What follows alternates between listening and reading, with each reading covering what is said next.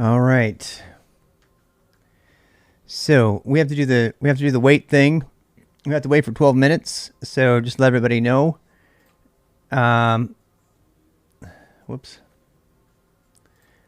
We're gonna run 2 back-to-back 3-minute ad breaks to buy us 54 minutes of time, and that's gonna be really fun. I see that Leon's also streaming right now, so he's doing his AMA stuff right now. I apologize for the overlap, but it just has to work out that way. Mostly because I'm doing IRL streaming on Saturdays now, which is a better day to do that because there's more activity going on than on Sundays. So I apologize for the overlap, but that we're going to have that for the rest of the time. So here come the ad breaks. We got, again, 12 minutes. So we can go ahead and set a pomo for that.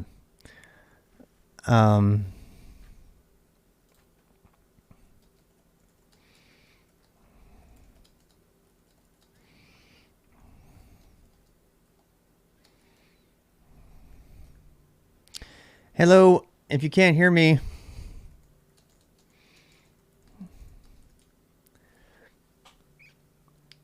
Hey, thank you for the anonymous cheer. Happy Boost Sunday. I love that.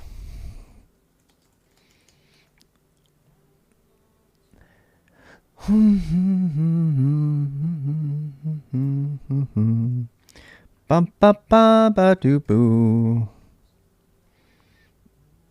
Again, if you can hear me, if you want to watch Leon, go for it, and I'll be recording to YouTube. Recording. Buy Turbo for $8 a month. No more ads in any streams. Yeah. Turbo is no ads in any stream. It's only $8 a month. I had no idea. I never saw any ad in any stream. Lucky me. Yeah. Starting soon. Soon. So yeah, we have another few minutes. What can we talk about in the meantime? I don't know if there's anything really that I mean, we were just doing random things. I guess I could talk about what's coming. So Turbo is $8 adblock free. Adblock is free. Oh lol. Yeah.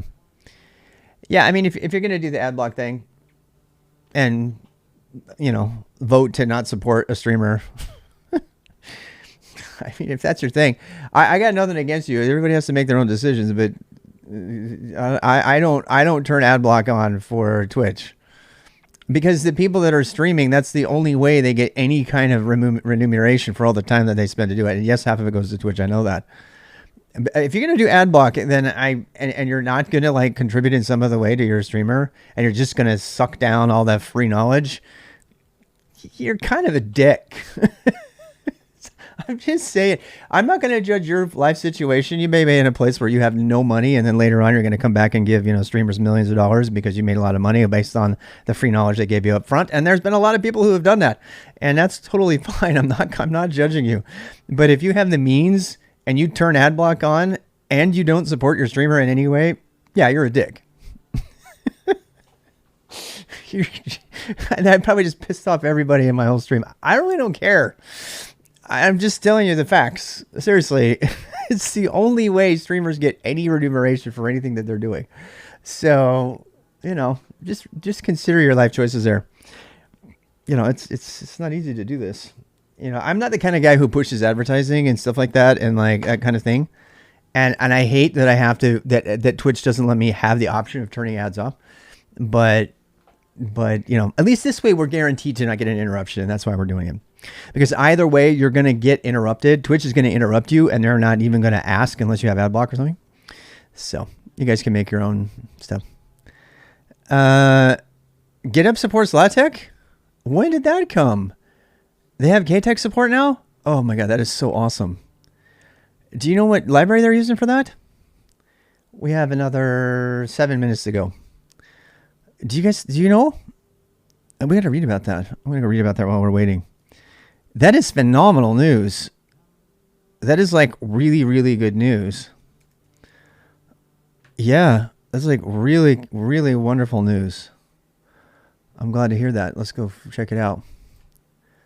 It's just Matchax? Holy cow, Matchax is definitely the better one. I'm going to do the CKA. Yep, I'm going to try it. I'll fail it. I'm going to tell you right now, I'm probably going to fail it because I haven't been... So that's actually more of a calendar question. I want to show that too. So I plan on putting GitHub has Matchax support. That is huge. That needs like a full video all by itself. Wow. No, I haven't already done it. I need to catch up. But I'm not stressing out over it anymore. If I don't get in a time and I don't pass it, I don't care. I'm just going to do what I can and go one step at a time. It's more important that I be healthy and happy than get all those certifications within a given amount of time. Is it the cert in 2020 too? I don't know. I don't know. I don't know. You tell me. You found a blog post? Thank you very much. Oh my God, this is awesome. All right, we have 5 minutes left before we get going. And I'm not going to do anything to set up because I want to go through the steps of setting up with everybody. Back to SKILSTAK, CK, talk later. Yeah, we'll be talking about that in 5 minutes. Math support. Oh my God, this is great. We're going to talk about this on the stream right away. This is what I was talking about this. It's got full Matchax support now. That means I need to definitely build that into my version. The reason I think this is important is because having we'll talk about it. Need math and GitHub? Oh, well, we'll talk about it. We're going to talk about that. And I'm trying to hold back because I have a lot of a story and everything I want to talk about on that particular front. Yeah, so we'll go through all that. If you're one of my IRL stream fans who's here, you're welcome to stay, but we're going to be geeking out for the next 5 hours. So if you want to go do something else that's fun and come back, I'll be doing IRL streaming at 7 tonight, 6 or 7.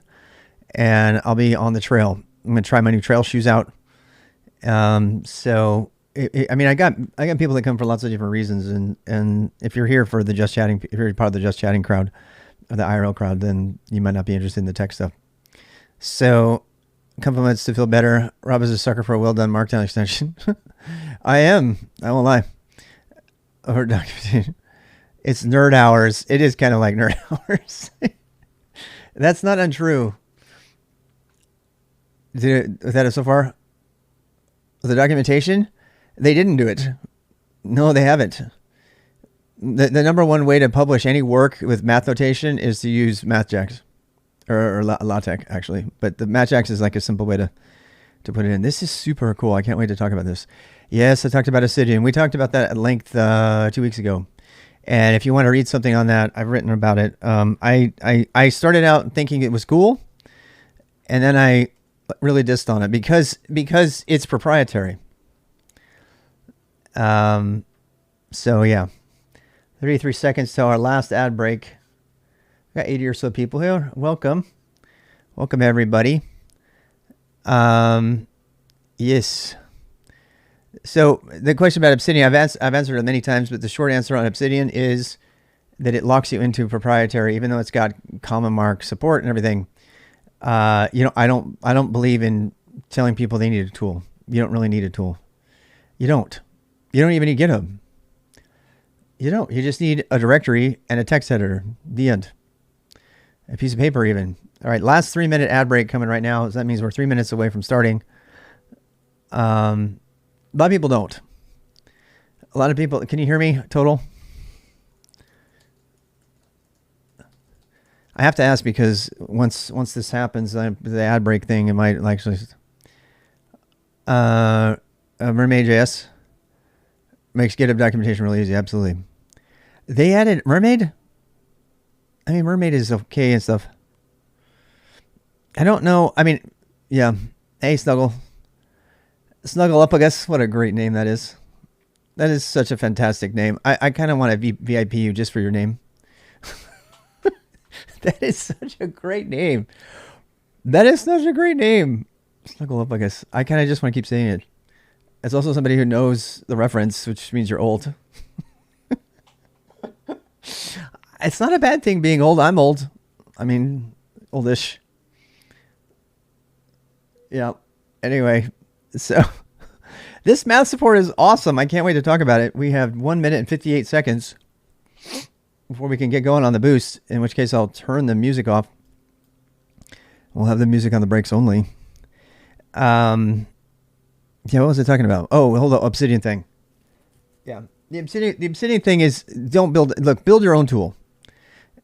Least possible amount of technology. And I don't know how to put that into words. I need to figure out how to put that into kind of a couplet or something, like some sort of short way of saying it. In my world, I use the least amount of technology required. I detest over-engineering. To me, over-engineering is using a machine-generated UUID instead of an ISO-second identifier that it can be generated from a watch. You just look at it and you know what to do.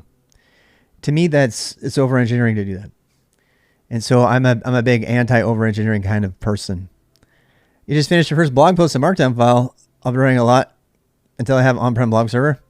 Yeah, well, here's the thing, Scott. So we got 53 seconds. So the neat thing about it is if you write your stuff in Markdown, it will work pretty much everywhere, anywhere at a time. So if you pick like Wikimedia or any of these other methods, they are not as widely supported. And frankly, a lot of people will say, well, yeah, but this does this and this does graphs and this does anything. You know what? Most of the time you don't need that. And you're overcomplicating your source code. I saw Cyanide was doing, taking notes during their discovery phase, doing some hacking yesterday. And they were doing the whole thing as text. They weren't even doing it as Markdown. I asked about Markdown, silence. I'm like, why are you doing that? John Hammond, big hacker, all about the Markdown, because you got to write a report. That's the job. All right, we got 7 seconds. Let's do this. All right, we're going to get rid of the starting soon. We're going to get rid of the starting soon, and then we're going to do a Pomo. Pomo start, how many minutes? 54 minutes. 54 minutes. We got all 54 minutes. Okay. So let's CD into the boost, and we'll call it a day. So here we go. And whatever the timestamp is, make that timestamp right now. This is what this is down here. This is a timestamp. I'm going to get myself into where I need to be. Give me a second here. CD into the boost, and we'll CD into week 3. And then I'm going to set my tmux to this particular location for all my new sessions. I'm going to close this session up because it doesn't have the sidebar. And, we're still in the timestamps repo, so I'm going to change. And we're going to learn all these git commands and stuff eventually. Also, I need to turn the music off. So music off for now. All right. Music is off. All right. So then what? Okay, so we're going to do git switch. You guys don't know about this yet, but you will. And I'm going to switch back to 2022. So I'll git stash. You don't know about that yet, but you will. All right, so now we're back to where we need to be. That whole thing about timestamp. So Danwa and a number of others have been adding timestamps to the YouTube videos. So the first thing I want to say is, as Janwa, I think I said it right. The first thing I want to say is thank you for all the people who have been adding timestamps. And we're going to try to get better at that. This is something that we've kind of stolen from Learn with Leon. I mean, I've always tried to put chapters and stuff in them, but I've never had the energy to do it because it takes so much time. So the community, led by Donwa Freaker, have been doing it for us. And so here's, again, just a recap. This is administration. Here's all the boost stuff. You can go back and watch them. I don't know how much of this we got into this last one, so I don't know if it's even here. Did you get a comment in here yet? We still need to add a comment for this one. This was kind of the first one, so there's really nothing there as far as I can tell. But we ran out of room because there's only 5,000 characters. So that's a thing that's going to happen. We're going to have timestamps so you can click through here and get to where you need to be. If you want to participate in generating those timestamps, please contact Janwa and talk about it in the Discord. All right. So if you haven't joined our Discord, go join that. There's so much conversation going on in Discord and lots of people helping each other out. I can't go through it all right now. So I just want to recap that this is a thing. Another couple administrative things that I have to cover. So I'm gonna bullet point these. So help us with timestamps. Yeah, and I should probably get in the habit of doing this. I'm gonna try something fancy. Bang bang. I'm gonna do isosec. There's our isosec for the next thing that we're gonna cover. But so we can put. Oops. Let's do this. Let's put this one here. And I mean, what? Let's go back like 5 minutes. So 17, 16. Let's say, I don't know. Let's put like 14. How about that? About 13. All right. So that's the timestamp. So, okay. Next up. And I guess I could do it. I need to make a command for this. You guys, we're going to do all of this in Git. So please don't worry. But this, I'm using a filter command to enter the timestamp here, and then we'll use these to generate timestamps. It's gonna take a little bit longer, but I think it'll save us a ton of time later to do that. All right, so other things. So we are now boosts sessions moved to Sunday. Okay, why Sunday? So the quick version of this, I don't want to burn too much time. The reason we're moving to Sunday is because there's a lot of people are home on Sunday and they want to do things on Saturday, clean and stuff. The other main reason is because on Saturdays I'm doing a lot of IRL streaming now, because so that's the main reason. So I mean, we can put that here. It can put, I don't know if I want to put bullet points there, but I'm doing IRL streaming, and it's not dead. It's not dead. Mossy was like going off in there. So the boost, since we started the boost, it's been a little bit more active, which is what happens every year, frankly. IRL streams. So IRL streaming is a thing. If you want to tune in any other time during the week, I'm doing IRL streaming at least 4 hours a day, every day now. On Saturdays, I will be starting like 12-hour streams, moving fully into the IRL space. I just want to mention it because if there's anybody who wants to learn how to set up an IRL streaming rig, or who wants to do it for education or culture live streaming, or, cultural journalism, lifestyle journalism, and things like that, you can watch that. I've gotten it pretty dialed in, thanks to primarily to people on the stream. Among them, the most probably is Temin, Temin, is one of the greatest contributors there. Is this a part of the boost? Kind of, because it explains why the boost is getting moved to Sunday. All right, we're still going to do the 4-hour thing on Sunday. It also means that we don't have a dedicated day just for AMA. It means I can do AMA any day. Yeah, a lot of people are shy, and that's fine.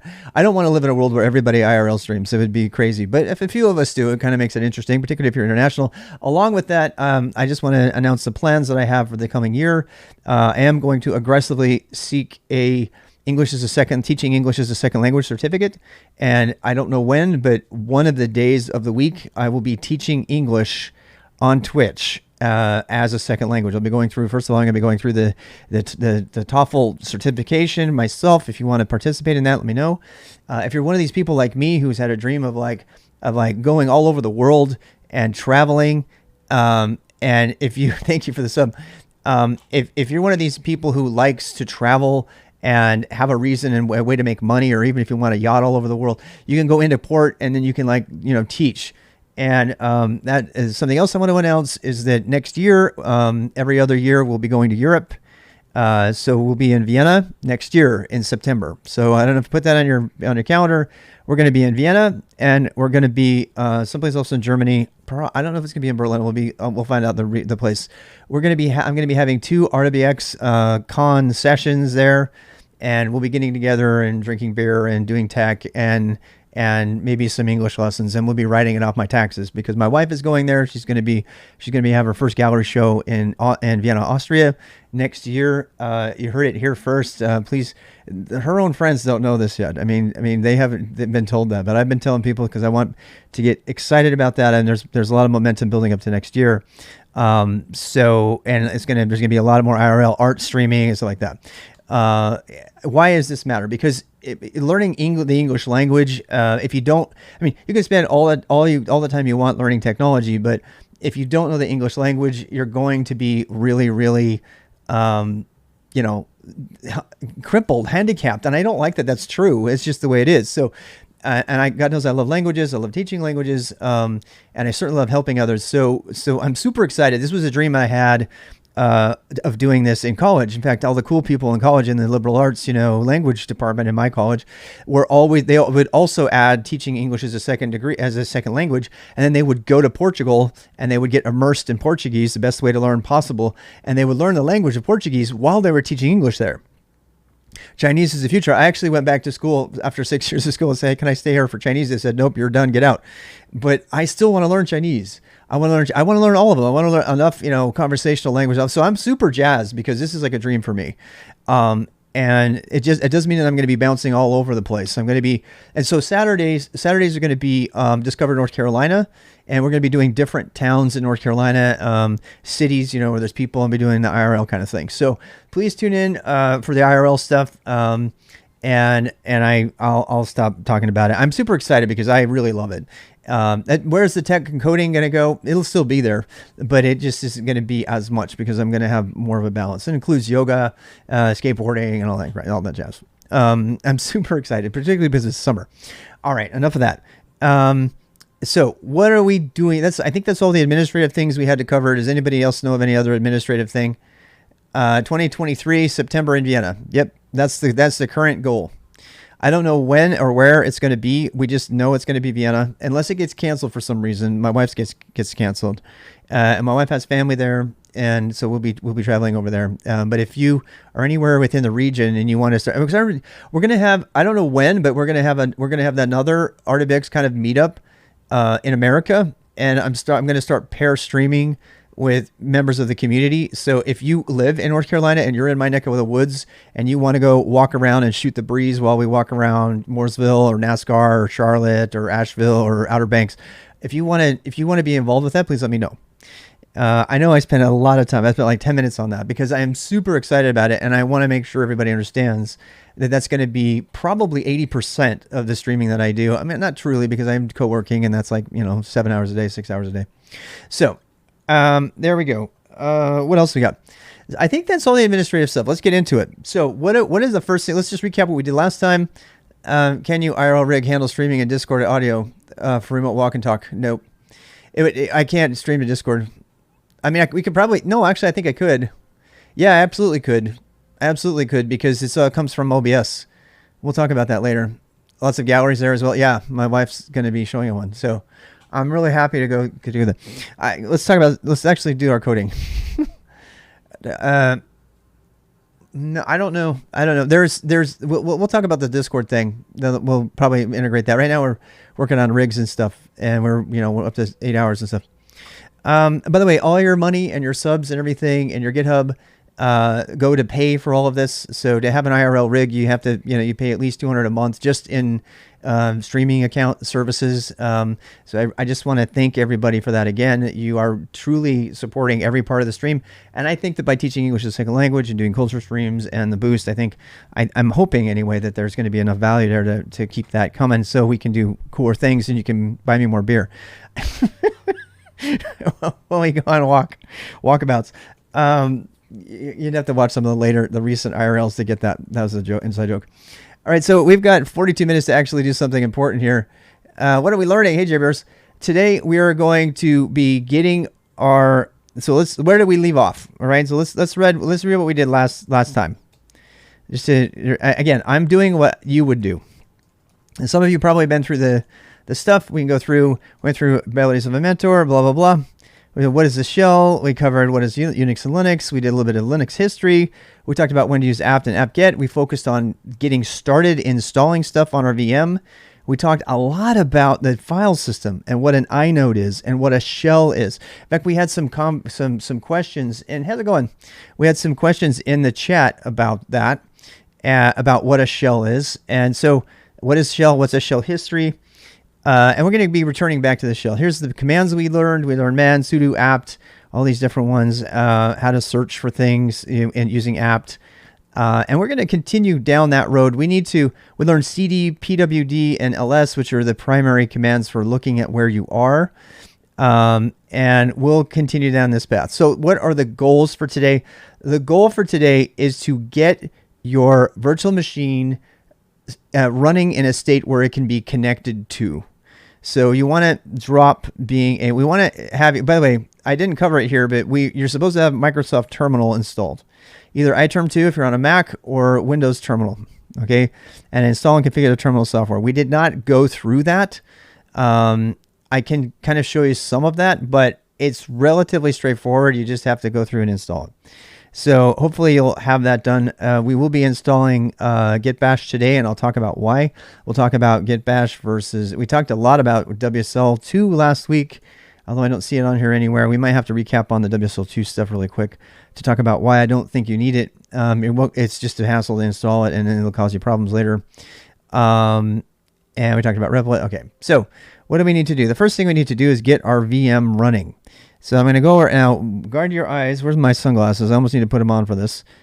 We kind of need sunglasses because it's like so annoying, right? It really is. We should probably update, but we're not going to. My Anton is good. So here's my Boost machine. Remember, we didn't install anything on our Boost machine. We just put, well, that's not true. We put a Ubuntu server on there, but we didn't do anything really intense beyond that, right? So we're going to click on Boost, and then we're going to start it. And that will start up the kind of lame console. What's the difference between a console and a terminal? I think we did install NeoFetch, actually. Yes, we did. That's not on there. We did. We definitely did. We practiced. We got good with apt-get. In fact, I think that was the goal, right? Is that we would get good with apt-get. And increase your ambient light. I'm not going to increase my ambient light. I don't like that. No. Remember the password? I think I do. I think I do. Hey, I remembered this time. Terminal includes the shell. The question about what the console is, yeah. They actually both do. Generally speaking, when someone says the console in Linux and Unix land, they mean the actual console, like a physical console, or they mean an equivalent of a physical console that is digital. A console, yeah. So this is the console, right? I mean, that's a rough definition of it. Actually, Jay Beers might have some better information on what they think a console is. When a console is very literally the physical thing that you would see. And we talked about on Linux, there's actually a great thread in Discord about this, about how you have 7 different TTYs, and they are all consoles, by the way. So on Linux, if you're running it off of hardware, which we are not, but if you're running it off of raw hardware, you get like 7 or 8 consoles, and they are each one of them has a TTY. And we talked a lot about TTYs last time. We talked about the origin of the terminal. We talked about, what a teletype is and what it has to do with any of this. I was really happy to see Siren talk about this on the OSCP channel this week. They talked about that a lot, and they talked about a command for spying on any process that's running using pspy. I strongly advise that you subscribe to the OSCP channel. I know I don't have anything to do with them. I'm not being sponsored by them or anything. I don't even remember what the name of it is, but you can find it. So, Virtual Console, VTY, probably, I don't know. PTY is the pseudo terminal stuff. In fact, Siren actually in the last, and if you want to go watch it, in the last VOD, they broke in and they got a reverse shell, and they spent a certain amount of time elevating it into a TTY and having it be a true console that was interactive, a true terminal. And it was kind of interesting because, as I also told in the story last week, if you actually break into a system like that, getting a TTY is going to make you more easy to spot, because they can listen. I mean, they can listen to anything that you're doing on the system, but if you do that, it's easier to trace a TTY than it is just an application. You can trace the application, but it's a little bit more complicated. So those are some stuff. Thank you for the links.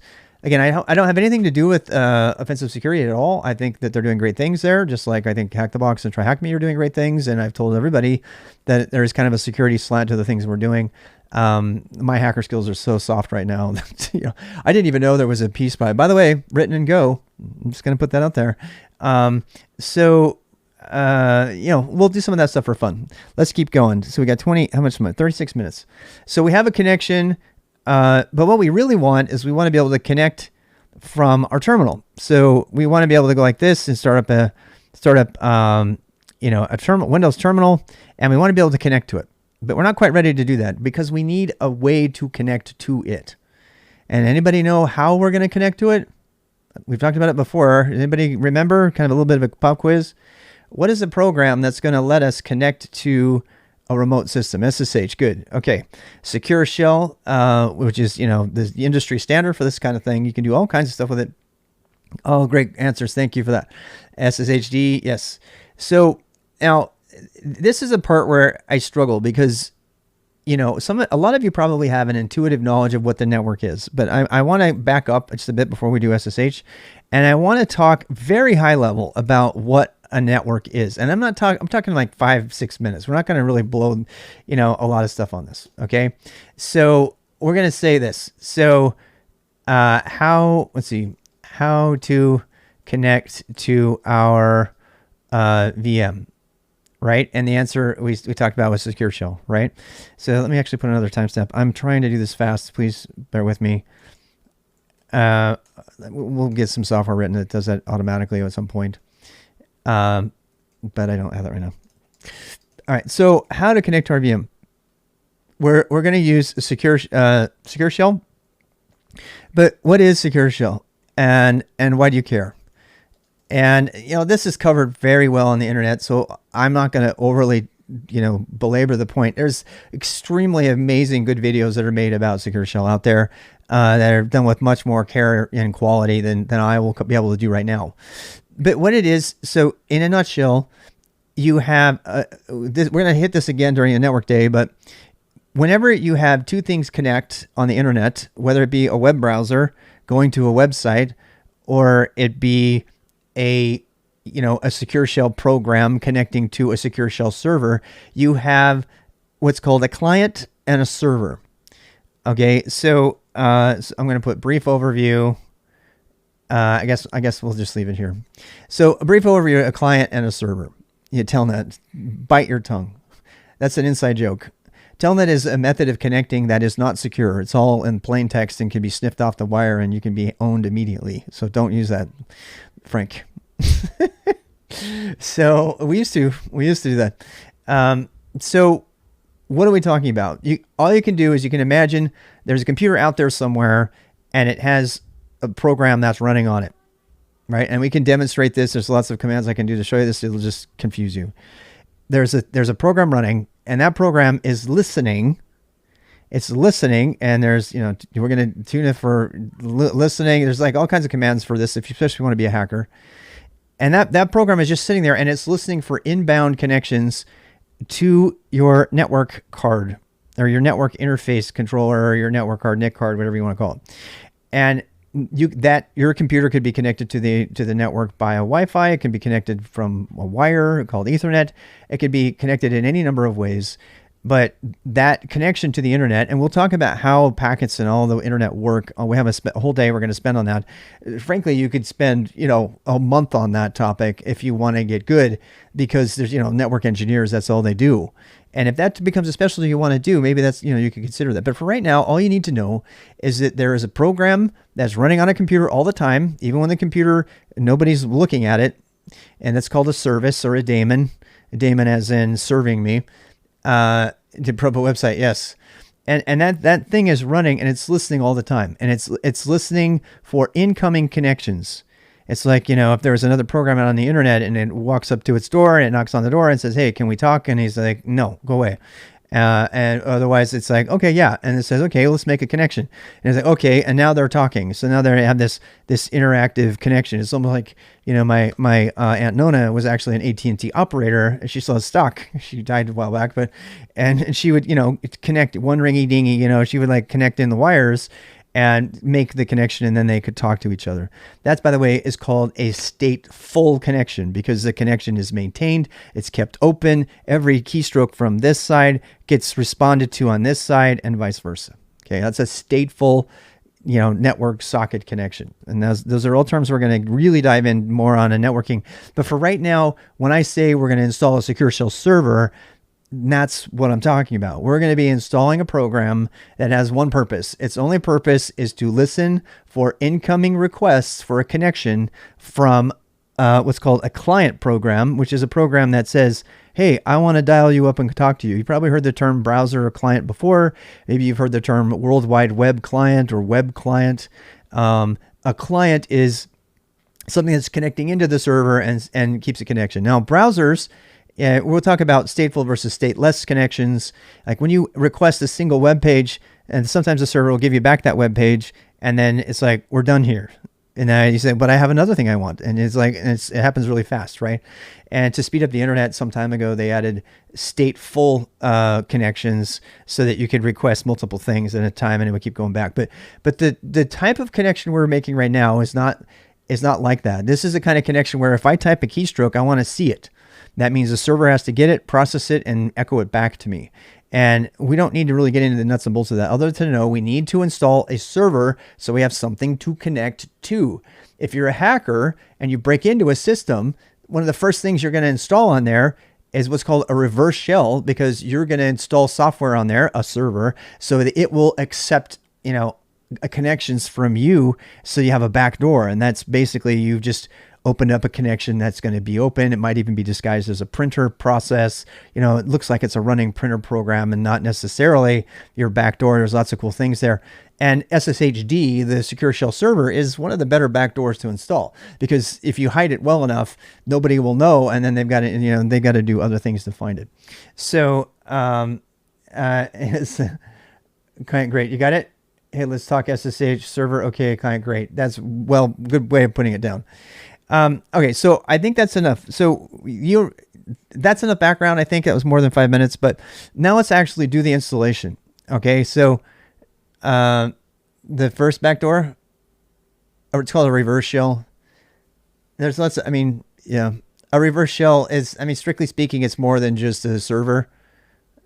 Yeah, and SSHD is the name of the program that's running that takes our incoming connections. And I don't know if we can get to it today, but we are going to talk about processes. We need to do that.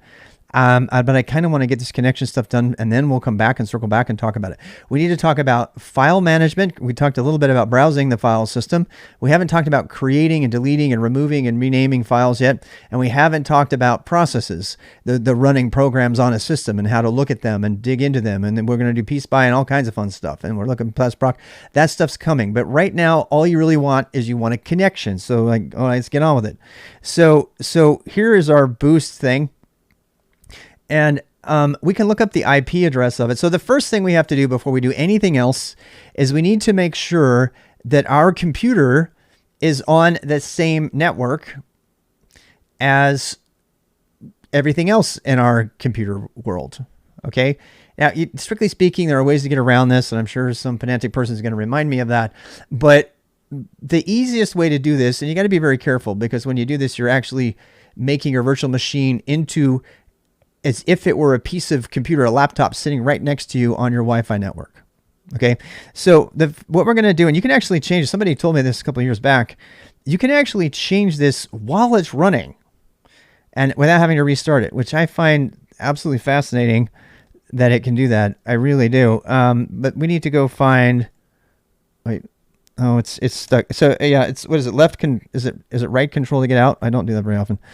All right. So the first thing, and I'm going to be doxing my IP and stuff. I've done it a million times before. Please don't hack me. There might be consequences if you do. I'm just going to say, I'm not too afraid of, neither is NomSec and a bunch of other hackers. They're like, yeah, you can have my IP. I don't care. But I might end up doxing my IP here. The average beginner, I would suggest you not dox your IP until you know how to take advantage of people thinking they're hacking you. You know what I'm talking about. Okay. So, and then tell everybody your IP. It'll be fun. All right. So we're going to click on settings for boost here, right? And without getting too deep into the conversation about networking, we're going to click on network here, and we see a problem. Okay, so and I'm going to try to keep this as simple as I can without getting into deep network theory and packets and all that jazz. NAT, okay. One day, make a bug bounty for your house. Yeah. I saw another hacker interviewed, and they're like, he actually in the middle of an interview gave everybody his IP. He goes, please hack me. Because his whole house was a big honeypot. And he was like, yes, please hack me. It'll make my day very fun.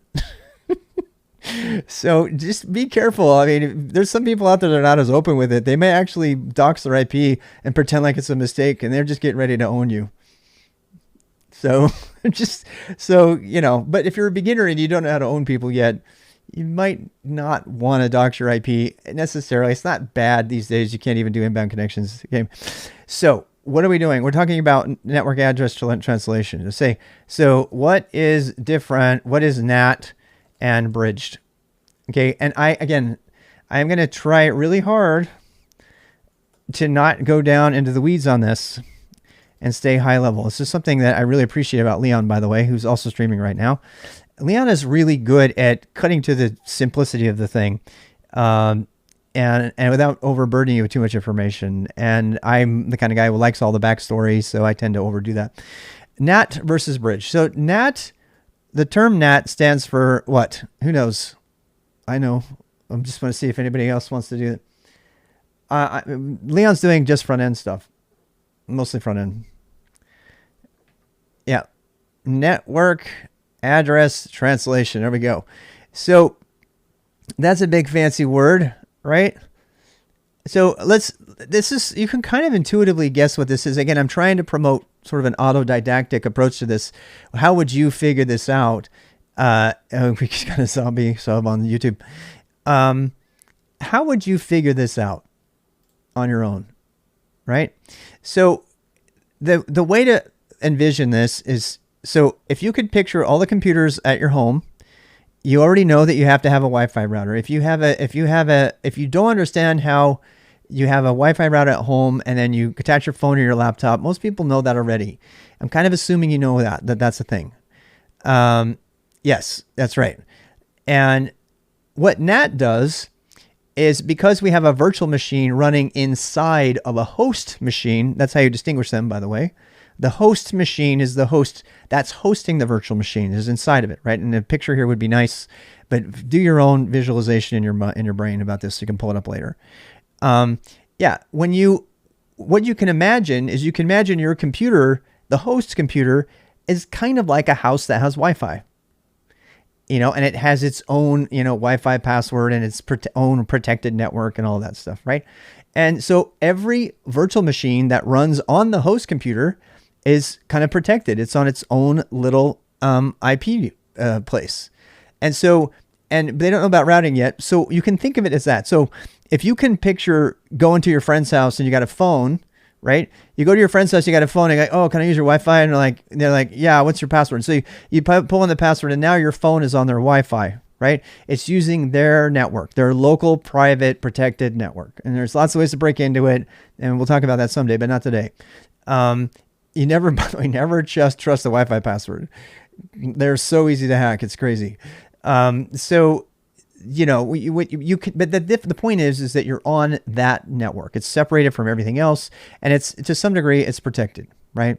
They call the thing that connects to the internet from your house, that thing that's in the corner, it's blinking, that's connected to the internet. That's called a router. And the reason it's called a router is because you can think of mail. All these little packets of data are they're flying around the network, and they need to go someplace. They'll have addresses just like mail. And they go to the router, and the router says, okay, you all need to go here. And usually it's the same place. And then that's kind of a spoiler alert for how the internet works. We're going to talk about that. But that's what's happening. All those packets are flying around, and they're all getting routed. They're all getting routed into the internet, and they come back. So, and it's pretty magical, actually, if you think about it, because all of those packets are going out through the same router. And you might have 25, 30 different devices in your home that are all running using the same router.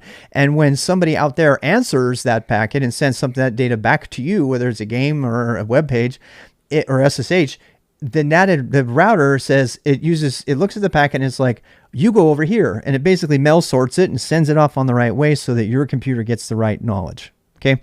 So NAT means network address translation. That means that it's taking all of these connections that are coming to the router. They're getting some data added to them. It goes out, and then when it comes back, it remembers where that packet came from, so it knows who to give it to. And that's what NATing is happening. So whether it's happening on your Wi-Fi router or it's happening in your own little network inside of your host computer, your computer is like a little, it's like your friend's house that you got to borrow their Wi-Fi, right?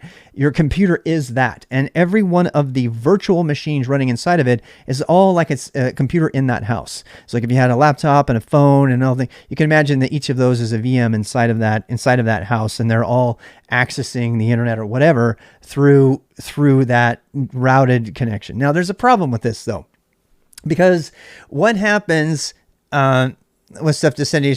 Yes. So what happens if you're on your laptop? Okay. What happens if you're on your laptop in your house, in your actual house, and you start a virtual machine and it's in its own little tiny house? Can you get to it? No. It's as if your laptop was on the internet and the computer, your virtual machine is in a nice protected. It's as if your virtual machine is a laptop or a machine inside of somebody else's house. And so if you try to initiate a connection, there's ways around it. But if you were to try to initiate a connection to this private virtual machine that's hidden inside of this host by NAT, you won't be able to see it. You can't get to it, right? Unless they initiate a connection out, which we'll get to. It's called a tunnel, but we won't cover that right now. Now, another way to do that though is to tell the virtual machine, and that's when we switch over to Bridged. What we're doing by changing it over to a Bridged adapter, and there's lots of other ones we're not going to stress about right now. But what a Bridged adapter does is it says, okay, we're going to pretend like that this virtual machine is not actually inside of the host. We're going to pretend that this virtual machine is actually next to the host. And that's confusing, I know, because it's like running inside of the computer that can't exist without the host computer. But as far as the networking is concerned, the virtual machine is now just like any other computer sitting next to your computer that you're playing games on or something. And if you go look at the IPs and stuff of your router for your Wi-Fi for your house sees, your house Wi-Fi or something, it will see hey, there's a new computer. Yeah. So it's inside of your house, just like the rest, right? It's not inside of the host house. It's inside of its own house. And it gets an IP from your actual router. So then when you boot it up, its IP changes, and you'll notice the IP will change. And that we won't get into IP ranges now, but usually, so first of all, 192 dot whatever, those are the private, those are ones used on your Wi-Fi. If you're working for a company, there's a good chance it'll be a 10 dot address, because 10 dot is a much broader number. It has way more, we're not going to get into it, but it has way, way, way more possible numbers in it. And both 10 dot and 192 are what are called reserved numbers. Now, we haven't even talked about what an IP address is. So I think we did a little bit before, but we're going to hit it again really quick. So all an IP address is an address to your house. And we're going to hit this one another day. But you can think of the IP address as being the address to your computer. Now, strictly speaking, it's not. It's kind of a way to get to it. And I don't want to get into the difference between that and MAC addresses and stuff. So an IP address is a way to get to a computer, ultimately. Ultimately, that's what it is. Okay? I'm having a really hard time, but I got to make sure that we stop with that, everybody. We're not going to get into MAC addresses. If you know what a MAC address is, or a hardware address, there's another address that every device that connects to any network anywhere has, that is supposed to be unique. And it kind of goes along with the IP address, but it never changes. At least it's not supposed to. But we won't talk about MAC address just yet. When we get into networking, we'll talk about that. Why do we care about the IP address? Because the IP address is going to be the thing that's going to give us our connection. Whenever two computers connect, whether a server and a client or of any kind, web, SSH or anything, they have to know how to connect to each other, and they have to have an IP address. You're like, but Mr. Rob, I always type, RWX rob.tv or something. I don't ever use the number. And that's something called domain name lookup, which we'll also talk about on Network Day. But you can think of it as like a 1-800 number that goes with the actual number, right? And like a name that's memorable. That's the only thing a domain name is. So in other words, if it is bridged, does it have the same IP address? No. If it's bridged, it gets a brand new IP address. In fact, you'll see that when you change it. And one of the commands the minimal commands for, again, we're using one command at a time, is IP space A. All right. So IP space A will give you your IP address. And you'll see it's pretty simple right now.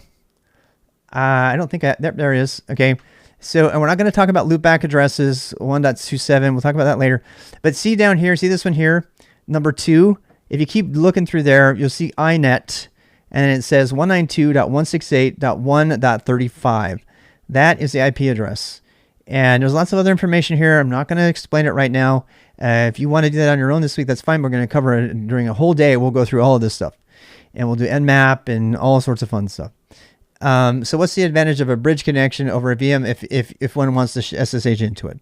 So depending on how your VM is set up, for beginners, the easiest way to SSH into your VM is to make your host bridged, because your connections from what I remember, your connections from your computer into that even if it's the host computer, won't make it, because it's like you're outside. Another advantage is that you can actually SSH into your VM from a laptop.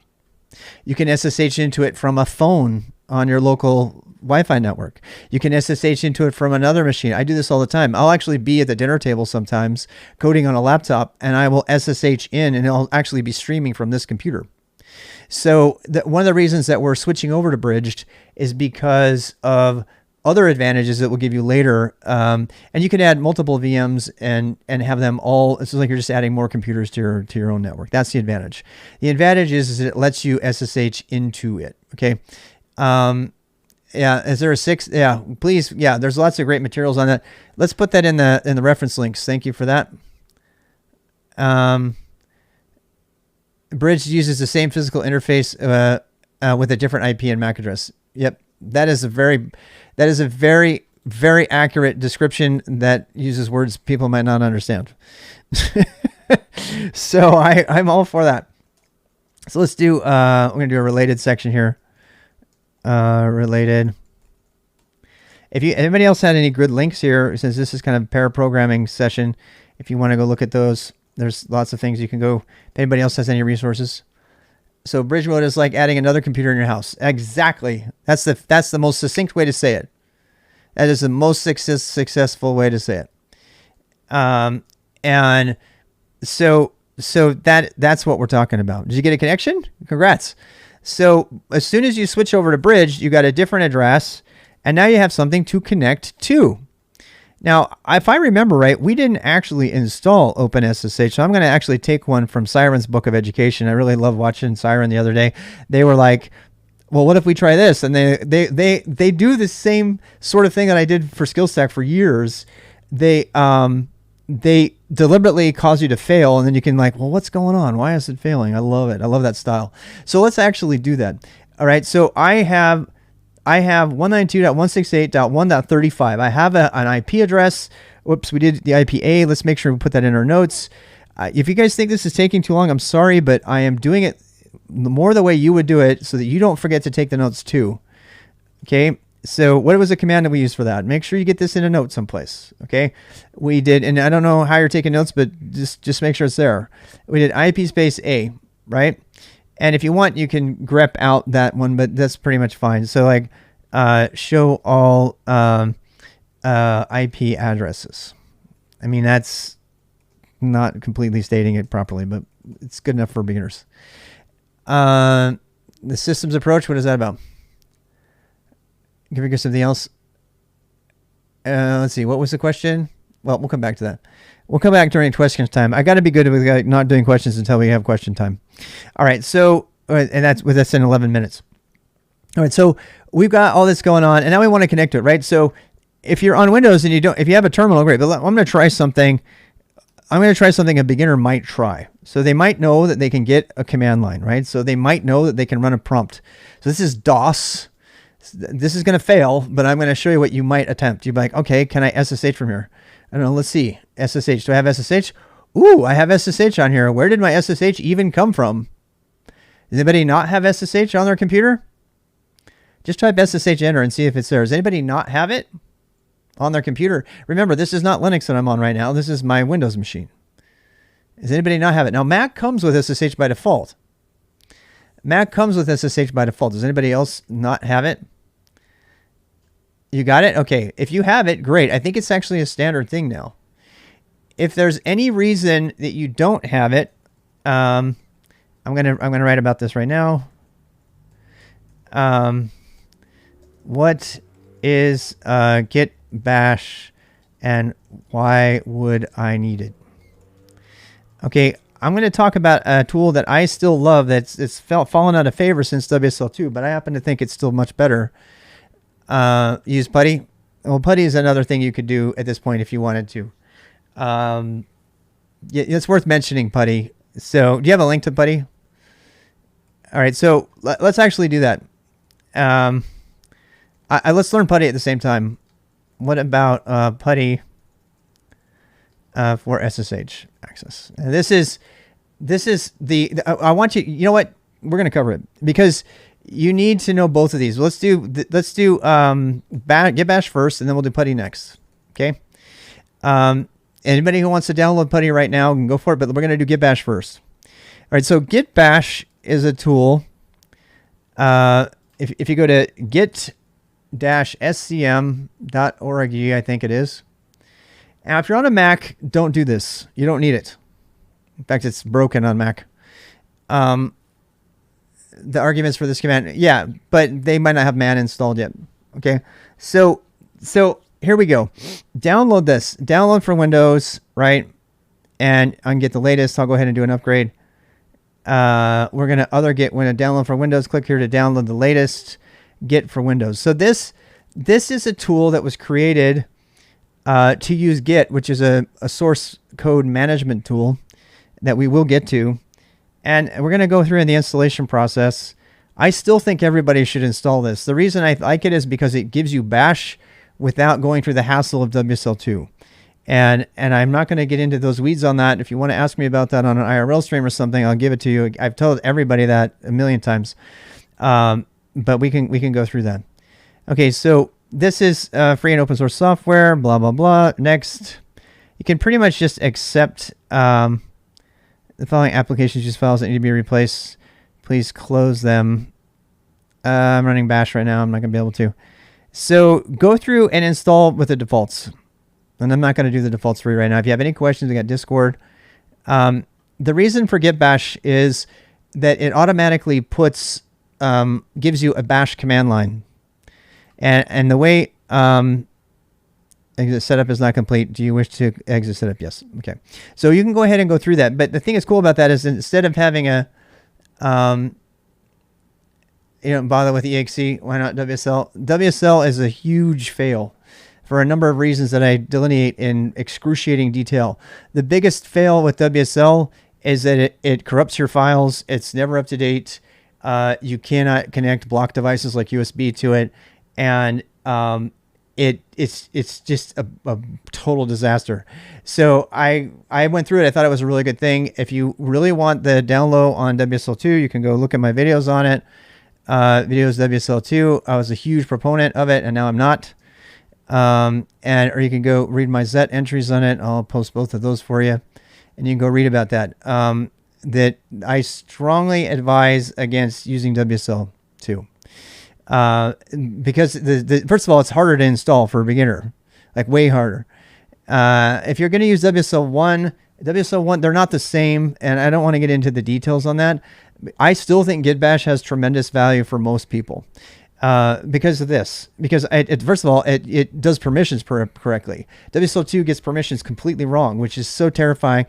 I can't even get into the details. If you really want that, come back during another stream. We'll ask during question time.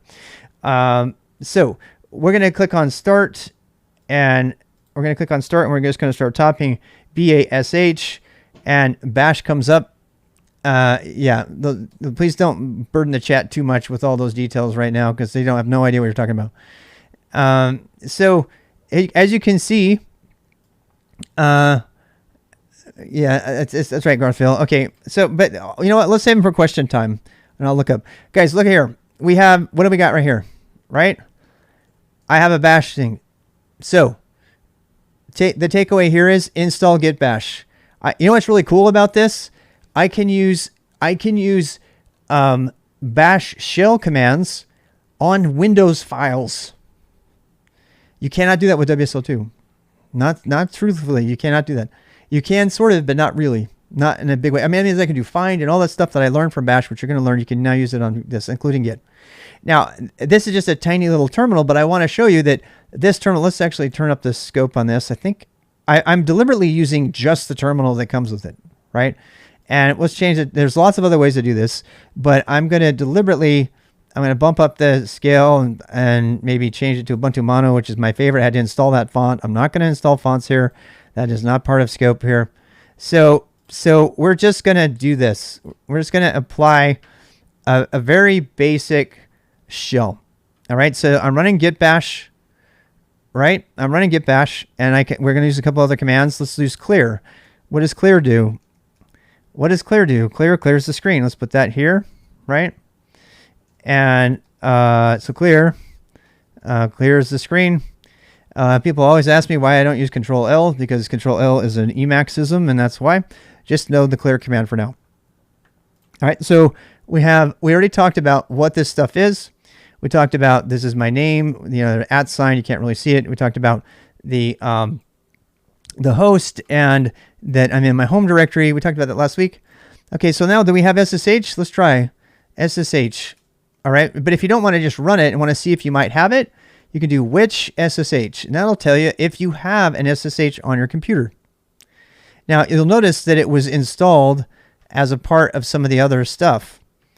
DOS is the CLS. I did not know that. Thank you for that, Frank. So let's do that. So let's do which SSH display full path to SSH program. So this is a way to see if you have the program. By the way, anybody know? A question for our other people out there. What's the difference between which and type? I might as well cover it.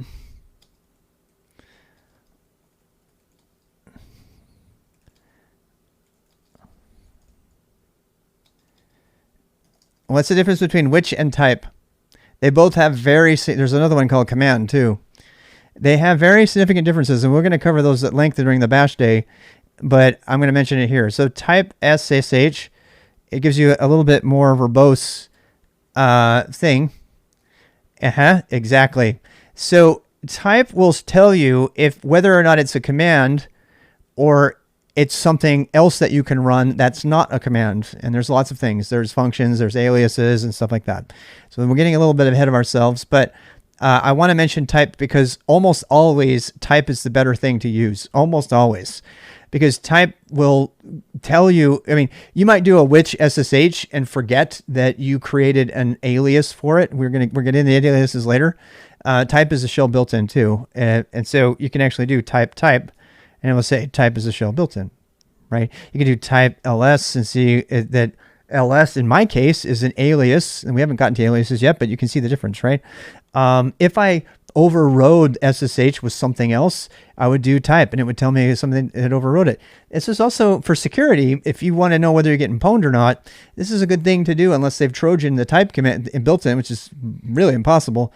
Then you can actually see if somebody didn't sneak something in there that's going to get executed that you don't think is the thing you want, like PASSWD, which would change your password, which is that's not a Windows thing. But all right, so why did we do all of this hassle? And I'm going to confirm we installed git-bash so that we could get bash on Windows for free with a few really easy clickable installs without messing with WSL2 or any of the other ways to do it. We already went through a lot of hassle just to put the VM on there. So this is the easiest way to get bash on Windows. On a Mac, you already have it. Every single thing that I just did on Mac, you already have. And I'm going to repeat it again. The scope of the beginner boost is getting to use Linux on Windows or Mac. If you want to run on your own desktop, more power to you, but you still need to know those two ways of doing things as well. So just add that to the list of things you learn. All right, we've got a minute left. We're ready to try our connection, but let's try it here. We've got SSH. We have our IP address. So let's go look at our IP address again. This is the command line. This is DOS. I think it's important to notice that you can have DOS as a shell. You have bash as a shell. You could have, the shell program that we're interacting with. It doesn't matter as long as it runs the program, right? So you can do it both of those ways. But we need to go back here. We need to go look at our IP address. Am I on the right box? Yeah. So what's our IP address? 192.168.1.35, and you'll come to memorize those first three numbers because they're pretty common. So we're on 35. So I'm going to go back here and with our final seconds of our thing before question time and break time, let's try a connection and see what happens. Where are you? I've lost it. Oh, there it is. Okay. So here we go. SSH 192.168.1.35. All right. That's just the IP address. And we're going to try it. And it's like, the authenticity cannot be verified. The fingerprint is blah. Okay, that's fine. We'll go ahead and accept that. Yes, that's fine. And we'll click OK. And it says host key authentication verification failed.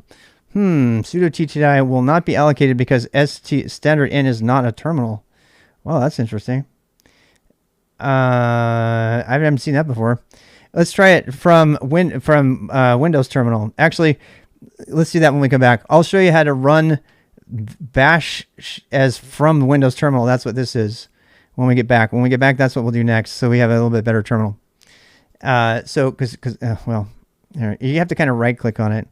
I'm not used to doing this. So you see how git-bash is one of the options here. So I can run git-bash. And when I do that, I get a brand new terminal, and it gives me problems because I have stuff in my thing, but this is my new fancy terminal. All right, so let's try it here now. SSH 192.168. It shouldn't work actually because we don't have a server. I'm trying to show you that. .1.35. It should say, do you want to authenticate? You say yes. Oh, I didn't type yes before. And there it goes. It says, what is your password over there?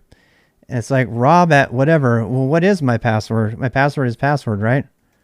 Uh-oh, it's not going to work. I wonder why. Did you get in? Did you get connected? All right. Well, when we get back from the break, I want to show you why this isn't connecting and what problems you have. This is a little bit tricky for beginners, so we're going to spend the next segment getting connected and running remote commands and stuff like that, and then we'll kind of rehash all of that. So it's now break time. Here comes the music. Do do do do do do do do do.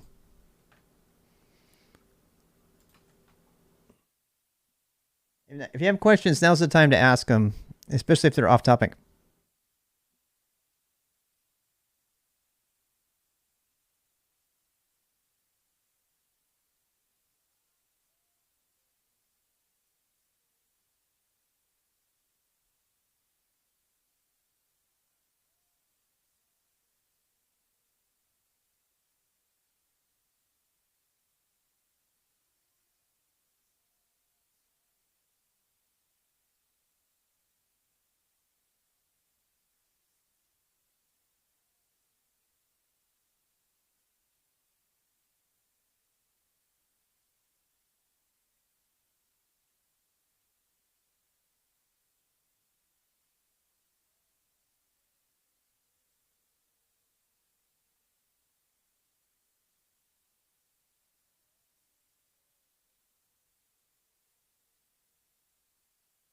You want to use the first one.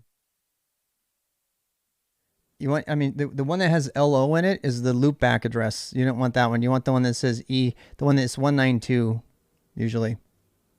Yeah.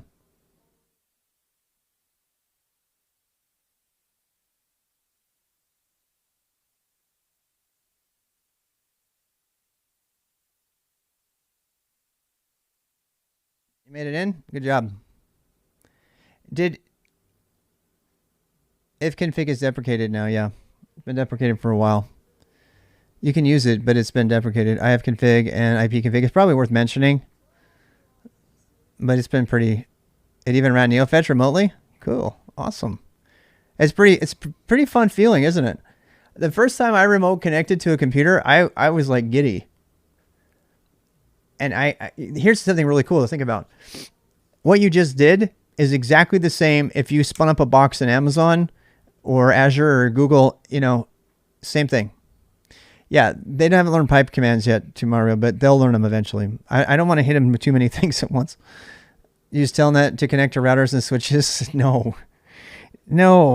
I don't even think they do that anymore. Telnet, Telnet has a hypervisor, not a hypervisor. What is it called? Like a hyperterm thing. Yeah. It depends. Telnet will actually do serial connections because it has, yes.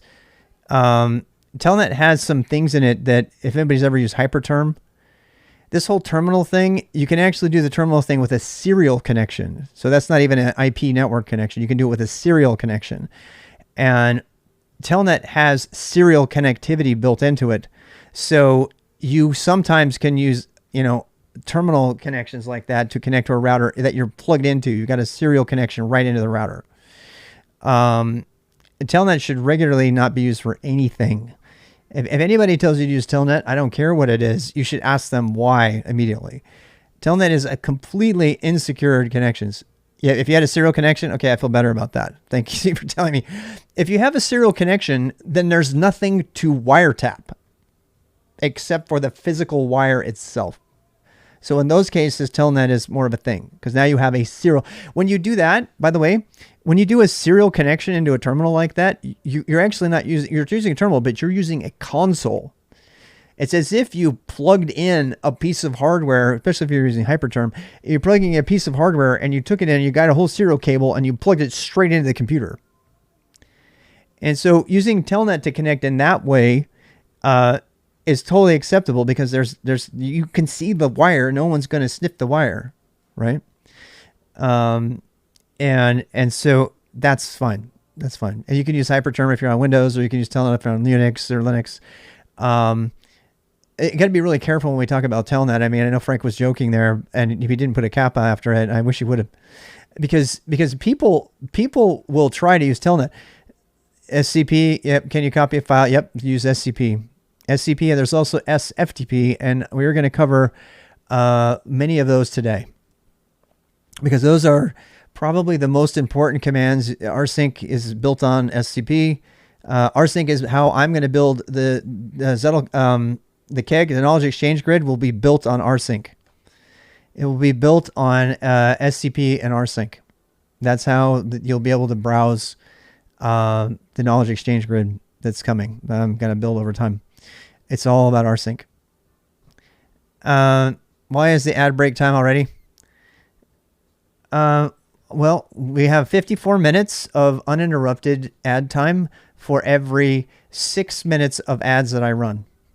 And you can't run 6 minutes of ads unless you fill in 6 minutes between there, which is up to be about 12 minutes of break ad time. Make a repair in a lab. They still have 2 machines with Windows 98 connected using RS-231-32. Wow. You're defaulting to your Windows username. Eggs. I just had that error, and I'm just about we're going to cover that. So you're ahead. Eggs is ahead of everybody. So yeah, it's cool that you figured that out. Did you figure out how to do that? Good for you. Good for you for figuring that out on your own.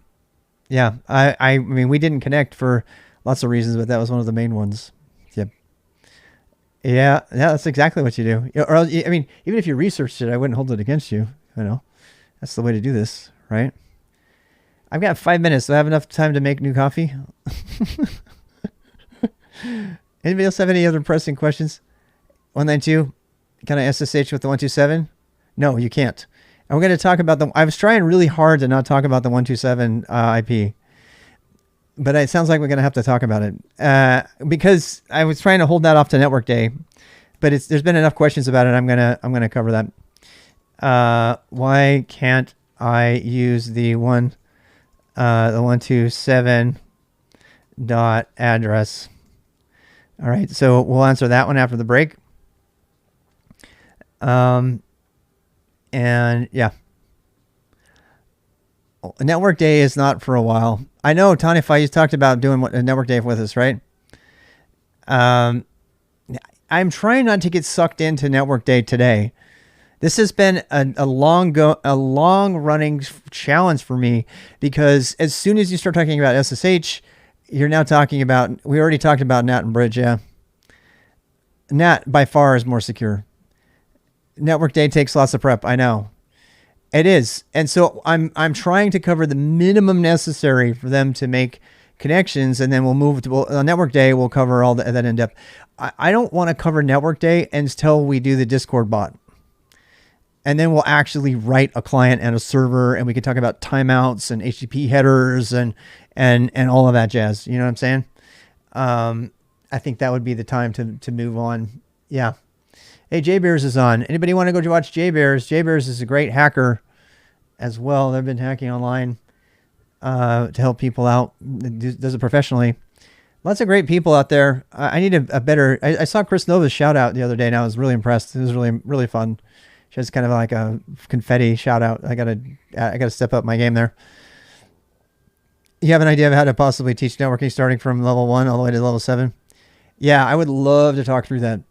And I want to get it down to 5 hours if possible. I want it under 4 hours, actually, if we can do that. I call it just enough networking.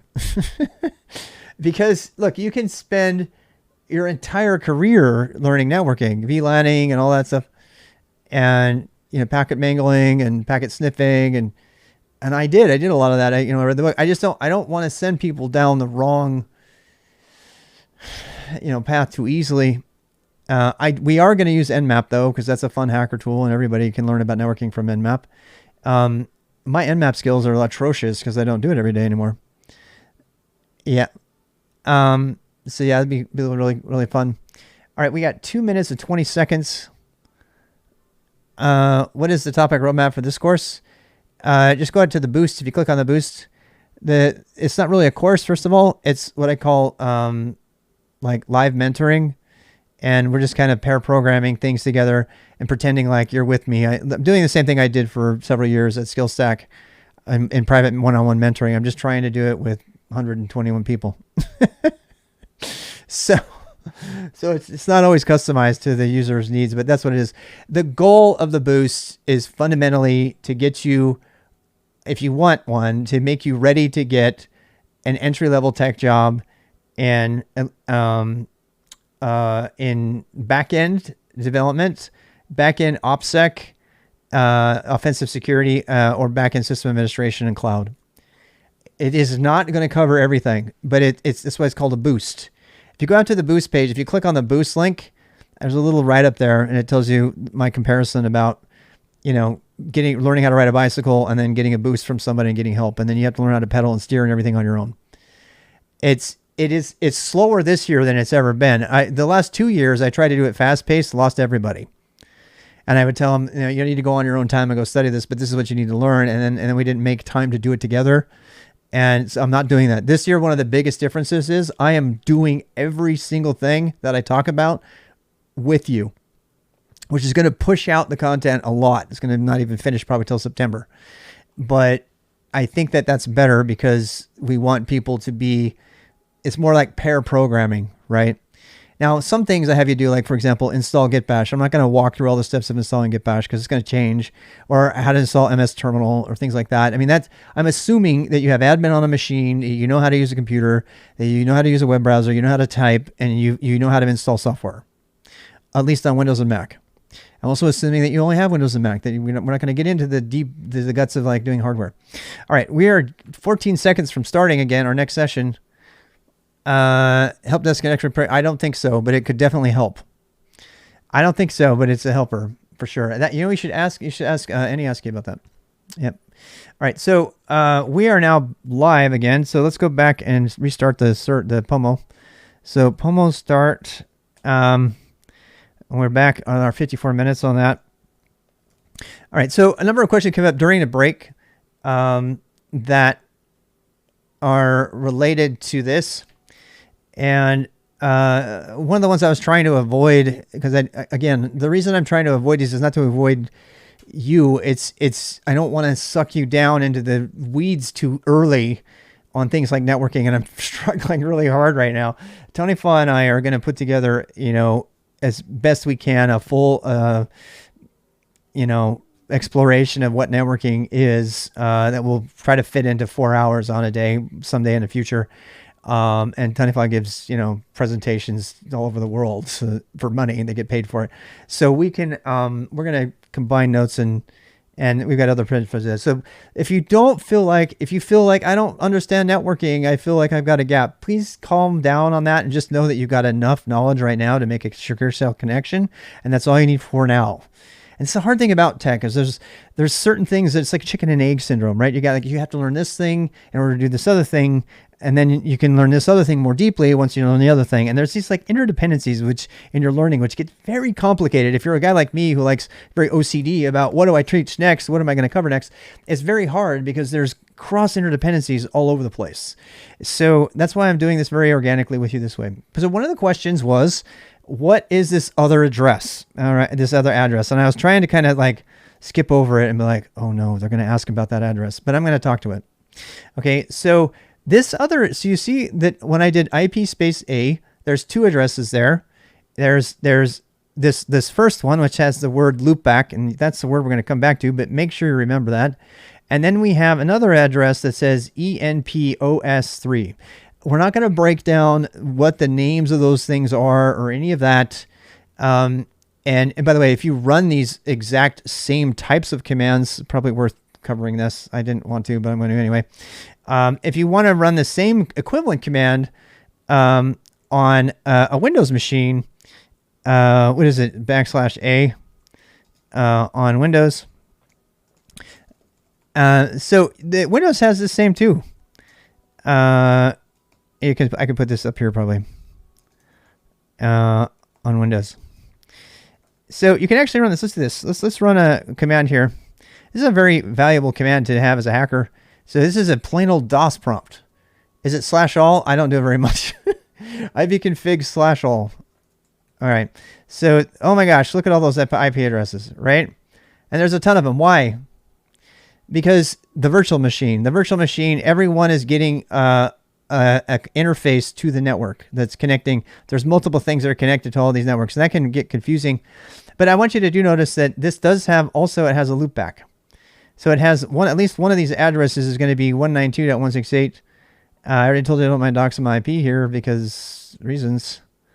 I'm sorry. Where's our loopback? I don't see a loopback there. Where's our loopback? Well, anyway, so that's it. The only point of that is that you can do it on Windows. Is it? I thought, is it all? Okay. I guess it's all. I don't do Windows very much. Yeah, blasters. Yeah. Okay, so what do we got? What is a loopback? Let's talk about that. So a loopback, okay, I want you to remember there's no place like home. And at SKILSTAK, once upon a time, I'm going to give you a mnemonic. It might take me a while to find it, but during the break, I'm going to find a mnemonic for this. All right, so there's no place like home, right? A loopback interface, it's the internal IP that always refers to your own computer. And that sounds very confusing. You're like, what are you talking about? So if you try to connect to anything with 127, it will try to connect to the same computer that you are on. That's what loopback means. And it's very, very important. We're going to use it for web development. We're going to use it for lots of things. No matter what, if you try to connect, if I SSH'd into 127, what would happen? What would it try to connect to? If I'm on my terminal, where's my git-bash terminal? Is it here somewhere? Okay. So if I'm on this terminal and I try to connect to 192 or 127.0.0.1, which is, by the way, the same on every computer. So there's a mat outside SKILSTAK that said there's no place like 127.0.0.1.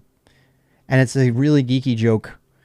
because this is often referred to as the home IP address or loopback.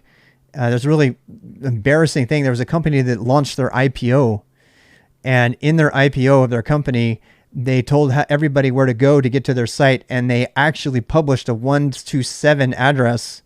You can go look that up. That actually happened.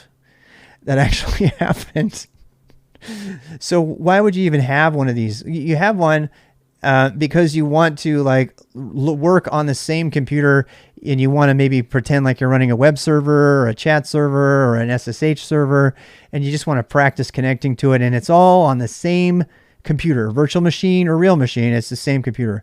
127.0.1 it always refers to that machine, no matter what. It doesn't get routed anywhere. It gets looped back to itself, and it gets rerouted to itself. But that allows you to practice network things that you normally couldn't do unless you were on a separate computer. You can still use the assigned IP, but then it usually doesn't always, but it'll hit the router sometimes, it'll bounce back. But the 127.0.1 is always going to connect to your same computer. You would never, SSH would be fine only if you wanted to test whether it actually worked. I'm going to say yes here. What's my password? I don't even know on that. Nope, I guess that's not it. There is no Rob anyway.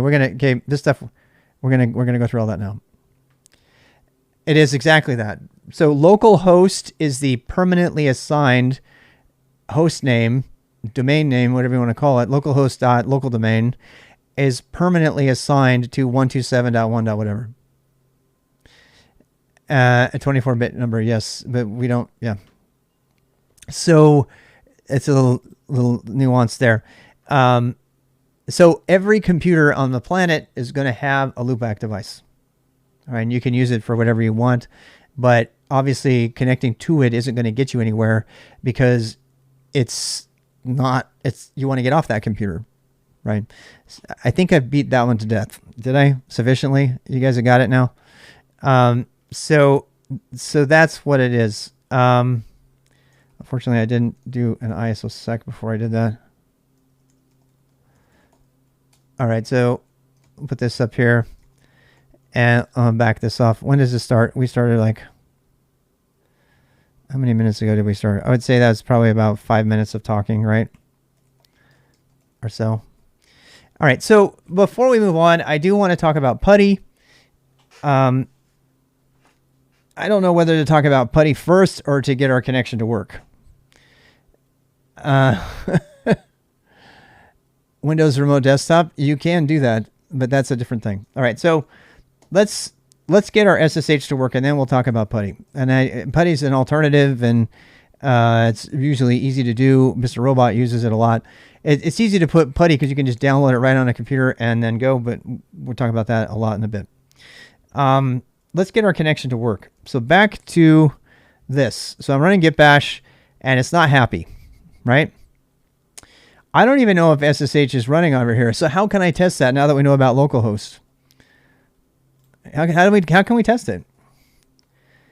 How can we test it? So how can you test SSH connection to localhost? You know what? Let's talk about that. It's kind of good that we talked about it. I told you this is organic. If you don't like it, go someplace else. This is exactly how I would do it in real life. So, PuTTY is useful conference. Yes, it is. Like the stuff, the telnet stuff that they were talking about as a telnet replacement. Wow, that's some fancy commands there for OpenSSH, and I think you can do that.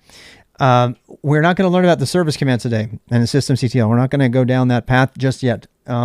We might actually at the end of the day. I don't know how much to get into that.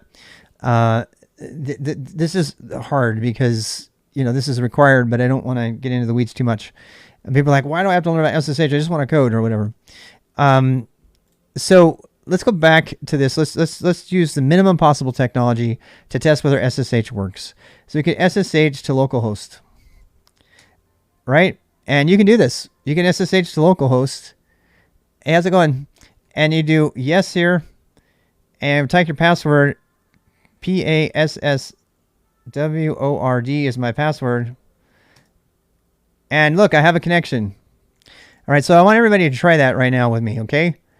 So the first thing we're going to test is whether This is where localhost, I'm glad you asked about localhost because that really brought it back home as to why you would need it. Now we want to test, hacking and debugging and finding problems is largely about eliminating variables so that you can get to the problem. So if, I tried to do a remote connection. It didn't work, right? Well, why didn't it work? So then you can remove some variables. Say, okay, well, I'm using a different terminal over there. I'm using git-bash. I'm doing a remote connection. There's a number of things that could be going wrong. So let's make sure that it actually works when I take all of that out. We find the root cause of the problem here. What can I do? I can do SSH from the computer to itself.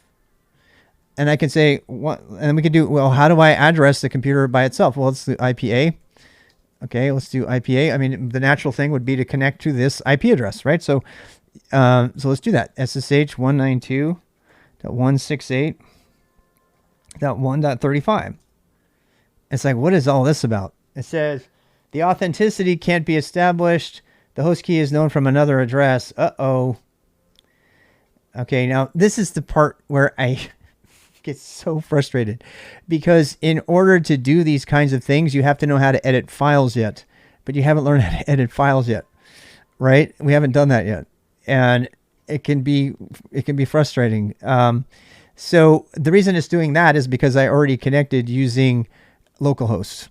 That's why it's doing that. It says, are you sure to want to continue connecting? I'm going to say yes. Okay. And permanently added this to the list of known hosts. And I'm going to type my password, PASSWORD, and boom, I'm on. Now here's something fun. Type enter. Oops, users. Type users, enter. Why do I have 2 users on there? What would you guess? Why do I have 2 users on there? Or type who? Yeah, who's another one? Who's a better one in this case? Why do I have 2 users? Yep. So let's put those commands that we just used to figure it out. Okay. So we did, what were those commands? Let's take a note.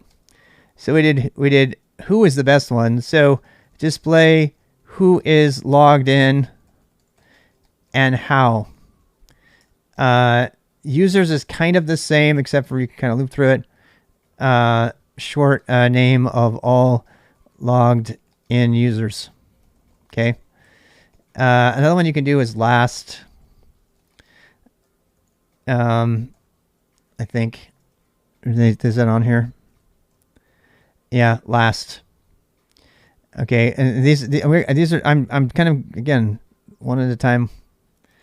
So last summary of last logged in users. Okay. W is more verbose. Yes.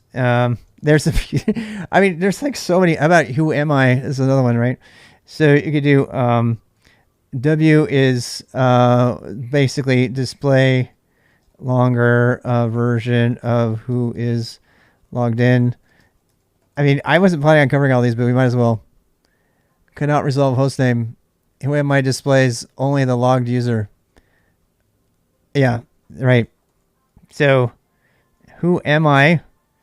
It's like only the logged in user. Man, who am I? We know about man. We did that already. Man, who am I? Print the effective user ID. In other words, that's super important because it's effective, right? Yeah. They don't know what that is, but we'll talk about it. It's kind of funny because it's kind of the existential command. Print effective user name / ID. And we don't know about name and IDs yet. We will get into that. This might be a good time to do that. So, because this leads into permissions, so we should probably talk about user IDs really quick right now. Again, we're trying to just SSH into the system, but in order to do that, I'm gonna spoiler alert, it's not working because we're trying to log in as the wrong user. All right, so let's talk about users for a bit. Let's talk about users. How can I test? So we talked about testing it. So like, what is a user and user ID? Okay, let's do this now.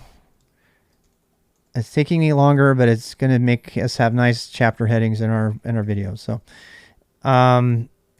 anyway, so user and user ID. There are so many commands related to this. I mean, but the concept is this: everybody's got a user, and everybody has an ID and a number, and they also have a group. And if you type ID, enter, you can see that will tell you all that information. And I know there's a lot of these things, and you can try to remember them by going through a book, or you can just write your own book, right? So display user and group names and IDs for self. I don't think you can give it a target if I don't remember. Again, if you have any questions about any of these, you can go look those up with man pages. So you can do man ID, and it'll tell you the ID is print the real and effective user IDs and groups. This is a good lead into permissions, which is going to come next. If we don't cover it this hour, we're going to cover it next. So these are all of the users and permissions. And this is like, put your ears on if you want to be a hacker, because this is the core part of escalating privileges, which is a very major part of hacking, in whatever capacity. Escalating privileges. You have to get the privileges of an admin or root, got root, that whole thing, right? Well, if you don't even know what a user is, then, you're going to have a hard time with that. And we need to get the permissions and stuff like that. And user IDs, that whole thing about having a domain name that goes with an IP number. It's pretty much what a user ID, a user name is for a user ID. And so a user ID is the UID 1000, which is the default on all systems these days. And you have a group that has the same name and group number as you. And then it has what groups you're in. You're in the admin group, you're in the CD-ROM group, you're in the sudo group, you're in the dip group, you're in all these other groups, right? And you were added there automatically when you did the installation of the server. I think that it's pretty much beyond the scope of the boost for us to get into user management and multiple user management and how to add new users and stuff like that. We are probably not going to have time to cover that. This is an entire set of commands for that that we need to do. We could probably talk about that a little bit later if you want to get into that. And do I find vulnerabilities? I mean, that's one way to find them, yes. All right, so I'm going to keep going on this ID thing. So who shows you who? There's W, which shows you all the people that are logged in. There's who. There's users. There's just like a bunch of them, right? So any number of those. But Kara, I got some questions for you. What is this column that says PTY? What is that about? What is that about? What is that about? Yeah. So it's about the teletype, right? So as you can see, TTY1, remember I said there's 7 console TTYs?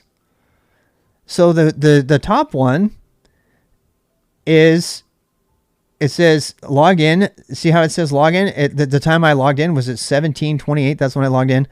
And it says what I'm doing. What am I doing? The process that I'm running, the program I'm running is SSH. It says I'm SSH'd into something else. And then on the same computer, is everyone now SSH? No, we're not doing that yet. All we're doing right now is we're SSHing into the local computer from the same computer to test the connection. Okay. But I want to show you what this looks like. You see how the PTS/0, what's that about? That's the first time we've seen that before. Anybody having a guess? Also, why does the from column have an IP address in it and the other one has a dash in it? Why? Anybody want to guess on that? Any guesses on that? One has a slash, one has a dash, and one has a number, an IP number. I think it's pretty obvious. Maybe people are answering because it's too obvious. Nope. One is remote and one is the terminal console. PTS is the SSH connection. So the first question is, why do I have 2 RWX Rob users on this computer running that are connected? And I know that one. I'm kind of trolling you here. And the second one is, why is one of them not have an IP address? Okay, so the reason there are 2 here is because I have connected to the same computer localhost 127.0.0.1 for a test, just for testing purposes. I have SSH connected into the same machine that I'm running on with a different shell program running that is remote. The incoming remote, even though I logged in, I did it as if it's from the same computer. As far as the computer is concerned, it thinks it's a remote connection. So the second one is a remote connection. So I connected with the remote section, and that's why I have a PTS 0. And by the way, if I was gonna trace everything from a user, that's what I would go trace. If I had an intruder who is stupid and didn't cover their tracks, I would go trace PTS 0, and I would see everything that they're typing. And it tells what IP they came from. By the way, this is why you don't hack from your home machines, because there it is. They can go back and reverse hack you. That's why hackers have like multiple hops before they ever do these things. But the one that has a dash in it, that means that it's an actual TTY. It's not a pseudo TTY. It's an actual TTY. That means it's a console. So the first one is the one when I started the VM, this thing I'm looking at right now, this black and white thing I'm looking at, that is the console. That is the dash. And it's not connected from anywhere. The dash means, you can kind of imagine the dash meaning this as if I had plugged in a serial connection right into the computer, right? It's not a remote connection. It's a local connection. And I'm over explaining on purpose here. So in the short way to say this is, one of these is a local console TTY connection, VMware. And the second one is a remote connection coming from the same computer to itself, that then OpenSSH answers and says, okay, I'll get you a connection, hands off a PTS, and then starts up a shell for me. And you can't tell the difference because from the command line, it looks the same. But if I type exit, what happens? It drops my connection, and now I'm there. I'm still there. And now I can type W again, and we can see that there's only one connection. So we're doing this in kind of a roundabout way because I want you to kind of understand how remote connections work and how you can look for them. But go ahead and let's add those things to our list. Let's go back and I have to get out and do it. Okay, so what does exit do? Exit always exits exit the current program or login or shell. I didn't have to type detach or anything. When that shell program stopped, it automatically threw away the connection and then sent me on my way. Okay. Hey, Daniel. TTYs are not encrypted. No, I don't believe they are, because they're local connections, right? But you're not, you can't really get in the middle of that because, right? I don't even think PTYs are encrypted. No, once it gets to the PTY, tmux is a PTS. I'm not using tmux uses, okay, that's a good question. Let's talk about that later, Lucas. Tmux, we haven't talked about tmux at all, but we will eventually. Tmux, the short answer is tmux uses the remote connection methodology to do that. And that's one of the reasons it's so powerful. It's the only time you're ever going to get an actual TTY is if you are using a console that's connected to the computer technically. It's as if you had a wired connection, okay? So I know that I'm going slow, but hopefully this is useful. All right, so back to this problem here then. So what have we learned here? We've learned, let me put another timestamp. What have we learned? We've learned that there's no problem with it. Does anybody not get a connection? Anybody have it not work for them? I think we installed OpenSSH last week, did we not? I think it was already installed for us. I don't think we had to do any installation. Normally, the whole sudo apt thing, by the way, raise your hand if there's anybody who cannot connect from their local machine the way we just did by doing SSH space 127.0.0.1 localhost or 192.1 whatever what the other number is. Okay, if anybody out there doesn't have one working, then that means that you might not have the software to do it. And so let's go through what it would take to do the installation there. And we covered installation of software last time, so I'm not going to overly berate this. So the first thing we need to do is make sure apt, I always do this even if I don't need to, I'm going to do apt update, sudo apt update. And this will ask you for your password. And this is going to update all of the package library repositories with the latest so that when you go to install it, you get the latest. Thank you for the follow. Okay, so now what? What's the next step? We did this last week, so I'm going to ask you, how do I install software? What if I know I want SSH and I don't know what it's called, but I want to install software that's SSH and I don't want to go to the internet and look how to do it? How would I find the software to install for SSH? Okay, good. We learned this last week, right? Right. So, and you don't even need sudo for that, I don't think. So apt search SSH. Let's see what we can find here. Oh my God, there's so much. All right, so let's actually scroll through. I'm using my mouse to do this, or I guess there's too much stuff. I'm trying to find ways that you guys know to do it. Let's learn more right now. Let's do more for the first time. There's too many things, so let's practice using more. So let's do pipe, MOR, or LESS. Other one. Does the page up button work? Okay, let's use page up. I don't want to get into pagers yet. So let's do. I don't think page up even works because we don't have an actual terminal. So I feel bad. I feel your pain here. I know how to get around this. I just don't want to teach it to you. Control page up, is that a thing? I don't know. Is it? No, it's not for me anyway. Nope, not happening. I'm gonna teach you the pager. Control shift page up. Fuck, I don't. The pager's easier to remember than that. All right, let's use the pager. A shift page up. Oh shit, is that a thing? I'm learning something here. I had no idea it was even possible.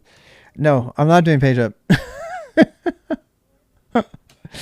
I don't want to do that. Okay, so I know how to do this. I'm trying to do it with the least amount of technology.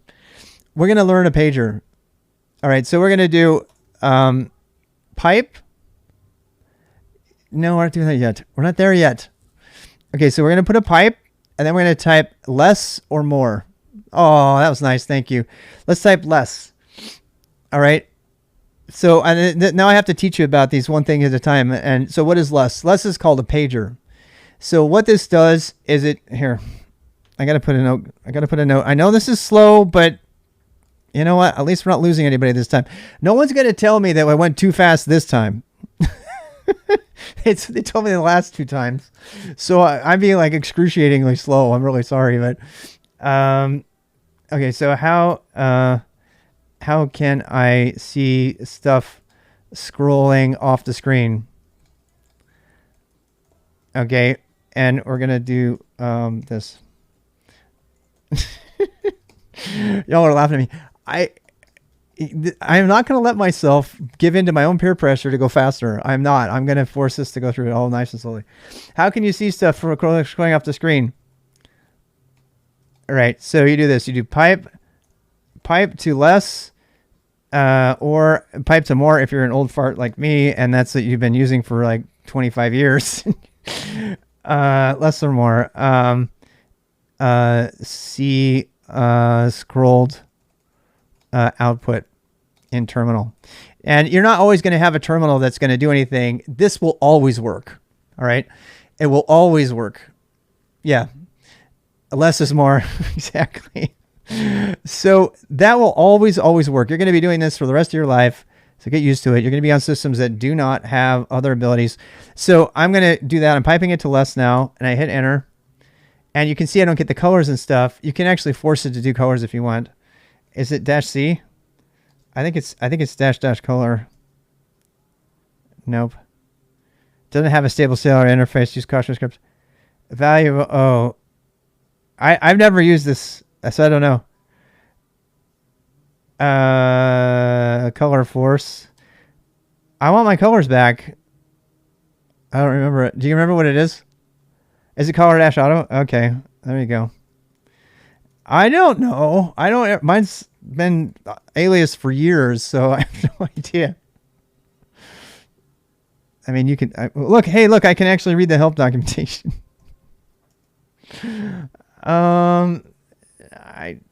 Do we really want to see this right now? I really don't care. Color equals X color binary characters. Oh my God, it's like so complicated. Why would I do that just to get color? Is it capital C? It's not dash auto. I am going through the pain with you, so you can look it up. I did man color. I'm sorry, man ls, and then I did slash color to look for all the color stuff, and then I'm pushing N to go find the next one. So, I mean, you got to have our colors, right? I don't see any color tags. Use color. Hey, there we go. The D option can be used to change the colors. Enables color text in various places. And then Q to stop to get out. Yep. Okay. So, all right. It says use color. There it is. Use dash color. Oops. Use color. Damn it. It didn't work. Oh, well. Oh, the cursor's color. Normally things will not use color when you're like piping it and stuff because it will cause like all kinds of weirdness on the screen. So I'm not going to complain about it. I know I got no color too. I don't know what's up. If somebody figures it out, let me know. But you know what? It's not that big a deal. So we'll just use less like this. I mean, do we really have to look it up? I mean, my system has it. So if I do man less, no wait, if I do, I'm trying to mine here. So let's see, apps search, SSH pipe to less. Oh, mine gets rid of it too. How about my more? Oh, it gets rid of it too. Oh well, I guess I'm missing something. Maybe somebody can give me a tip and get my color back to less. I don't know. We'll see. I mean, I know some of you want to know about that. Yeah, once you get into less, you can do some of that fun stuff, right? And this, once you're in less, you can do page up. I just use like the up arrow and the down arrow. Okay, again, we're beginners here. If you want to search through less, you can type slash to search for something, SSH, and then it will highlight all of the SSHs. And you can say, okay, you can like go forward. I think you can do F to go to the next one. Actually, no, it's N for the next find. N is the next one. You can say, okay, we got all this SSH stuff to install. We talked about installing last week, so we're going to talk about it this week. And we're looking for different things. After running search, for some reason, I get stuck there. Usually it's Q. If you can't get out of something, Control C to bail. Control C to bail and Control D. All right, so let's put those things in here. So Control CNT. How do you do it? How do they write it? CNT. Control C to interrupt whatever. Exit sometimes. And then there's another one. We're going to come back through all these, but I'm going to put them in here. This is kind of a saving thing. Control D. What does Control D do? Send end of data / file. So like if it's waiting for data, it might want those things. We're going to do all the control characters later. But this, to get out of less or more, you probably have to type Q. And Q is really common. Yeah. Not everything. I'm just putting it all there, right? So let's put, okay, let's put this. So Q to quit. And there is a help and everything, and that tells you that when you're doing it. So there, that's good. So what are we still talking? Are we still on the same topic? So we're on less. So we're using less and more for that. Play around with those and see what you can do to go look around for something. I didn't think we were going to have to pull into that this early in the session, but we obviously do. I mean, learning how to read what's on the screen and get around, those are basic things. So, so let's do that. Now, so we pipe into less, and I'm going to search for all the SSHs. So I'm going to type /SSH, and where are they? So we have, what is this one? I'm going to push the up arrows. I'm actually pushing the K because it's got VI mapping set up already, but you don't know VI yet. When I pipe it to less, it's showing a list of programs. It's not showing a list of programs. How are you piping it? Are you just doing it? Are you doing apt space search space SSH? And it should show you like a whole thing like that, right? I think you can actually, yeah, maybe something like that should work. That should actually work. If that's not working, we have to go dig in on your problem. So, but that should work. So we got all these SSH things here. And we have to kind of pick which thing we want to install. Now, this is something where you would probably ask somebody, what is the package I need to install to get SSH to work? And I already know which one it is. It's called OpenSSH, but I want to go through the process of what you would search through. I am on a virtual machine right now. Yeah, this will not work if you're on Windows. If you're in the other Windows git-bash terminal, it won't work. Notice I'm on my Oracle VirtualBox Linux machine, and I'm looking to install the software for OpenSSH.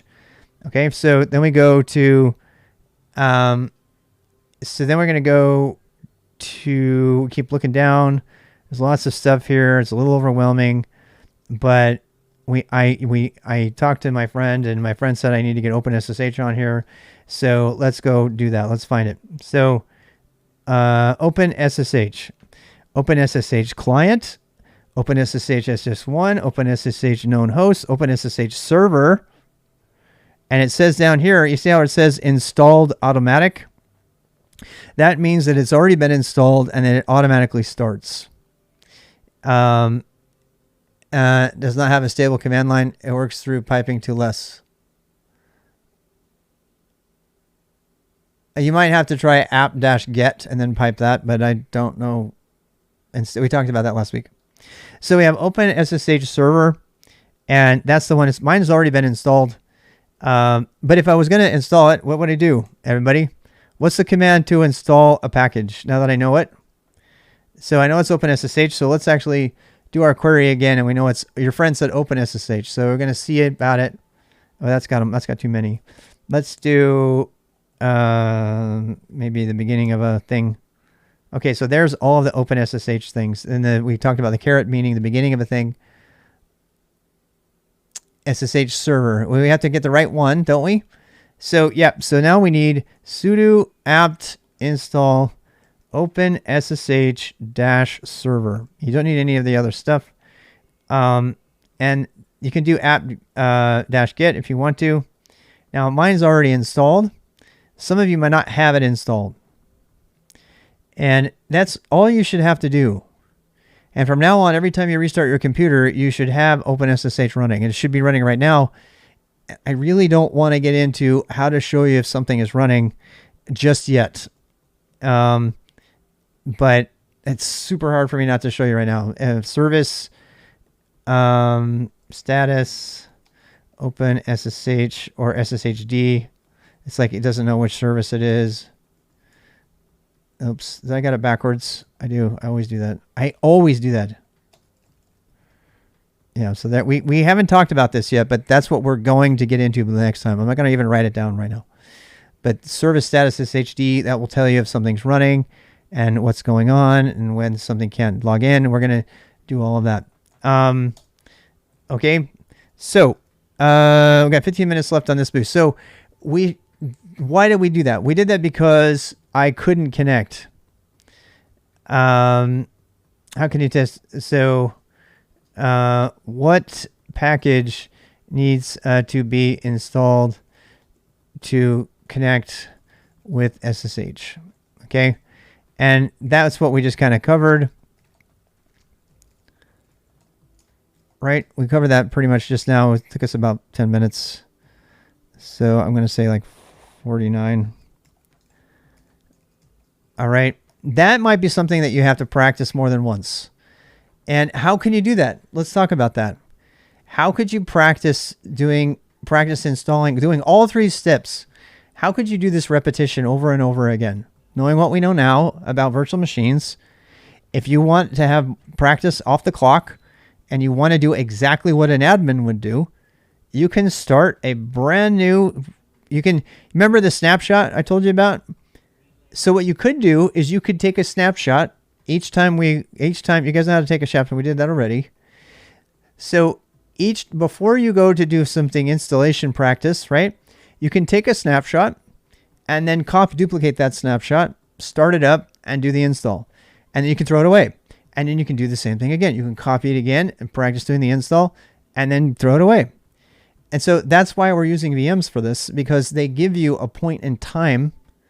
Docker does too, if you know how to do it. But they give you a point in time at which you can go back and practice over again. So having a virtual machine and the skills to use a virtual machine are really, really critical for operations people, because you need to recreate the steps to do something that if you were to do it in a production system and did it wrong, there would be consequences, right? So the process of going through and getting these little individual things is going to really pay off in the long run.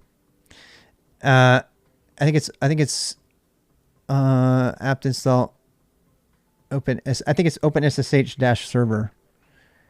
It's OpenSSH-server. All right. So, and I mean, we should all be on the same OS here, so I don't want to get confused. If you're on a different Linux distro, I might be doing something different. So that's why we're staying together on this.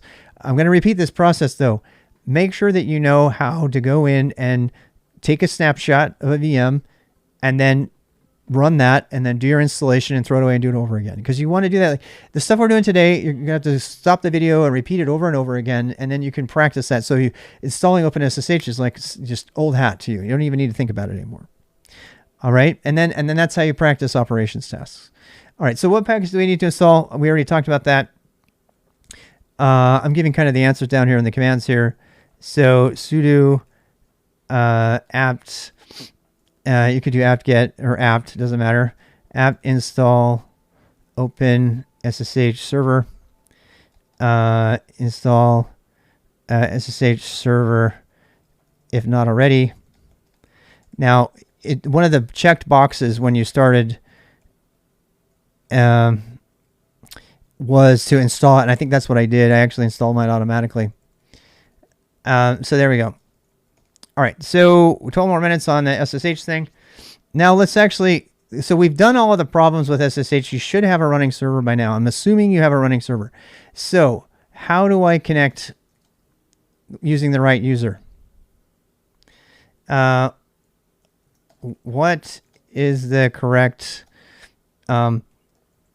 SSH connection address? All right, so let's break this down. Who knows the answer to this? Who wants to take a guess right now while I'm writing this? Who wants to start writing this? Why is this not connecting? I have an SSH server. Why is it not working? Somebody figured it out during the break on their own. I was super impressed. Why?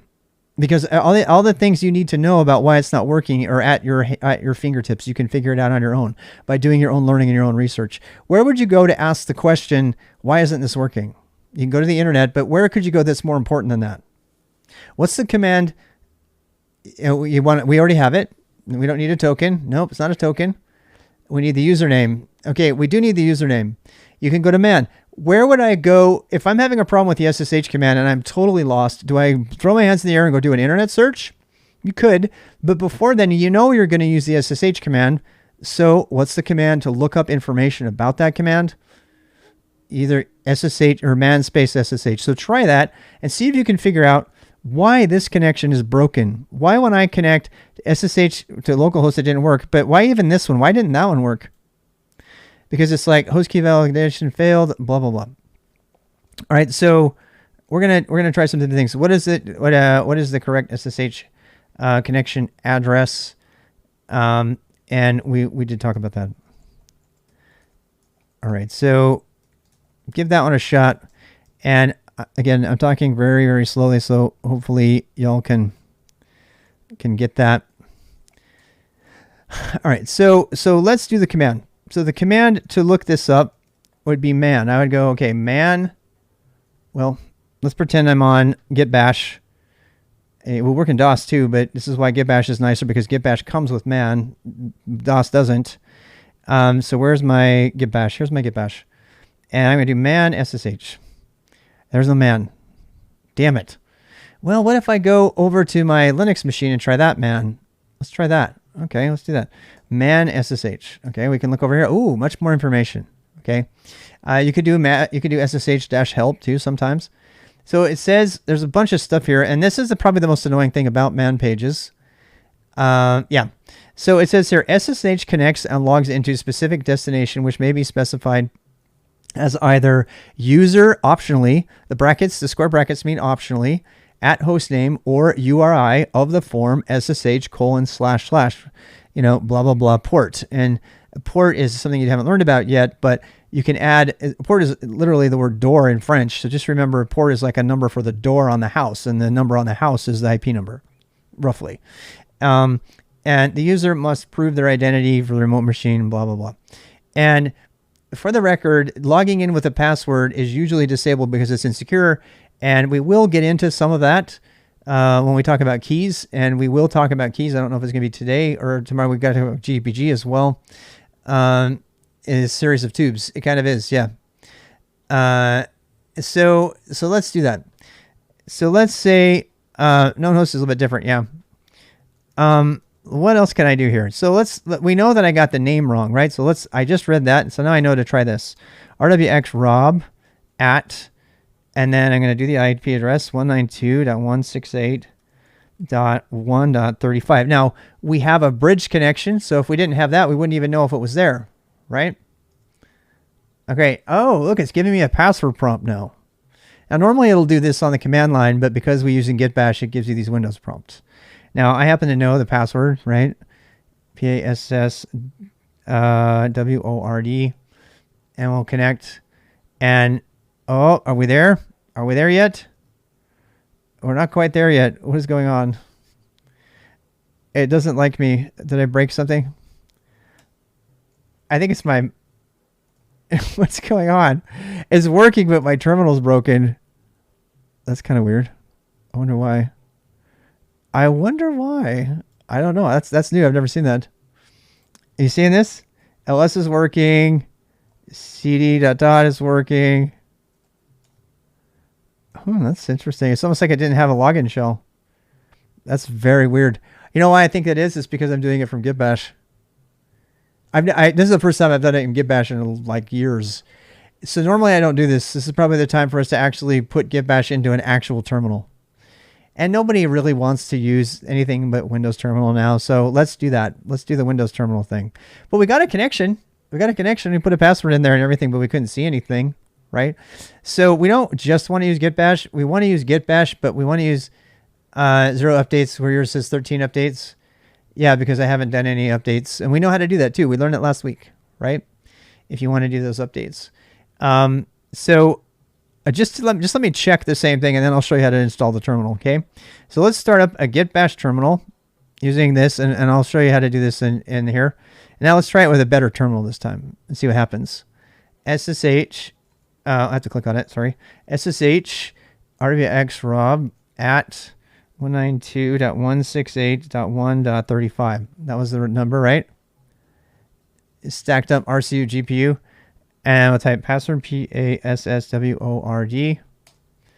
And there we go. So that's what we expected to see. So in this case, we learned something. In this case, we learned that git-bash by itself is not a good enough terminal to connect, that it needs to be combined with something else. It needs to be combined with a really good terminal like Windows Terminal. You're supposed to have installed Windows Terminal last week, and I do want to go through Windows Terminal customization. I think we should probably do bling bling and pretty stuff, look up that kind of thing probably next week, like how to trick your terminal, make it really pretty, how to make it full screen, just talk about those kinds of things before we get into some of the other stuff, because I know everybody wants to do that. They want to make their terminal pretty. It's the number one question I get is how do you get that theme, etc. So if you have it, how to pimp my terminal. Yeah. So we'll do I think we should probably do a whole hour or two on how to pimp your terminal, and that will include how to set up your prompt, and stuff, like how to get a nice pretty prompt like I have over here on these other ones. But as you can see, bin bash by itself is not enough. So if you've installed bin bash already, you can just start up your terminal. And I'm going to pretend, I wonder if I could unpimp my terminal. I probably could. I could probably just copy my file out so you guys get a non-pimp terminal. I kind of don't want to do that though. Because I've already spent like time on it. So I've really changed a lot of settings. You know what? We'll save it for next week.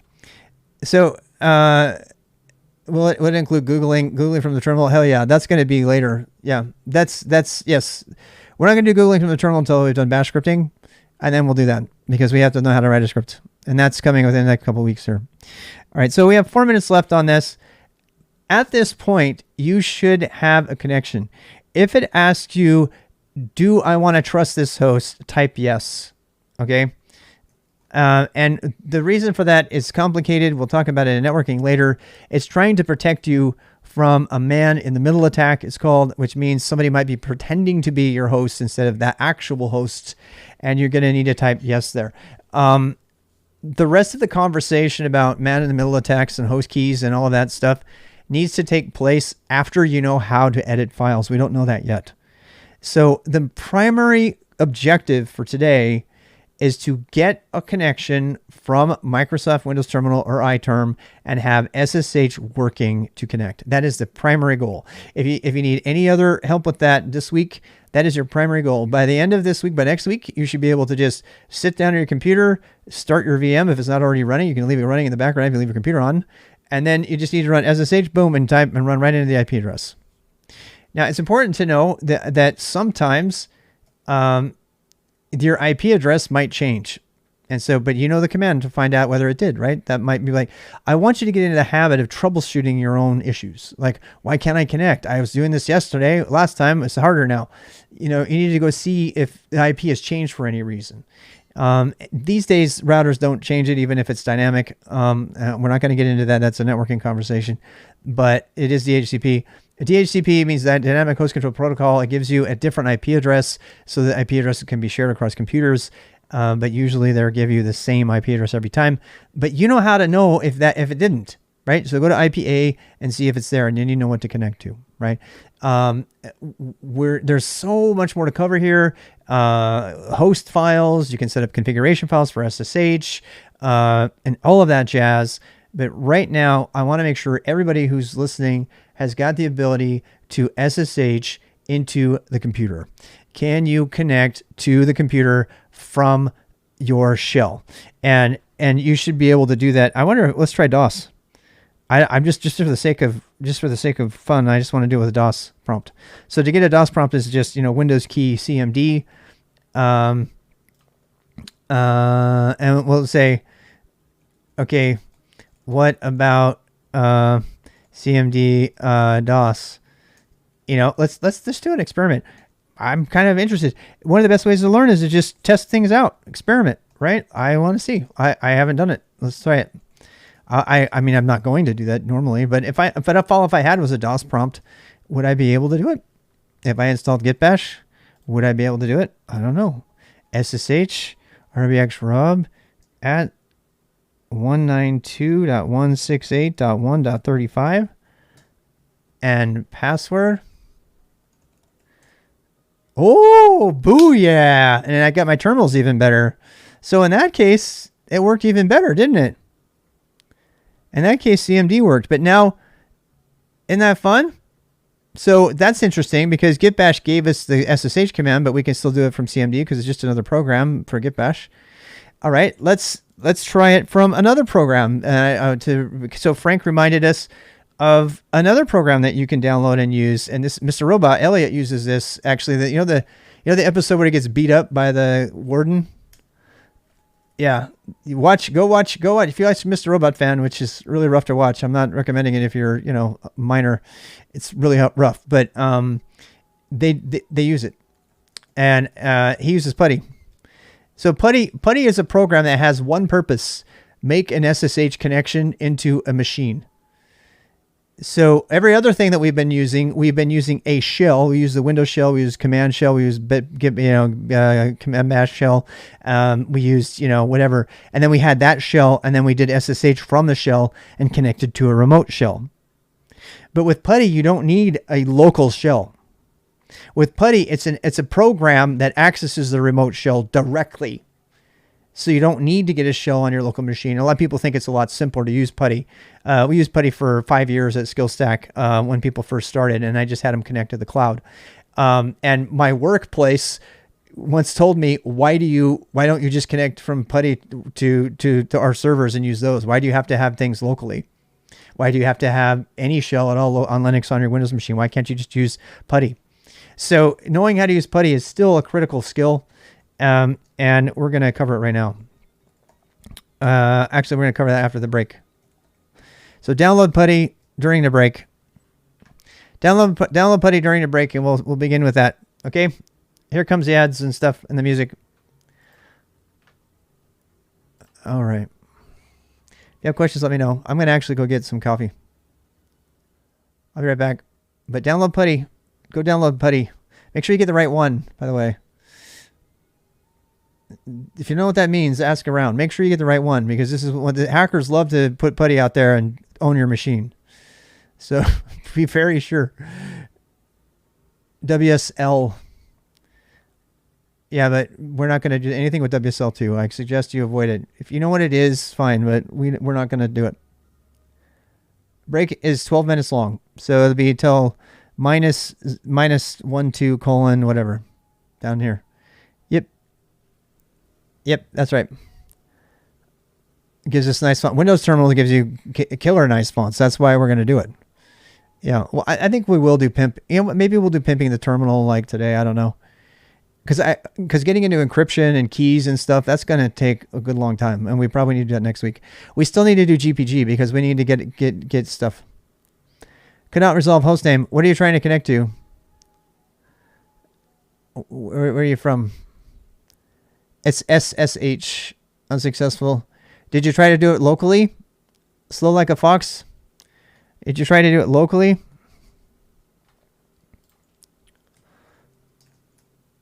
So if it didn't work and you couldn't get a connection, there's one of three things that's probably wrong. You don't have a bridged connection, you're using the wrong IP address, or you haven't installed OpenSSH. Those are the reasons it might be wrong. There's a vape ad. Speaking of vaping, I'm going to go make coffee. I'll be right back.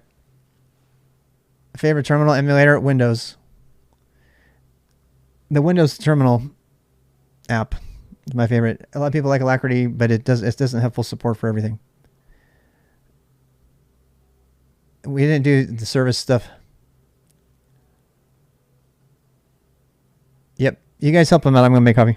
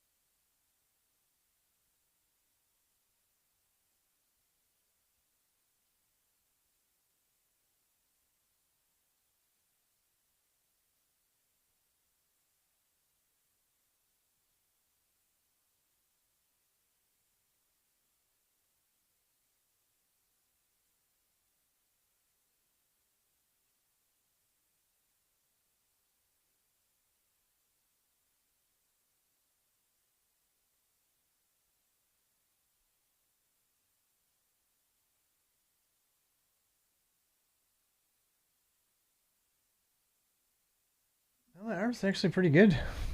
My arm's pretty good. You know what? You know what it was? I slept a lot today, and I think it was the right thing to do. I feel great today. 3 more minutes. 3 more minutes, everybody. Till we go. My coffee should be ready. Yep. Yeah, I'm actually really surprised. Somebody's asking about. I got my booster shot yesterday, and 2 days ago, and it kind of knocked me out. I mean, it wasn't bad. I feel like really energetic today. It's crazy.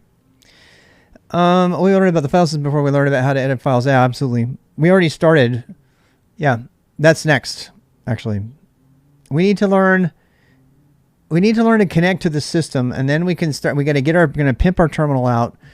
And after we pimp our terminal, then we're going to start. Part of pimping your terminal is, okay, now I need to edit this config file. How do I edit the file?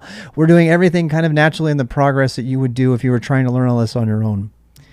And that occasionally means, going back and doing something that I didn't cover, like pagers, which we just did. So, I really love it. I appreciate you doing the bits there, Ascertainment. That's really, really kind of you. We'll go grab a little bit. We got 2 minutes left.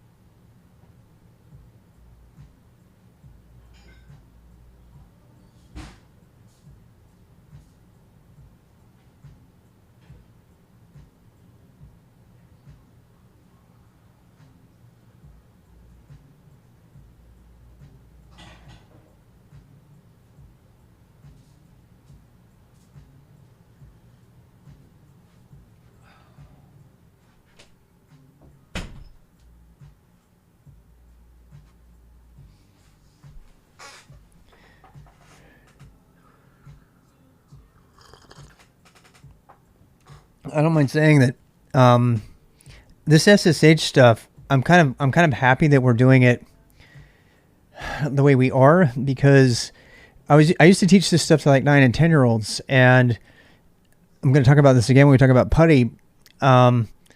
This setting up of SSH keys and installing a VM and stuff, this is not the kind of thing a 10-year-old can do very easily. And I'll save the rest of the story for just a second. But I'm pleased by the fact that we're doing this on Twitch, because I have a baseline assumption that you're like 12 and older and you can do these kind of things. So we can cover kind of a more advanced topic, when you use a slash with the man, what is it called? It's just an internal command for searching, Orion. It's pretty common, by the way. And anything that has text in Linux and Unix land, if you push a slash, it'll help you find something. In fact, there's a number of plugins for the web that you can use to turn your slash into a find. Yeah, that's pretty basic. People burn it into their thing. Okay, we got to go. All right, here we go. Music is down. We got a lot to cover. Let's reset the Pomo. Pomo. Start. All right, so another few minutes here. All right, so as I was saying a little bit during the boost, I was reminded of one last connection method called PuTTY. Now, the reason that I want to talk about PuTTY is, the Twitch, the beginner boost that we've been doing on Twitch and YouTube. There's a baseline assumption you're about 12 years old. You know how to install software, and installing a virtual machine and git-bash. These are things that it would usually take me several weeks to do with young people. I used to teach people Linux when they were 9 years old. I've actually taught 9-year-olds Vim, and they love it. Once they learn it, oh my God, they just love it. And so, but why is that? So, but some of this stuff can be radically simplified by just installing PuTTY. So PuTTY is kind of the go-to thing when you don't want to deal with all this VM stuff and you already have a cloud server. So it's worth learning about it right now. Malware frames. Yeah. So yeah, some of them actually. So we're going to go find out what PuTTY is. Again, I'm going to do what you would do. I'm going to go, so what the heck is PuTTY? PuTTY, P-U-T-T-Y, right? Now, when you're looking for any software on the internet, particularly when it's in the secure shell space or Linux and things like that, there is a lot of malware out there. or there's Trojan software, which means somebody's hidden, a payload inside of an otherwise good program. There's nothing for free, by the way. If you think that song download is free or something, most people out there are not stupid right now. They know not to do that, not to install executables on their system. PuTTY is one of those cases where you're installing an executable on your system. This makes it really, really advantageous because you don't have to have admin permissions to install it. I'm going to say that again. You can install PuTTY on any Windows system, including the library, and use it to connect to your favorite Linux machine out there, which you can then use to connect to 15 other Linux machines sequentially. And then you can do that pen test that you've been dreaming to do. This is how people go about not getting caught, but it's also very, very useful if you want to connect to any system, right? From anywhere, and if you're let's say you're at your family for Thanksgiving or some holiday, and you need to connect to your server, right? Or a server, you can put this on their computer, on their Windows machine, and then you could do your connection and do all your work. Most system administrators and workers, they will do this kind of thing remotely, and this is what they'll do. They'll do PuTTY because it's so easy. In fact, it's featured pretty prominently in the Mr. Robot series all over the place. So we're going to go to putty.org, which is the official site, and we're going to download PuTTY. You can download PuTTY here. There is an SFTP, and then there is an SCP as well. There are different things. You don't really need those. These SCP is for transferring files. So let's say we haven't covered SCP. We're going to cover it by itself. Maybe today. We got 2 more hours left. File transfer. So, right now we're just talking about remotely connecting. We haven't talked about moving files around. We're going to talk about files in the file system and all that stuff next. It might have to be its own day, but things like how do I move files, how to remove them, how do I transfer them across the internet, how do I, all of that, and permissions on files. That's probably going to get a good hour or two.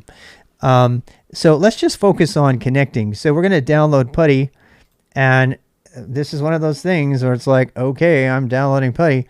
And this, by the way, is the official URL.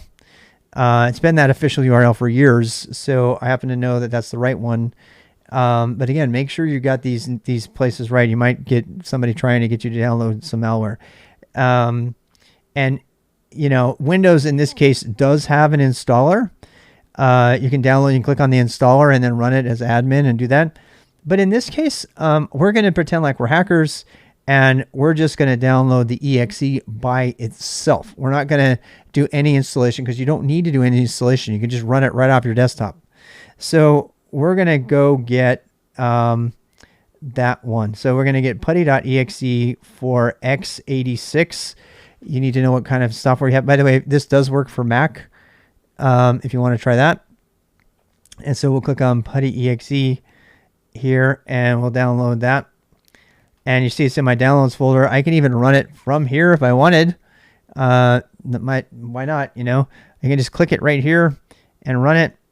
And you'll see the PuTTY window. This is a standard PuTTY window. Hey, thanks for the follow. And right away, you see a bunch of awesome things here. There's actually another tool called, I think it's mputty, which lets you save different configurations and stuff like that. We are not going to go into that at all today. But does let you save your configurations into a file. The default PuTTY does not allow that. In fact, the default PuTTY is very, very simple and not easy to make pretty. You can change things like the cursor and stuff like that, but most of the time when you're using PuTTY, you just want a quick connection and you just want to throw the thing away later as if nobody knew you made a connection from that computer. So you can go into this. Let's go to the very top of the session. And you'll see the host name or IP address, and you should know what that means now, having just gone through, that explanation. What is the IP address? Is it 127.0.0.1?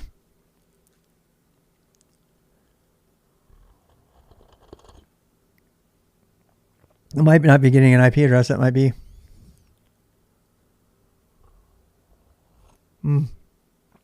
Yeah, they're debugging a problem there.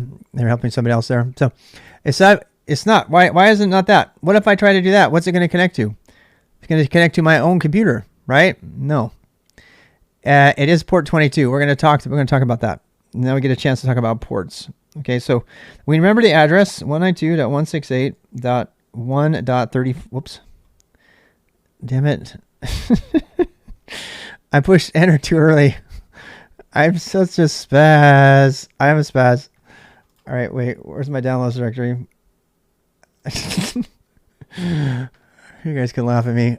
I am a spaz. Okay, so I'm in my downloads directory now. Is there anything else in here you don't want to see? I want to make sure you don't see. I guess not. Okay. So here we go. We're going to go. Here's my putty that I downloaded. I tell you what, since it's here, I mean, why don't we put it on the desktop? Why not, right? Let's put it on the desktop. Okay, now let's go. Actually, you know what you can do? Oh, wow. We can do something fancier. We could like put it down here even, I think. Is that going to work? Hey, it worked. Okay. And again, we're using it temporarily. I dragged it to my thing right here, right? So I'm going to click it here. And now this is a running one. Okay, here we go again. So 192, this is why I like a num keypad. 168.1.35, I remember. Port 22. So remember I said what a port is? So when you're trying to get to a computer on the internet, you want the IP number is basically the main mailing address for that. You can imagine the house or a building being the IP address, and maybe it has a service door in the back, and it has a business entrance in the front, and it has a worker entrance on the side. Each one of those different entrances is a different port or a different door, and they all have different purposes. So the service entrance is where all of the, storage and stock goes. The employee entrance is where the employees are going to do their work, and then you have the main public-facing facade where all the people go, and that's a different port. You can think of that's what a port is. A port is the number on the door of the building, and the IP address is the building's address. And some of those IP addresses also have a name that go with them, and that's called a domain name, like skillstack.io or twitch.com or whatever. Okay, so here we go. They're talking about static IPs and stuff. If anybody has problem with the basic steps we've done so far, please, you can pick that conversation up in Discord as well. That'd be great, so that other people can see it if they have the same problem. Okay, so here we have this. You'll see the connection type is SSH.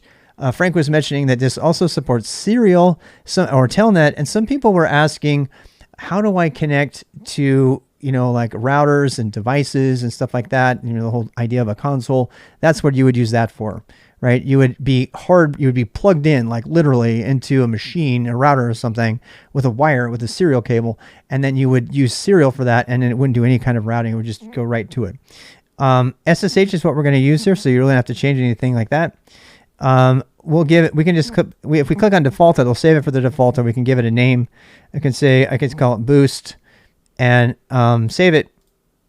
And now boost has got this information saved when I come back to it. Yes, telnet is insecure unless you're doing it to connect to a router directly using a serial connection, and that was the question. You should normally never use the people who need to use telnet know who they are. Everybody else should never ever use it.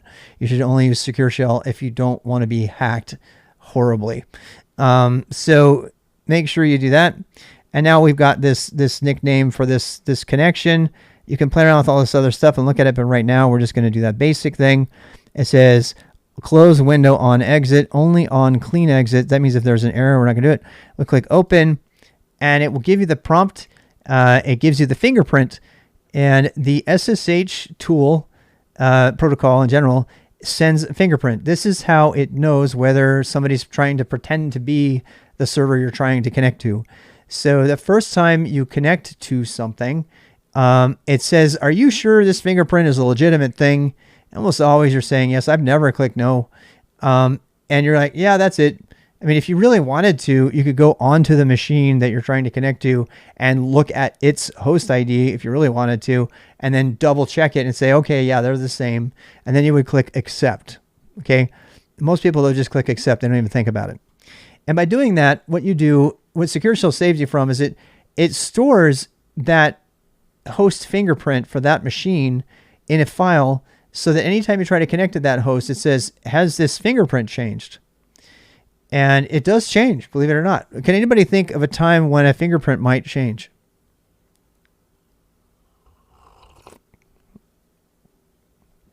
When would a host fingerprint change on a system that you might want to connect? There's enough things that we've done so far that we actually have a few scenarios where you might actually have a situation where a connection that you had that was working no problem all of a sudden stops. Yes, when an IP changes. Okay, so like let's say, in particular, if you have a virtual machine. So I'm telling you this just in case. I mean, it's very possible that you would want to make a new VM. So you would duplicate it, you'd make a new one, right? Now, if you bring that VM up at the same time that your other one is still on, but for some reason, it's going to get a different IP address. And you're going to go connect it, and it's going to say, wait a second. This IP address and thing like that, I have this different other host name over here. The only other time it's ever happened to me is when I had a computer and I replaced the computer. Oh, it timed me out. That's fine. So another time, I replaced the computer for which the IP was the same on my home network. Whether you do that with a virtual machine or a real machine, I had a computer on my network. I replaced it, rebuilt it, and I replaced it and put the same IP on there. And SSH, I tried to SSH and SSH, oh, no. We're not connecting to that. That's obviously not the right machine. It doesn't have the same fingerprint. It's trying to protect me. Now, it's gotten easier to do, but we'll get into it later. But when that situation happens, you have to go in there and physically remove the line in the host names file, the authorized host file, not authorized host, the what is it called? Host names, I think. You have to, it tells you the line and everything, and you have to go physically delete it and say, no, I know that this fingerprint is no longer valid. I want to get a new fingerprint. And it gives you that whole prompt, known host, thank you. Yes, that's the one. And then after that, when you go into there, it'll ask you again, and you say, no, this is the right one. And that's for your protection. That means if somebody tries to do something finicky, like they successfully get your internet traffic to route to the wrong machine, that the SSH will catch it. It'll say, nope, you got a new one there. So it's annoying, to be sure, but it's there for your protection. So just know that. Now it's asking me to log in as, I didn't say what I was logging in as. This is a putty thing. And I can type in, actually, I think I've been disconnected. Yeah, because I waited too long. So let's go back and try it again. Where's my putty? Oh, down here. All right. I hope I saved it. Did I save it? Okay. So now I can just click on boost and it'll populate all these things. I can click on load if I want. Or if you don't want to do that, let's try this again. Once you have it in putty, you can just click on putty and you can double click on it and it will pop you in like that. Now you can put your user login as RDBXRob. This time I can type it. And one of the reasons that this is easier than remembering RDBXRob at whatever, right? So it does that and it says, okay, what's the password, and boom, now I'm in. All right. So now I'm completely in. Now this, a lot of people in the industry prefer putty over everything else. And there's a lot of really hardcore, hardcore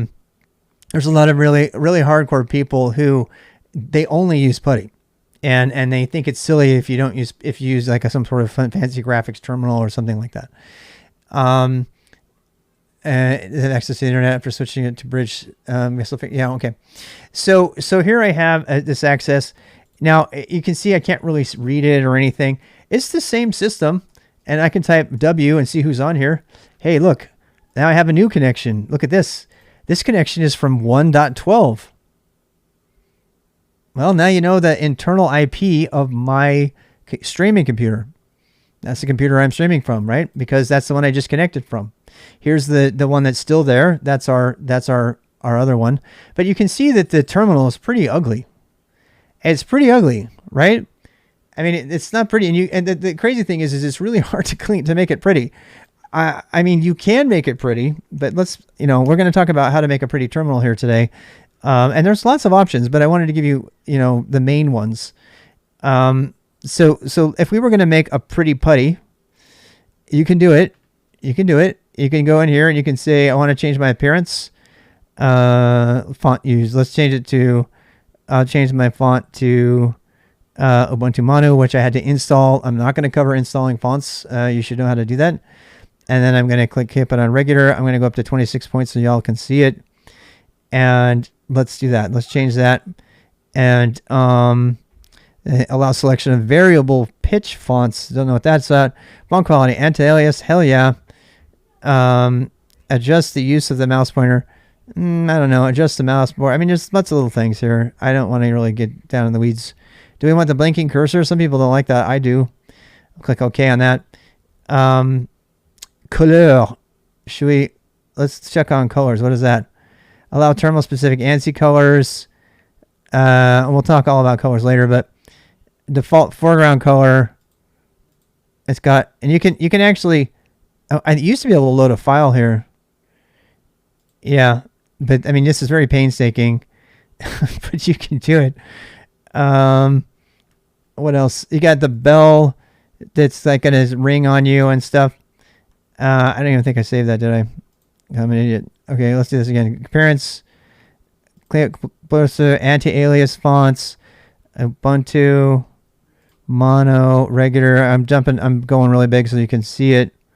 Click on OK. Go ahead and click on, and now it still says open down here because it's still stuck on this session, right? The thing I don't like about this is all those changes I just made are not saved until you click on save. And then when you save it, then the different settings, you can actually set default settings and that will change your appearance. Rips are much better. Hey, Pixel, much better. It's my arm now because I got the boost. All right, so we're going to click on boost. I'm going to click open.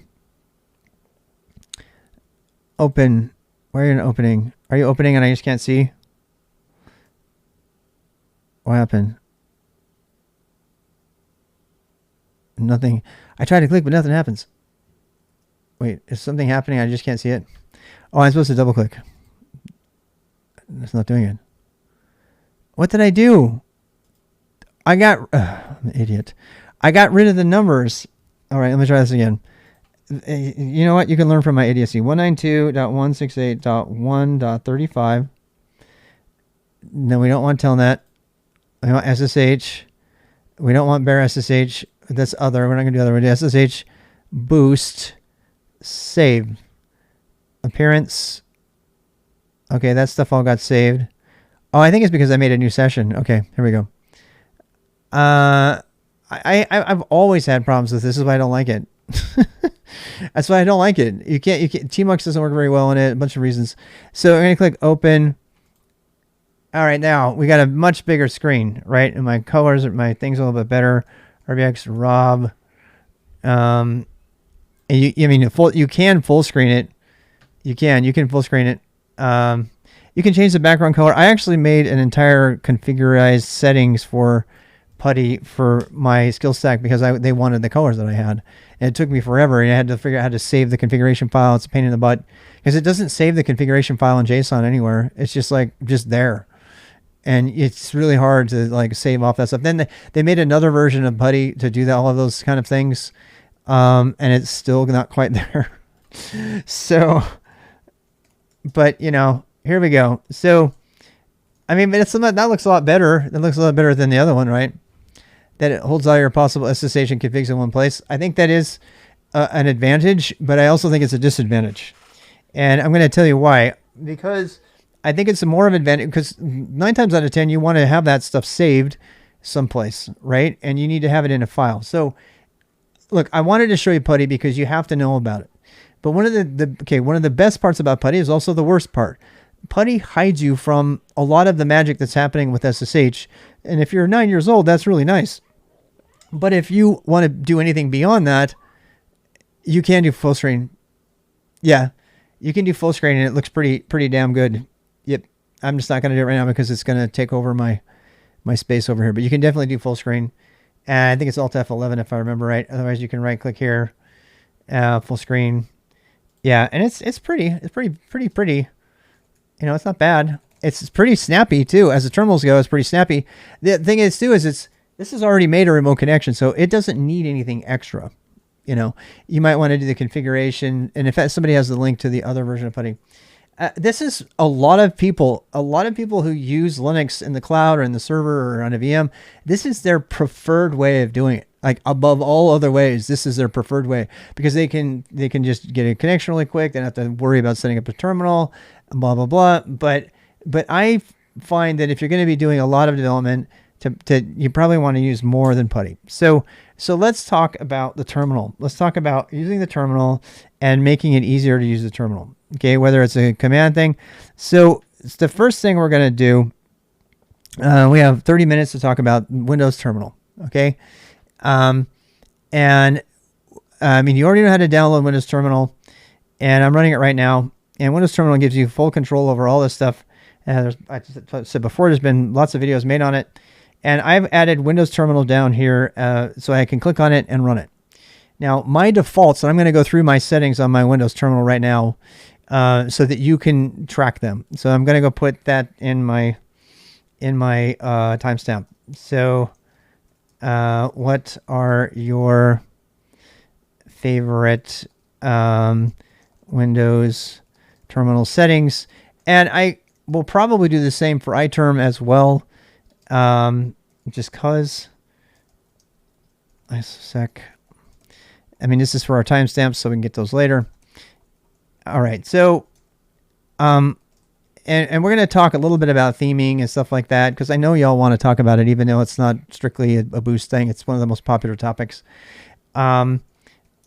Okay. So let's go back to Windows Terminal. I'm not going to talk about how to get it or anything.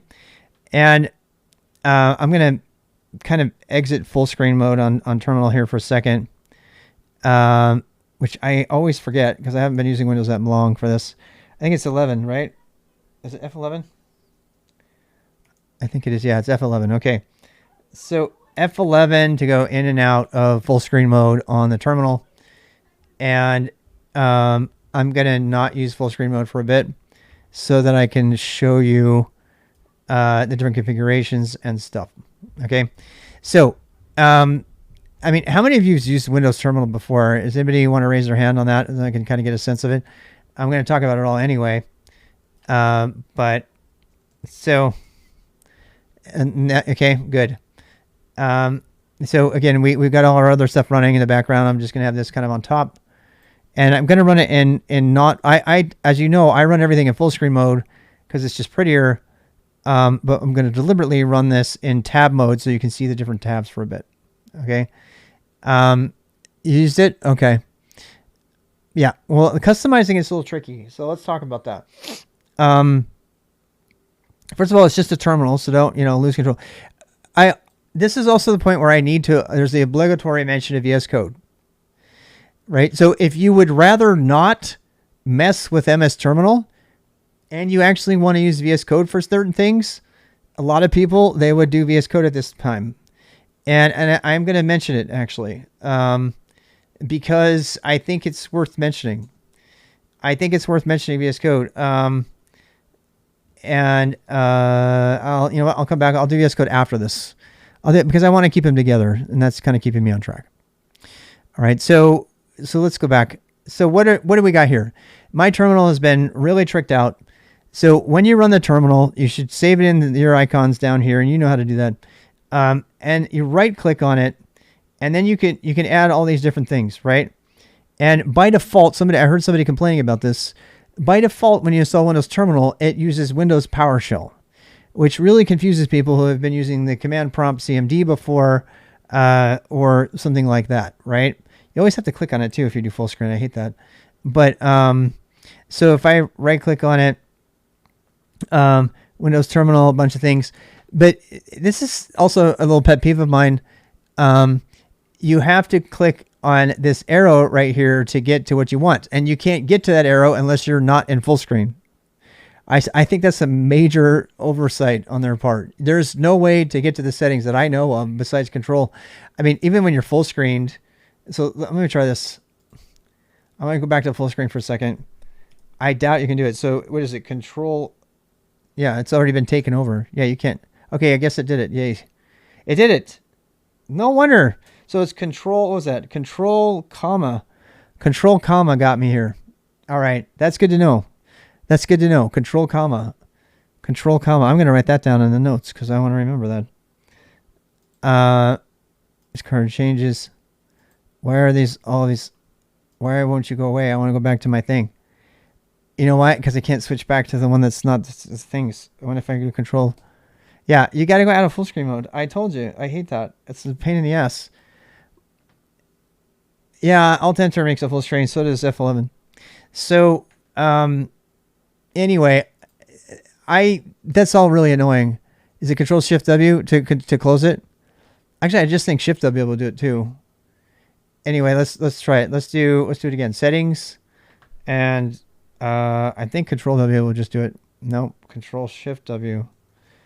Control Shift W. I'm not a Windows person, so okay, that's good to know. That's good to know. Control Shift W. All right, good. I'm learning stuff here. The most annoying thing about so if you want to know the quick keys here, and I do, F11 or whatever for full screen, Control comma for settings, which I don't always change, but when a thing. And if I want to change settings and go back, then now it's Control Shift W, right? All right, yay! I'm making progress there. Yeah, Control comma. All right, so that's cool. I just learned that. I also, this is what I've been doing. I've been going in and out of full screen mode, and then I've been going over here and clicking on this down here and going to settings. Okay, I think it's really a bad decision for them to not have settings here. Close the blinds. Yeah, so right here, they don't have settings down here. I wish they did. I mean, it's a pretty common thing to go down there and get the settings, right? They don't have that. People ask, well, do you use tabs and that? Okay, so I have to tell you straight up, I do not use tabs. I use tmux, and if you want to use tabs for all, that's fine. But I encourage you strongly to learn tmux because that works everywhere. Learning all of the hotkeys for a specific terminal program to split the screen and use tabs is a very bad investment of mind share and time, in my opinion, because now you're tied to that program. Putty doesn't have that, for example, right? So if you did Putty connection and you did this connection and you're using tmux to manage your screen real estate, guess what? It works everywhere. So that's my take on that. I don't really freak out on anything that deals with tabs. I make sure that it makes so many live errors. Oh yeah, I make live errors all the time. You kidding? It's because we're just screwing around together. I don't, whatever. I'm making tons of errors. But I'm on Windows, so I don't always do it. So here we go. So we click on plus, and it gave me a new git-bash terminal. So why is it doing that? You're probably seeing a new PowerShell terminal. And you're like, oh my God, like I was. I have no idea how to do PowerShell. I'm still learning it. But that's the thing. You can type exit, get out of there. And raise the Wi-Fi. Okay. So we're going to click on this and we're going to go to settings. Okay. And under settings, it's super important, the default profile. You see how I put it as git-bash? I changed it to git-bash to run git-bash. Now, some people will put WSL2 here. As I said, especially if you're a beginner, I suggest you install git-bash first and practice using that, and then learn these other things. Otherwise, you're going to get Windows PowerShell by default.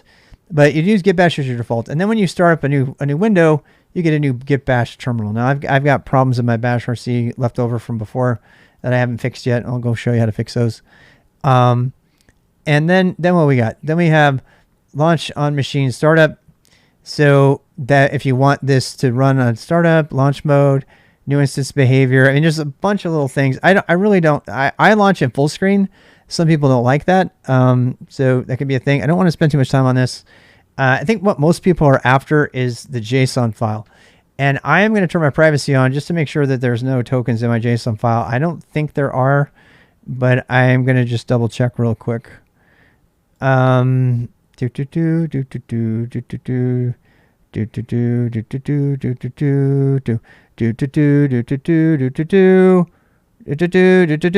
we're good to go. So here we go. Now I've installed VS Code on Windows because, first of all, you don't know how to edit files. We're going to talk about VS Code in a bit, but VS Code has got this error in lately. It's driving me insane. And somebody knows how to fix it, and I don't want to do it. I'm going to click cancel installation for right now. If you don't know what the JSON means, yes, you need to know JSON. So, you know what? what is JSON? All right, so I'm going to answer that. We're not going to go deep into JSON, but we need to answer that question. So let's go do it. Where did my stuff go? Did I lose my session because I've been doing the settings thing? I think I did. All right, so let's go back here. What is JSON? All right. I kind of like this method because it's forcing us to cover the critical path stuff as we come to it, right? And we're going to talk about that. You just SSH in your VM? Nice. I'm glad. It feels good, huh? First time you do it, it feels really good. And all right, so this here, and my settings for this are really small. I haven't done any configuration of my VS Code. We should probably spend a good hour on VS Code, but not at the moment. Other than the font size, I need to increase it. Actually, I can just do the plus. Yeah, there we go. I'll make it big so that you can read it. So what is JSON? JSON is a structured data file format, file and other data format that consists of key value pairs mostly and lists called arrays that are configuration settings. And we will learn JSON. In fact, I feel like we need to learn JSON really quickly right now. So let's go ahead and do that. I'm going to give you a quick test on JSON. So let's go ahead and download. This is very organic. Let's go ahead and download VS Code right now onto your Windows machine or to your Mac. Now, anybody, I thought you were a Vim guy. Yes, I am. But if you're just starting out, and by the way, a lot of people are going to use VS Code also. So should I use VS Code? Okay, the answer is yes. You should learn to use VS Code, and we're gonna put this on afterland. And how? So go ahead and download VS Code. Take a moment to do that. I'll wait, but I'm just gonna go forward and talk about it. And then I'm going to kind of give you an overview of VS Code once you install it. And we'll do the timestamp on this one. I wasn't going to do that, but it's definitely the best editor. VS Code is actually extremely good for beginners because it has so many helpers. It's actually kind of a negative thing because people become dependent on it and they can't abandon it later when they might want to do hacker sorts of things with Vim. But let's talk about VS Code for the next 19 minutes since we kind of hit that and we need to edit files and stuff, right? And we can also use SCP to copy a file over, which is what a lot of admins still do. They just copy the file and they edit it in VS Code and then they don't, or they edit remotely and they don't even use Vim. So knowing how to do that is worth learning. There's going to be no doubt there's going to be a lot of people on your team that do that. So before you say, I don't do that, I use Vim, you should at least be able to say, I know how to do that. So let's spend the next 19 minutes on VS Code. That's all. I don't want to spend any more time than that. And that will allow us to talk about JSON as well. Okay. So the overview on VS Code is this. You go to Visual, what is it? It's Visual Code, I think. Is it Visual Code? Visualcode.org. I can't remember. What do they call it these days? Yeah, there's code.visualstudio.com. I actually worked very closely with these people. I've had several meetings with the core developers while I was using VS Code for pair programming and team learning. I would do a mentored session and we would share a session. VS Code was created by Microsoft using technology that was invented largely at GitHub. A lot of people say that one of the big factors to Microsoft buying GitHub was their involvement with open source, which had a lot to do with Visual Studio Code. I don't know if that's true or not, but you can go ahead and download it for any target OS, Linux or anything. There are versions of Visual Studio Code that don't have telemetry in them and things. I'll let you go down that rabbit hole on your own. We're just going to use the basic one. So you download for Windows and do the MSI installer. It's very straightforward. You don't really have to do anything else. And again, we're only going to spend 20 minutes on this. So I am going to talk to you about the highlights and the gotchas from VS Code for an absolute beginner. And we'll close up this thing right now. So when you first save code browsing, trust this window. That's interesting. It must know I'm streaming. Interesting. Did not know that. It hasn't done that before. All right. So when you first open VS Code, you get all this stuff here. You can open up a new file. The whole thing can be broken in half. And it usually gives you a help file at the beginning, which I've already closed off. You can run a terminal. VS Codium. Yeah, that's the one. So there is a terminal that you can run. If you run this, you get a new terminal, and it will give you the default, which is currently PowerShell. If you have installed git-bash, which I suggest you do, you can run git-bash shell.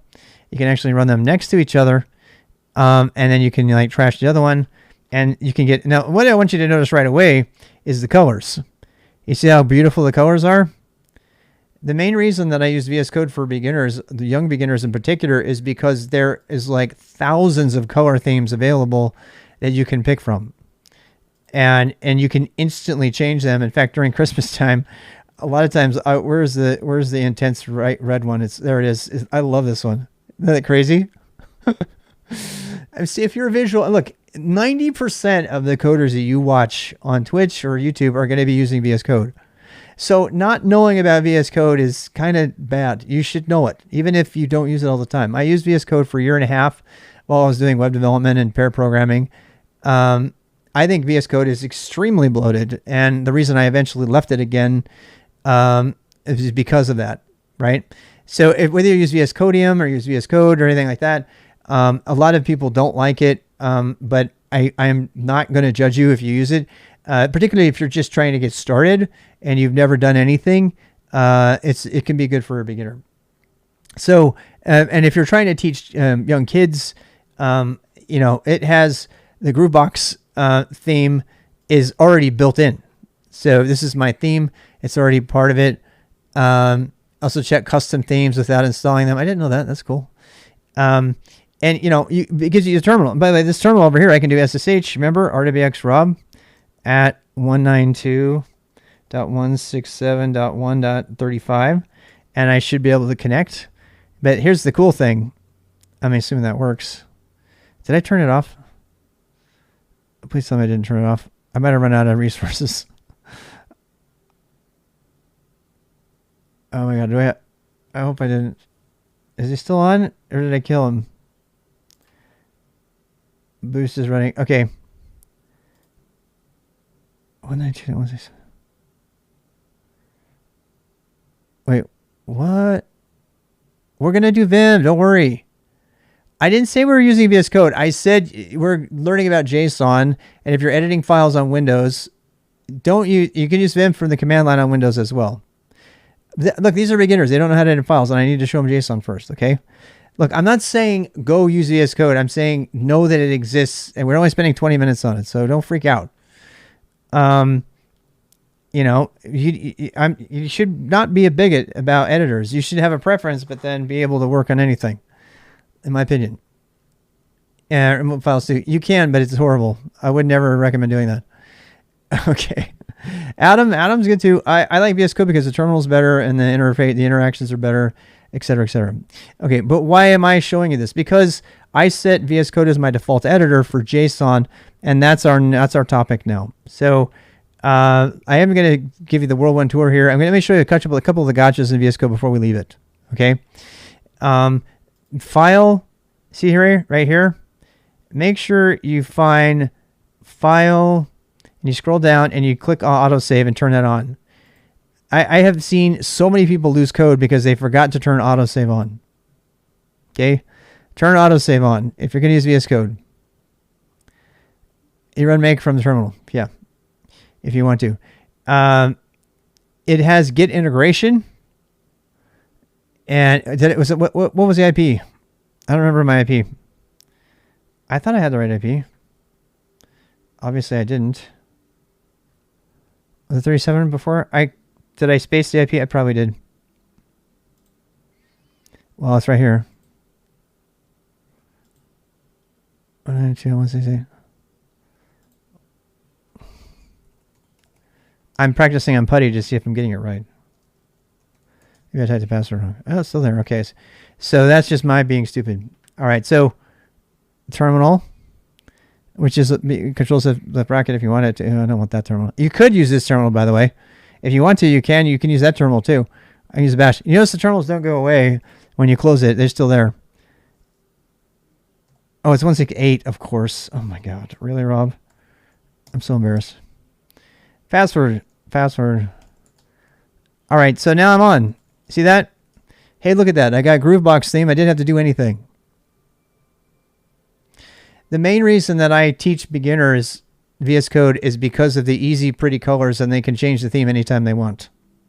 I am not even kidding. It's way easier to do that than to do what you have to do to get the same exact thing in Terminal, MS Terminal.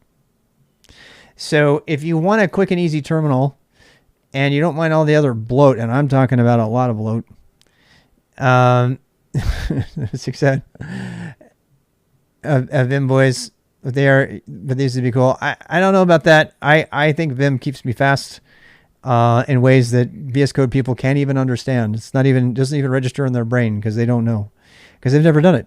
So try both and make your own decision. But you need to be certain things have certain advantages. Like I have said before, if you're going to take notes in something, I won't lie. I think it's actually slightly better to take notes here, because if you make a new file, you know, some title, and then what we're going to say, let's do a preview, right? Oops, that's not it. It doesn't know it's markdown yet.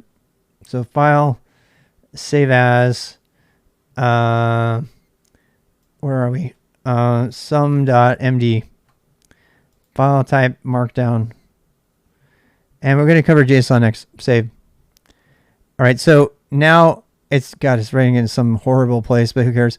Now you can click on this and you can actually preview it. See this? And you can be over here. I don't think you can you actually type over here? That would be in a change if they did. So then you can do like bulleted list, 1, 2, you know, that kind of thing. People like this. It's actually kind of nice for taking notes. It's easier to read them and preview them. Some people use AstroVim. If you're going to use Vim, I think you should use Vim the way God intended, and we're going to talk about that. But I'm not opposed to this. Just so experiment with it. You can play around with the plugins. Some people find Git integration easier. I think the Git integration, unless you're helping a 10-year-old learn how to use it, is a bad thing, because it stops you from learning the commands, and that you need those commands. You really need those commands. And I put off learning them for a long time because I was working with kids. And so, you know, branching and all the stuff that you need to know for Git, which we will learn, was one of those things. There are a number of plugins and extensions. In fact, this is where things go really nuts. There are so many extensions that things get kind of crazy. And I'm not a fan of that. The reason I'm showing you this is because I needed it to show you JSON. Okay. Otherwise I'm editing in Notepad, or something, which is also fine. So like, let's say if you want to do JSON in that, we could do that. Okay. That's all I'm going to cover. How's that? That wasn't too bad. That was like only 10 minutes on VS Code. You need git-bash for SSH or putty or something like that. My recommendation is to git-bash. A lot of people love WSL2. I despise WSL2, particularly for beginners and for lots of reasons that I've documented, which I put out there. Okay. Let's go back to this. So let's talk about JSON. What is JSON? And I'm going to give you the whirlwind version. I'm going to give you 10 minutes of JSON, and we're going to do that. That thing I just did right there, try that in VS Code. Can't do it. Okay, so I did a transformation. A filter transformation. It's Vim's greatest strength. We're going to cover how to do that kind of stuff. I can write an entire for loop right here and have it transform into code that turns into stuff. Completely, totally foreign to people that use VS Code or Emacs for that matter. So next, what is JSON? Let's talk about JSON. So JSON stands for JavaScript Object Notation. It was invented some time ago by Doug Crockford in the 90s to represent data in a universal way, whether it's JSON or anything else. And it has become the standard for data exchange on the internet when it's structured data.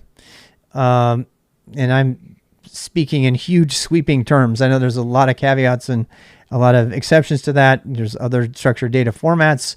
There's, TOML, there's XML, there's INI files. They're all structured data formats. And we structure how data appears for lots of reasons, but in this particular case, we're using a structured data for the configuration of an application, which I happen to think is a bad idea. I think they should use YAML for that, but that's what they use. So you have to understand the basics of JSON. So I'm going to very quickly give you a whirlwind tour on how to do JSON, and for that we're going to use VS Code instead of Vim.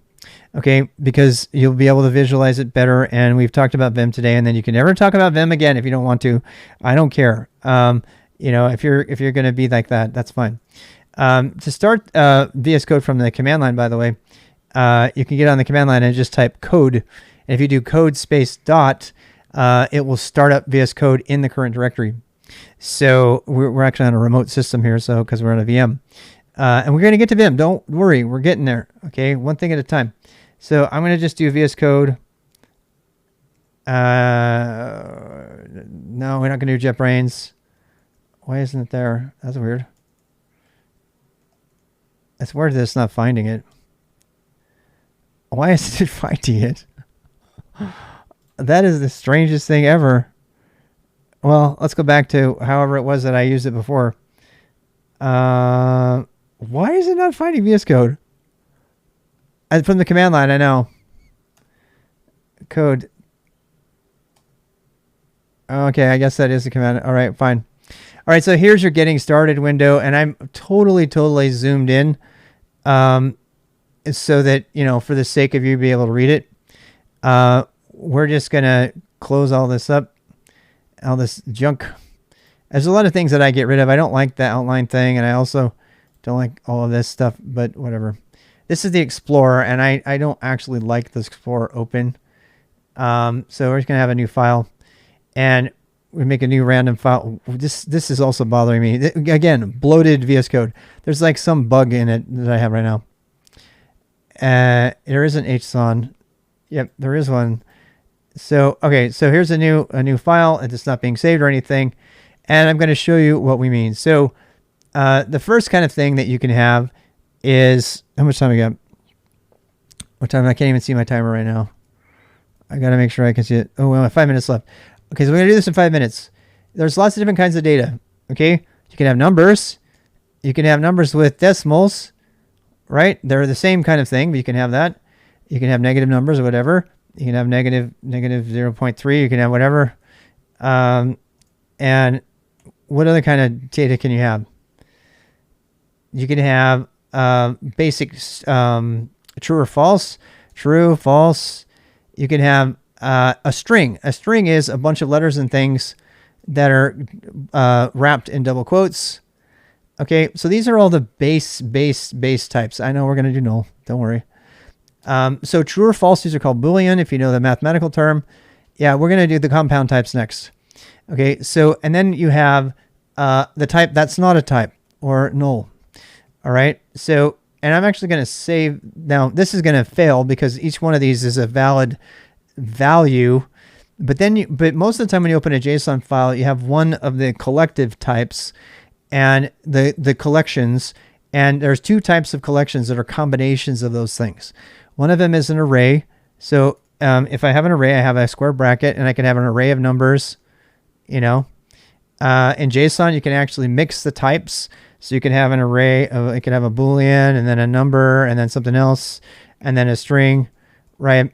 That's an array. Those are called arrays, or called lists and other thing. Then you have dictionaries, or call them objects, but I refer to them as dictionaries or hash maps. They have many names, but these are key value pairs. So then you could say name, Rob, and then you have a comma, and you have like likes underscore pi. It doesn't have to have equals true, stuff like that. Okay, so and then you can have combinations of all of that, and that's where things get really messy really fast.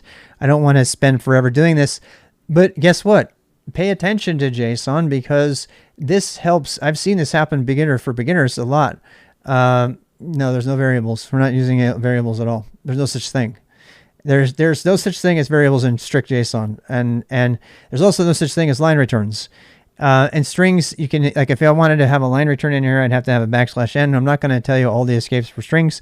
Just know that's what you would have. Okay, so but pay attention to the types, because these basic types are universal. Every programming language has some form of these types. Every programming language may not allow you to mix the types in a list, but every single programming language has pretty much these types. Null just means there's no value. And so congratulations. Now you've had your first lesson in 2 minutes on types. And that's the beginning. So now when we open up a file that has all those things combined, I'm not even going to keep this one around. Don't save. We're going to actually open the VS Code. I'm sorry, the terminal one, right? So we've got our terminal here. We're going to go to our settings, and we're going to click on the Open JSON file now, and we're going to open this. Okay, so here we have a JSON file, and as you can see, it's those basic types that we just talked about. You have a key, and then you have the value, right? But the value in this case is a list, and the value and the first value in the list is what? Whoops, I'm stupid. I'm going to break my config. And the first value in this list is another object. And then that object has a key value, and it has an object. And that's very common. In fact, the most common way you'll see a JSON file will be to have a key value pair, or if you want to call it JSON calls it objects, but I'm telling you right now, the term object is very problematic here because it means so many different things. This is more traditionally called a dictionary or a map or a hash map, and calling it an object is a huge mistake, even though it's the O in JSON name. I almost can't even refer to it that way because it's so annoying. But this is the file that we need to go in and change. Yeah, it's a thing, right? It's a key value dictionary pairs, right? And in case you're wondering, you can't use single quotes and stuff like that. You can use pretty much any key value, name value for the key, as long as it's done. Now, when they say to go in and change, when they say to go in and change the values, you can do that. You can go in and change these values. You're going to be changing your colors and stuff like that. There's my Groovebox theme, right? And I don't mind telling you that a lot of the stuff that I have in here, I just pulled off the internet. I was like, I want a Groovebox theme, and I just cut and pasted in there. This here is a reference to a system's Windows variable, which these are the kind of things that I didn't want to get into. But if you just need to know that if you're going to have this configuration, if you're going to use, you're going to customize your terminal in Windows, you have to have this JSON file. I think it's super unfortunate that it's so complicated to do this. You have to set up, GUIDs and all these other things. And frankly, this is the reason that I punt for so many young people and say, hey, let's just use the terminal for VS Code. Oh, look, see, I killed my thing already. Let's just use the terminal for VS Code because it's not too hard to do, right? So if there's no shame in doing that, boom, you got your terminal, right? You don't have to do any configuration. You just go pick your theme and you're done, right? But I did want to cover this, and I think we're about done on this particular segment, but I think we've covered, the reasons you might want to use Visual Studio Code for the terminal, the colors. If you want to, do stuff. It's also nice for editing files on Windows if you don't want to do that and you don't understand how to do that yet. By the way, you can use Vim on Windows using git-bash. That's the way I recommend it. We haven't even got to Vim yet, but when we get there, we'll cover that. Just in case you're wondering if I'm going to ever cover it, definitely going to do that. But here's your JSON file. Drive by greeting, hey, Q macro. And that's something I really do like about VS Code that Vim cannot touch, is anything that deals with colors. And this is why people love it for web development, because you can actually sample these colors and go change them. That's not the kind of thing you're ever going to get in Vim. There might be bastardized, plugins for NeoVim or Emacs that do that. But at that point, you might as well just grab a bloated IDE if you're going to do it. Whether it's VS Code or it's, GoLand or whatever, there are certain advantages to having a big graphic IDE on occasion. So, make your own decision there. As you know, I'm primarily a terminal purist because I don't find myself needing to do a lot of things with color. But when I, yeah, these are all hexadecimal values, which we'll get into. That's what they're about. But if you want to get a chance to change them, at SKILSTAK, I actually gave user IDs that were hexadecimal values, and everybody had a color. Yeah, because there was a finite amount of people, and they're like, "What's my color?" And then we would give them a random number. But if you want to change your colors, you can do that. My values for my Windows terminal are in a specific place, so you can go put them in there. Let's actually, before we close up this session, let's actually change them. What you kind of have to do is you have to go into the JSON file and you have to cut and paste out the values from somebody else's JSON file. And I'm going to show you right now where mine are, where I keep mine. And let's see if I can get this fast enough. Okay, so my terminal values, and it's normal to get your first version of a config file from somebody else. That you don't need to feel any shame there. That is, hey Squirrel Buster, that is regular. That is normal. And so, this is my personal dot files. You can go look around in here. But I did want to show you where these are. So in mine, if you go into, I think it's install, and it might have Windows, and then I have terminal, and then I have settings.json, and this is my settings.json file, and you can start with that file and paste it in, and you can use that file. You can use mine as is, and without any, you can look through the file. There's nothing dangerous. It's just colors, right? Just a bunch of colors and everything. It'll change over time, but then that'll give you the Groovebox colors if you want them in VS. If you want to spend, there is no theming of Windows Terminal. I'm gonna say that again. There is no theming of Windows Terminal. You can't drag and drop from a list and get the different terminal, right? You can't do that. So, yeah, and Bash RC is a great way to start that. We're gonna get into that later too. So, again, if this is if you don't want to go through this hassle of learning JSON and copying files and editing it until it shows up the way you want it to, and refreshing your terminal and blah blah blah, all this stuff, then just grab VS Code and use the terminal from that for now. Right, and then over time you'll learn how to do this. It took me a good day to come up with those values. The values that I have in mine, I took somebody else's, and then I wanted it a little bit darker, and I went through quite a bit of work to change the shades of each of the settings. And if you can do that, it's a real pain.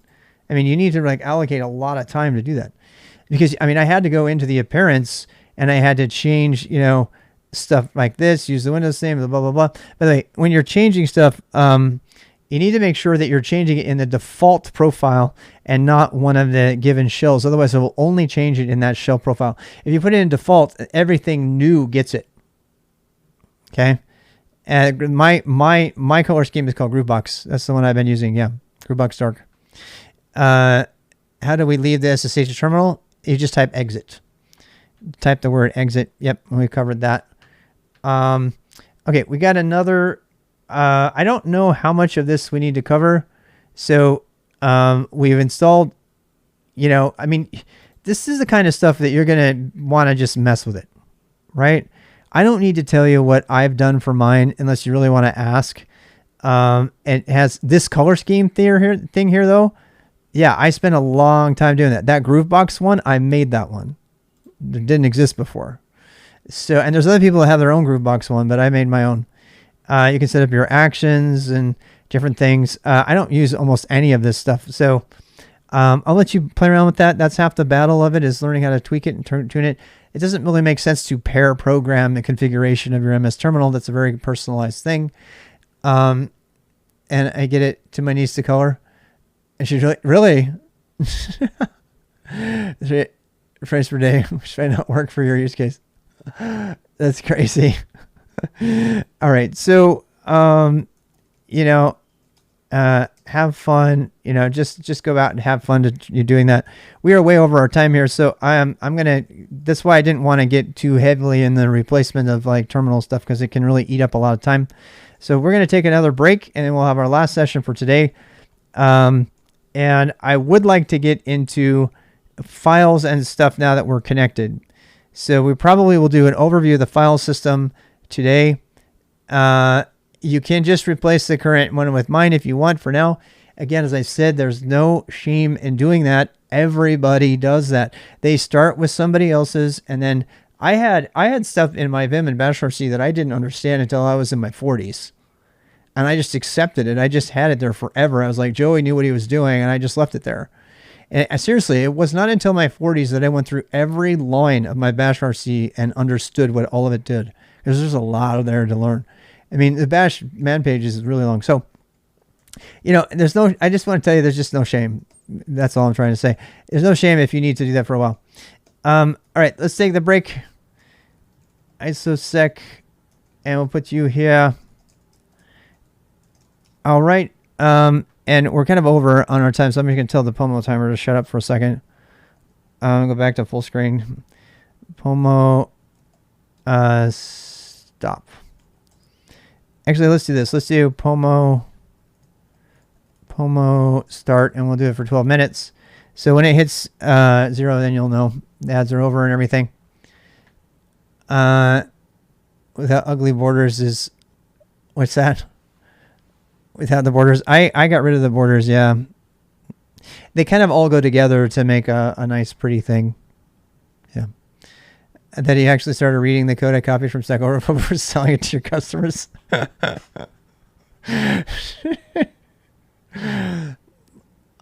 don't run that. I don't run Linux desktop on Metal. No, not anymore.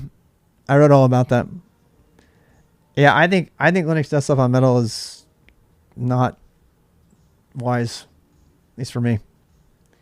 I got burned by it. Papa OS blew up. How many times? How many times did Papa OS blow up? I stopped counting. I stopped counting how many times. I was like, I'm going to go back to Mint. And then I'm like, no, I'm not. Because work only allows me to use Windows or Mac. So why not help people learn how to be successful on Windows or Mac? And also, sorry, it's kind of loud. How to do, how to SSH.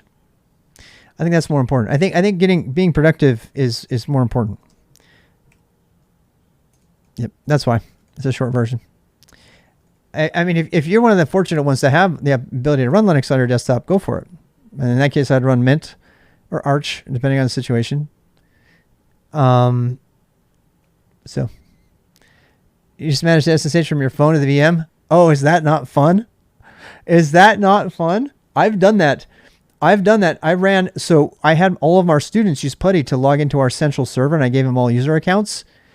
And there was somebody that needed a Minecraft configuration or something, and I was in the store with my wife. We were at grocery store shopping, and I used Juice SSH. Do you guys know about this? I used Juice SSH to connect to my server and to use the terminal from my phone. And I was able to, it's so fun to do that. I actually had a kid. We did a little hackathon kind of thing, and I left some ports open, and I had one of the people that I was mentoring SSH from a football game and vocalize, "Hey Rob, how's it going?" because it was on a Mac and you can make a Mac talk. It was really crazy. Yeah. Yeah. And so yeah, it's like, let me show you Juice SSH if you guys know it. Juice SSH is the one that I've been using. It's a free client for Android. Yeah. I think it is so cool. That's the Solarized name even. Oh, it's insane. It's the power of the terminal, my friends. The power of the terminal. Yep. You know what's really weird is that, thank you for that, Paul, that the, the chat client iPhone is Terminus. Yeah, I have Terminus on iPhone. Yeah. The chat client, you know what? If you hook up, you can do this too. If you hook up a Bluetooth keyboard to your phone and you're like at a coffee shop or someplace like that, dude, you can do all kinds of shit. I mean, sorry, I'm not supposed to swear. We're on break. I need more coffee. I didn't even drink the other coffee I had. All right, I'll be back. It's fun. It's fun. The first time you do it. SSH the VM to itself using address 10, but cannot get it to work from git-bash or PowerShell. Git-bash freezes and PowerShell returns SSH. It's SSH, my friend. SSH, not SHH. It's secure shell, SSH. Yep. SSH should work for you. And you can probably do it from the command prompt as well. So if you do CMD in Windows, you can do SSH and it should work. Yeah. If you have a 10. address, that's the other popular one that people have. So, yeah. I'm trying to figure out how to remote connect.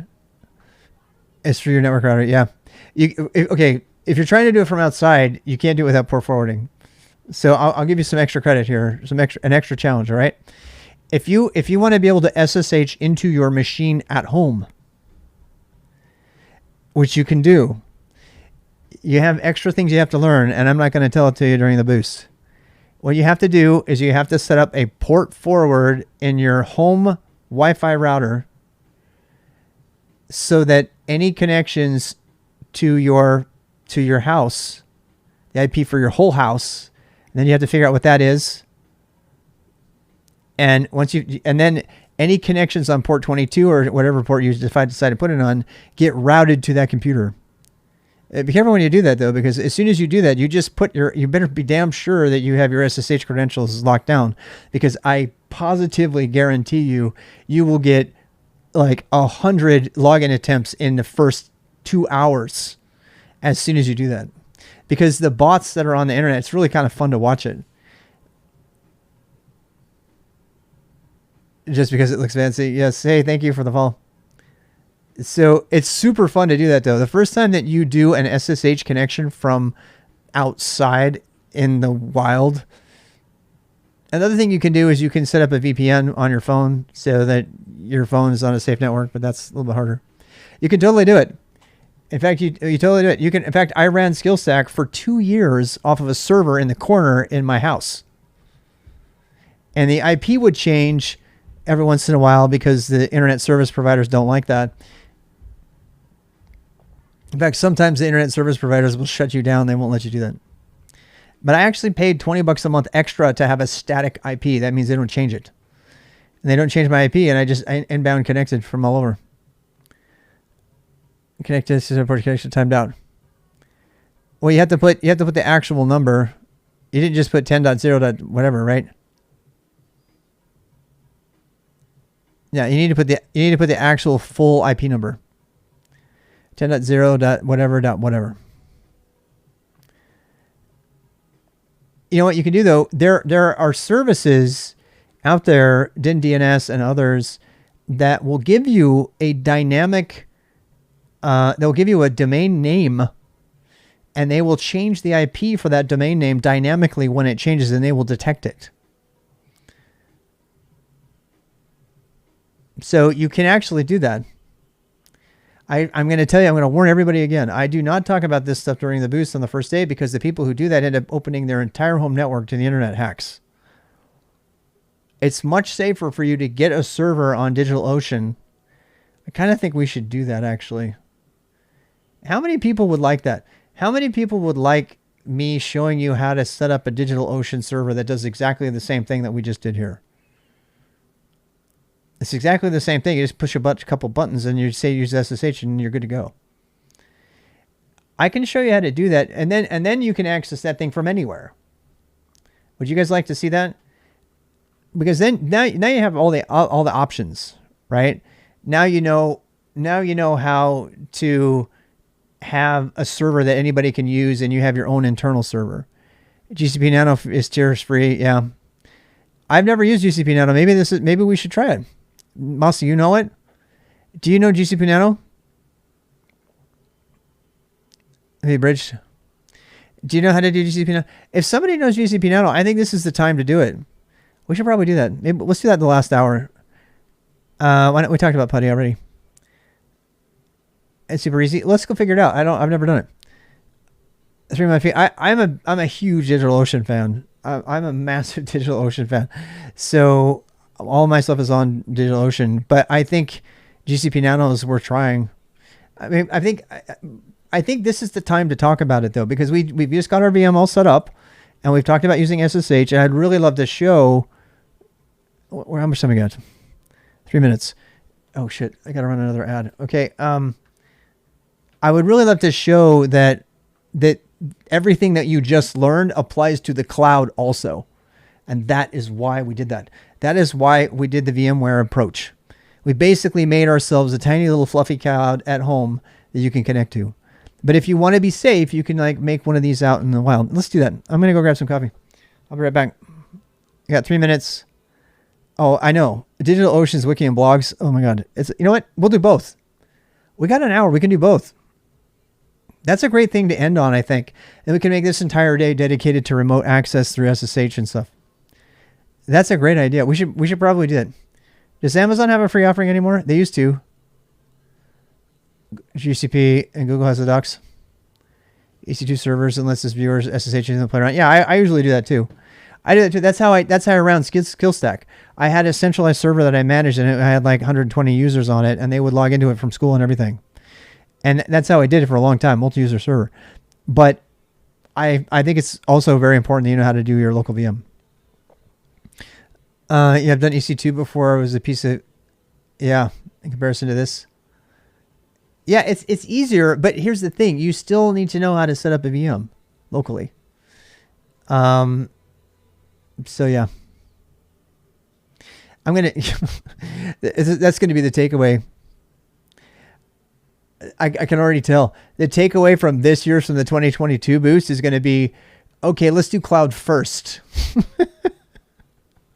Like, let's do DigitalOcean or GCP first, and then we'll learn how to do a VM, maybe. Be like, I don't need a VM. I just want to do it in the cloud. They're not wrong. The reason I don't do that is because of the danger, and that I'm a little bit worried about that too. As a free chair, everybody's got a free chair now. Yeah. Another thing too is being able to do stuff locally, and we talked about that. You got to be able to do local development. Can you do a snapshot? Yeah, but not really.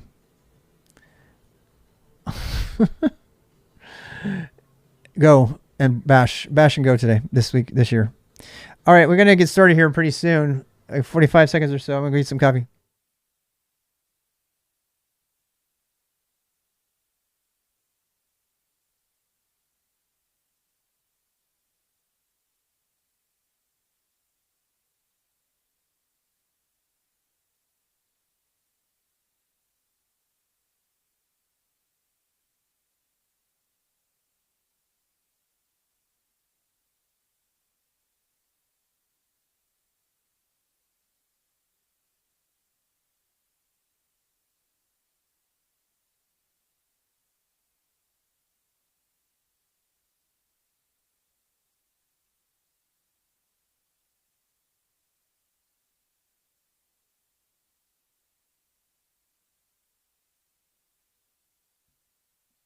All right, everybody.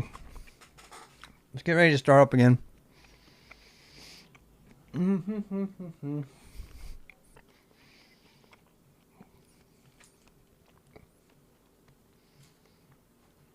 So, I gotta finish my coffee.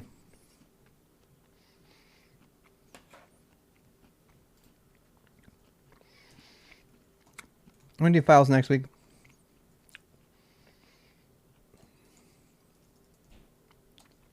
I'm starting a bit here. I'm like eating your ear. I'm sorry. I'm gonna do files next week. I told you it was organic. And we change it based on the needs and the desires of the crowd. This is what I do when I do one-on-one mentoring. It's like me and you talking. Like, hey, look, I don't feel like that today. Let's do something else. Redirect. So that's what we're gonna do. Termux is great. We're gonna talk about Termux when we talk about Tmux. We're not there yet. And you gotta be very careful with it. So yeah, just know that. All right. And restart the timer here. This will be the final session for today. I know I'm going over time, but that's because reasons. What time is it? We got one more session here. Been a little bit lax on the time breaks and stuff, so let's go ahead and do it. Pomo start 52 minutes. All right. There we go.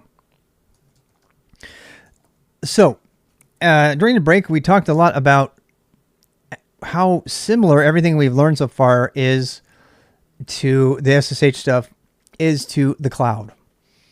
And I think it's important that I tell everybody that when I first started SKILSTAK for the first 5 years, in order to reduce the amount of startup and hassle to get a cloud terminal, I ran for the first 2 years, 2 or 3 years, I ran a server from home. And this is where this came from. People were asking, hey, somebody just connected with their phone, right? And to their local server. And as soon as you start doing it, you start to see the possibilities. Like, oh my gosh, can I connect to this from outside the internet? You absolutely can. But that brings up some security questions, right? It's like, the whole idea of like, remote access considerations. So we're going to talk about this, and then we're going to actually do some connecting, and I'm going to show you how to do everything we just did. And we'll walk through it, and we'll use a service provider. We'll use DigitalOcean, which I know I love, use all the time. And I want to stretch my own skills here. I've never actually set up a GCP Nano server yet, which is free. So I would like to set up a GCP, how to set up a GCP Nano server for free. And I don't know how to do that. We will figure that out. We're going to talk about setting up a DigitalOcean account server, and we'll talk about some of that.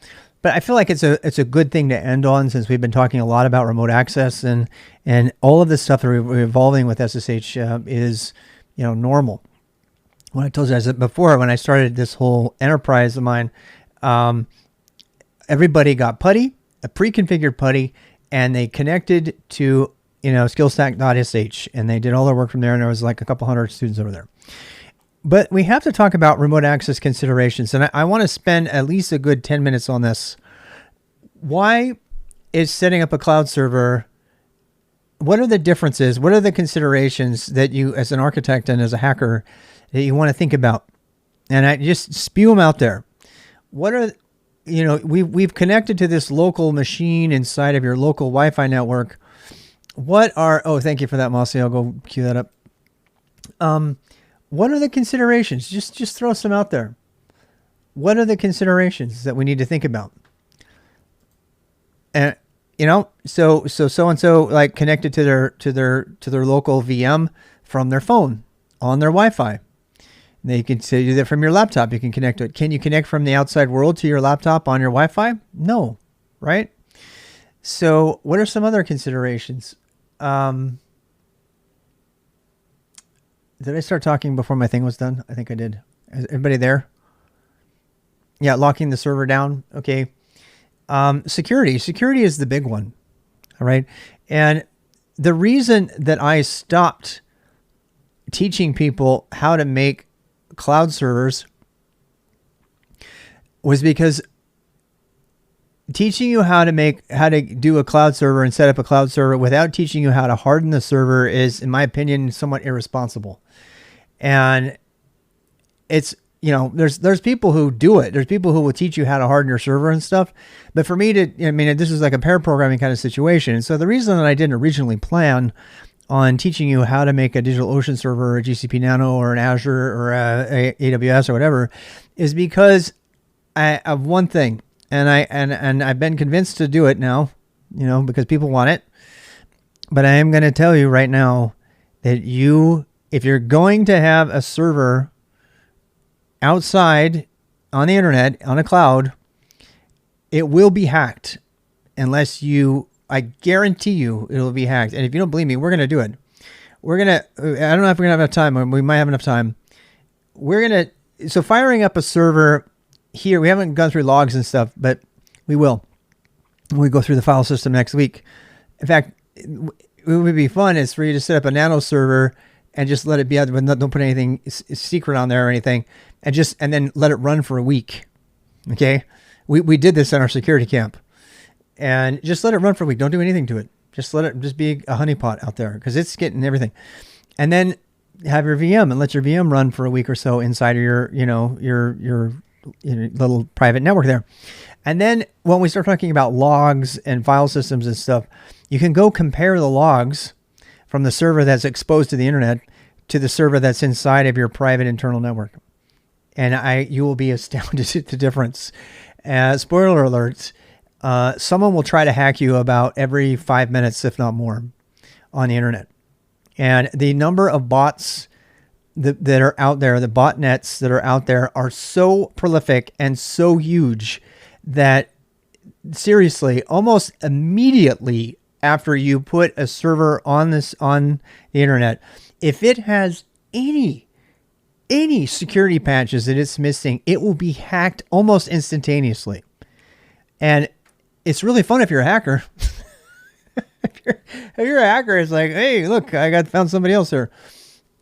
Dude, it's a great time to be a hacker because you can like walk into anything. And now, I'm not telling you to break the law, but I am telling you that it's very terrifying.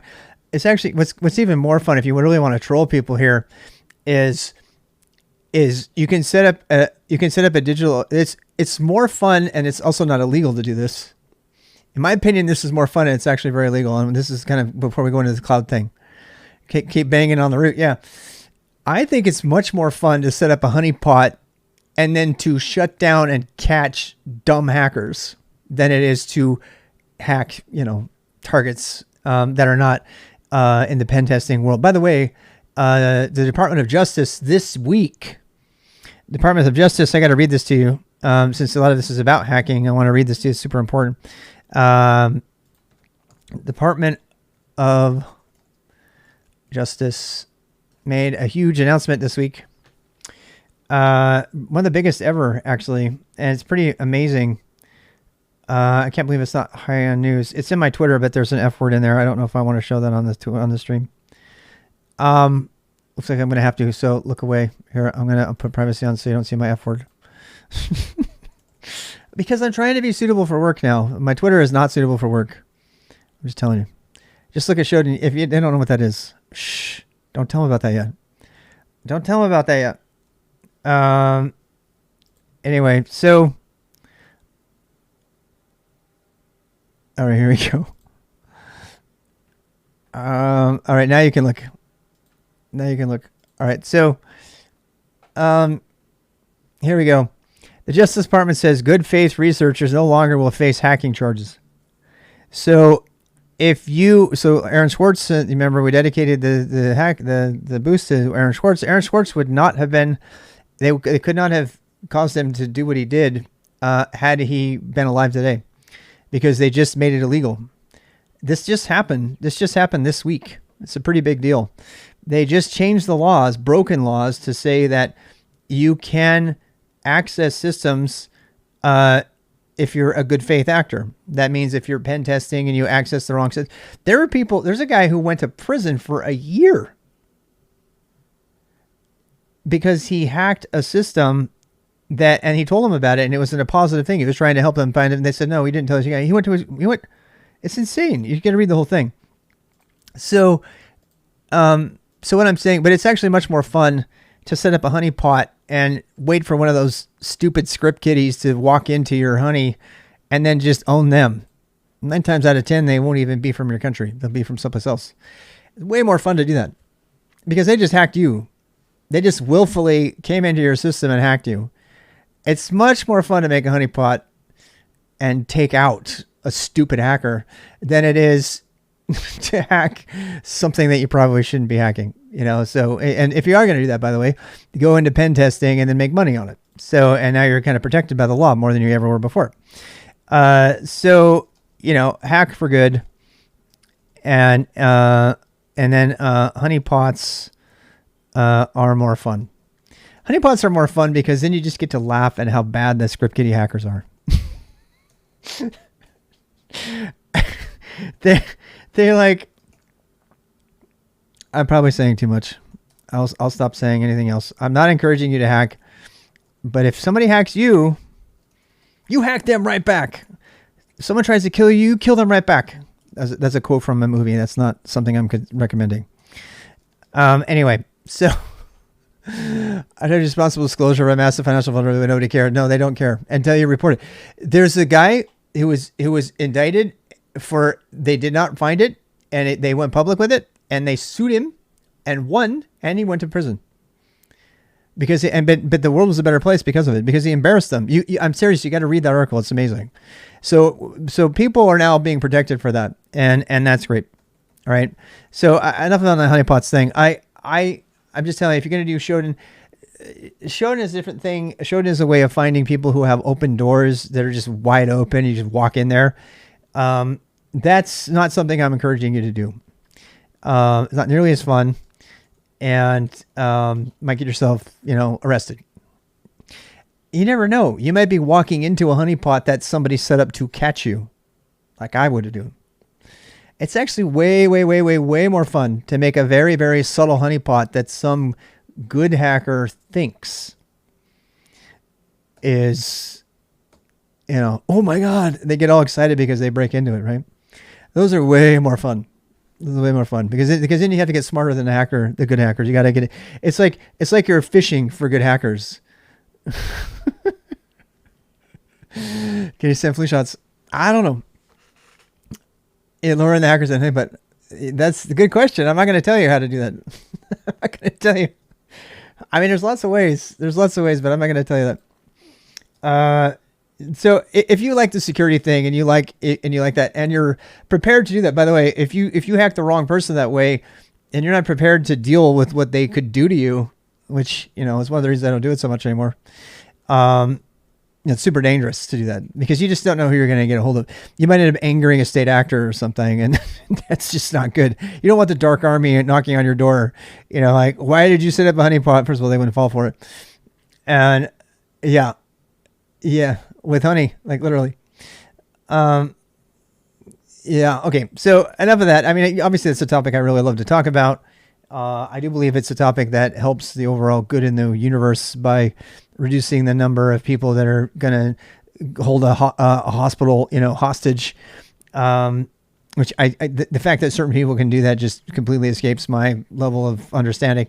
But I mean, there's a lot of fun things you can do there, but you can't do any of it unless you know how to use a server. And so how do you set up a server? Since Russian invasion, U.S. government is light on hackers. Oh yeah. Yeah. Yeah. There's, so another thing too, I'll just say, if you're going to hack, don't hack your own government.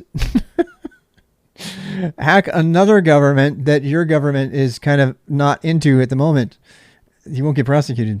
So I don't want to get into all that stuff. And my hacker skills are like shit right now. I'm sorry. Whoops. I'm not supposed to talk bad. My hacker skills are so bad. I was reminded of that watching OSCP the other day. So, they're horrible right now. And you can't do any of it though, unless you know how to set up a server and do all of this stuff and make tools for this kind of thing. And that's what we're going to learn in the boost. And I just want to mention that maybe as motivation. First of all, Hacker Club, don't talk about Hacker Club. Exactly. I know. Okay. So, unless you're a Twitch or a streamer, and then, to Twitch TOS, I don't want to get banned because they will ban your ass on Twitch if you talk about illegal hacking in any way, or, you show a body part, they'll ban you for that too. So anyway, let's talk about how to do the servers. We got 38 minutes to talk about this. This actually isn't really a lot that I can show you. What if you hack off? We want to talk about that one. So a DigitalOcean server. Now I happen to know DigitalOcean servers. You know what? This is going to be really hard for me because I'll end up doxing stuff about servers I haven't hardened, and I don't want to do that. I don't want to do that. I don't want to tell you all my servers and everything. I mean, I'm more okay with you learning my IP of my house than my servers. So I'm trying to figure out how to do this. So I'm thinking the best way is to go into incognito, and then to just show you DigitalOcean. Okay. I cannot show you, the digital. Thank you for that link. Let's go grab that link. And yeah, and I am not even going to risk signing into DigitalOcean in front of you. That's just not wise on my part. But I will down here. I'll put it down under related, and you can go try it out.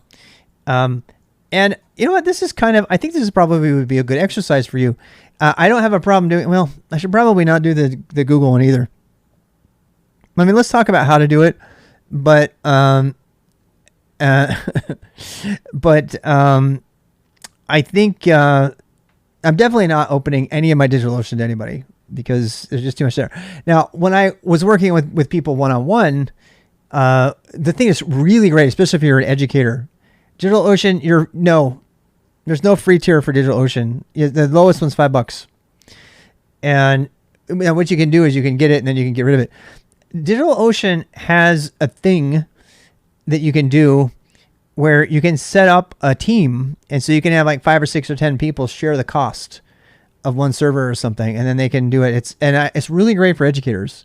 So I'm going to tell you what I used to do for people is I would set up an account and then I would pay and then they would have access to it and they could bring up a droplet and take it down. A droplet is their word for a virtual machine that's running in the cloud. Surely you have a burner email account to sign up. Yes, I do, but I didn't have it set up to do that, Dandy. I wasn't planning on it today. So, I don't want to give up even my burner accounts. So, did anyone here have experience with Linode? Linode is a good service too. A lot of people, talk about Linode and people advertise for Linode on Twitch. Linode is really great. Linode had a very devastating hack that pretty much tanked their reputation for a very long time.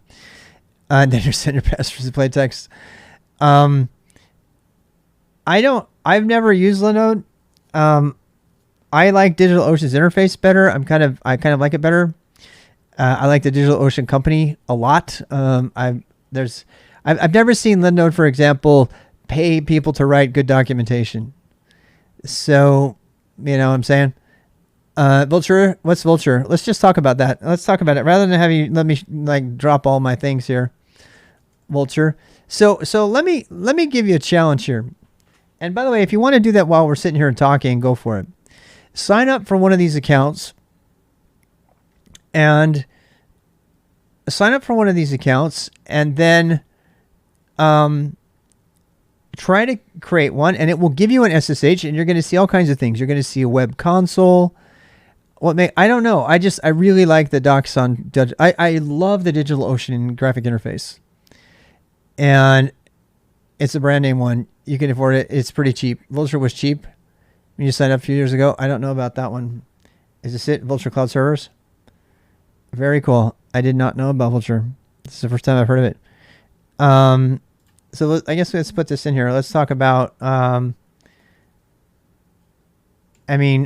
talk about this. Let's like, what are some cloud providers? Where can I get it on the internet? Okay. How about that? How can I get a VM on the internet? Let's change that to be our topic for right now. So how long have we been talking about this? For 5 minutes or something? ISO-sec-d minus 5 minutes. And then I'm going to replace that with a number. There we go. Put that there. I think that's probably good. AWS, GCP too. Those have insanely complicated UIs. Absolutely. Also, so let's actually go through which ones exist. And let's just talk about them. So DigitalOcean. DigitalOcean is my favorite. I think it's .com, right? Yeah. DigitalOcean.com is hands down my favorite. A lot of good things came out of there. Actually, Steve Francia, who made, Cobra and the Google evangelist for Go now, started there. He worked there for a long time. Another one is Vulture. So what did you say, Vulture? I don't know about Vulture. Let's go find that one again. Vulture.com. I've never used it. There's Linode. I don't want people to think this is an advertisement. Linode has got all kinds of sponsorships for streamers all over the place. If it's your password in plain text, massive bold font, also emails it. Who does that? Who does that? Yeah, I don't. Linode has had big security flaws in the past, so I don't like that personally. I've never had it. I mean, DigitalOcean did get hacked once, but not nearly to the level that Linode did. But make your own decisions. The big ones, though, are GCP, and I don't even know how to do GCP. We just got a link to that, so I kind of want to go do that. What was the GCP link you sent me? Quick start getting ready on create a VM instance on Google Cloud. Yep. This is the one I really think I would want to try personally. I kind of want to do it right now because Google Cloud is like the new hotness. I mean, our company is going gaga over it. I mean, they are just doing everything on GCP now. It's similar to it, but it's friendlier. It is. That's what everybody says. I don't have any personal experience with it. AWS has got a killer command line interface, but apparently GCP is like really, really user friendly when it comes to that. My experience with GCP from the graphic interface is that it's very good. Now, I haven't done it. I'm right on the edge of going forward and trying to make an account right now. I mean, I'm just afraid of doxing a little bit too much because I didn't set up for this. So I haven't gone through it. I'm pretty confident in my streaming ability. No one to cover something up, but this stuff I don't know. I could click on the wrong thing and dox all kinds of stuff. So I don't have an account over here, but I would kind of like to have one. How easy is it to shut off a nano server? Is it pretty easy? No, I didn't go. It's too far away. Yep. It was too far away for me. I'm probably not going to go this year at all. I'm going to go to something else. I'm saving my money. Is it one click? Is it really? So it's possible we can set this up. I'm going to try a few steps here. All right. I'm going to risk it. I'm going to risk it because I don't want to throw this whole video away. I set up a burner Google account. Yeah, but then I have to use, okay. I have a couple of those, but then I have to go through the burner account and then all the form fills are going to populate with stuff that's already there because I hate that. And you get to see my phone number and stuff. And I'm sure it's been doxed already, but whatever. All right, let's see here. Prepare for the next class. I think this would be a fun one to try before next class. I actually did do a preparation on GitHub about how to set up keys and stuff, but not so much for this class. It is 5 o'clock too, so I know about the YouTube trim cut tool and there's another one as a video so you can check on it, edit out doc stuff and post. Yeah, so let's it's 5 o'clock and I want to hold to that. Even though I think it's probably best that we do that, but let's do this. This week, let's all go out and play on these different cloud platforms so that when we come back next week, we can talk about how easy our experience was to get a virtual machine running. You know everything now to make a virtual machine on any cloud platform. And you learned it by practicing on your own cloud platform at home on a VM. It is a cloud. It's a tiny little cloud, a little fluffy cloud. And you know it all. You know how to set up the SSH keys. You know what an IP is. You know enough to connect. You know enough to navigate the command line. You don't know enough to put shells commands over there or understand the file system yet or any of that. But today it turned out to be the theme was remote connectivity. That was the theme today. The theme today was remote connectivity. Figuring out secure shell to make your connection. We didn't do file transfers and stuff. We'll do that when we do file manipulation on the file system. And then we can go from there. Your PC to the sky. Yes. You can put yes, you can. You can do port forwarding and put your home PC on the internet like a GigaChat. That's Dandy. That's one of the reasons we went there because that's what people were about to do. People were talking about, hey, I just connected with my phone to my local VM. And they're like, the next step is like, how can I use my phone to connect to my VM from the internet? And I told them, I said, well, you can set up port forwarding. And then they're like, and then I had to say, wait a second. Oh yeah, if you do that, you're going to get totally owned. I'm sure nothing bad will happen. Yeah. It's actually really fast. The time I caught the hacker was when I did that. For the record, the time that I caught a hacker is I set up a really hardened PC. I ran my own domain name. I ran my own mail service and everything. And I got hacked. And I caught them because I had a tripwire system running that I wrote to catch anybody who created new stuff. And I caught them and I reverse proxied back to their jump servers. And I turned them in to the authorities in Amsterdam, I think, Amsterdam or Germany. And so, you know, setting up a honeypot at home is fine. I don't want people to start doing that yet because you don't know how to protect yourself. And frankly, that might be the next boost that we do after the beginner boost. It might be security hardening and penetration testing and setting up a honeypot. That might be fun to do over Christmas, actually. That might be really fun to do over Christmas because once you know how to secure your own home network and, OPSEC. Well, I love OPSEC, but it's, yeah. I mean, we'll have to do that. I mean, that stuff is just really, really fun. The problem is I don't want to get blamed for when you get hacked, you know? Yeah. I mean, everybody wants to do it. So, you know what's fun about it? This is why I like it. Okay. And we got to get through the boost because the boost is going to give you the skills to do everything necessary to set up your own things. Christmas NDA. You're behind 7 proxies. Well, see, nobody even knows what that means. But if we covered it, if we put a little bit more emphasis on networking by pulling the plug, yeah. So, but here's the thing. Once we learn how to program in Go and Bash, and we learn how to set up SSH and cloud servers, right? And we know containers because of Docker. Now you'll have all of the skills necessary to make your own Try Hack Me boxes. And you hear what I just said there?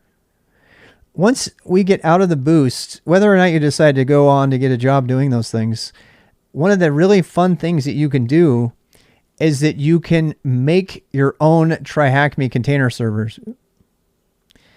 And so you can set up your own gaming. And one of the things that would be really great is that one of the things that I've always wanted was rather than have to, pay a company to do that for you, is that, yeah, we have war games.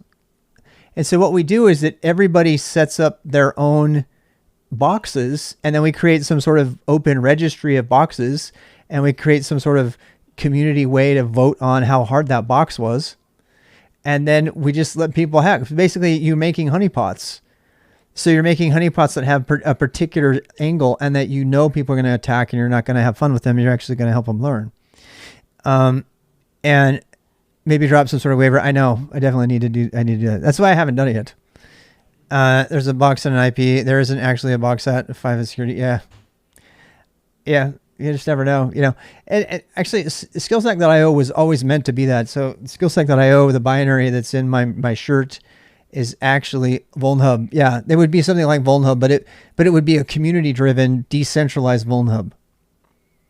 The danger of that, there's lots and lots of danger.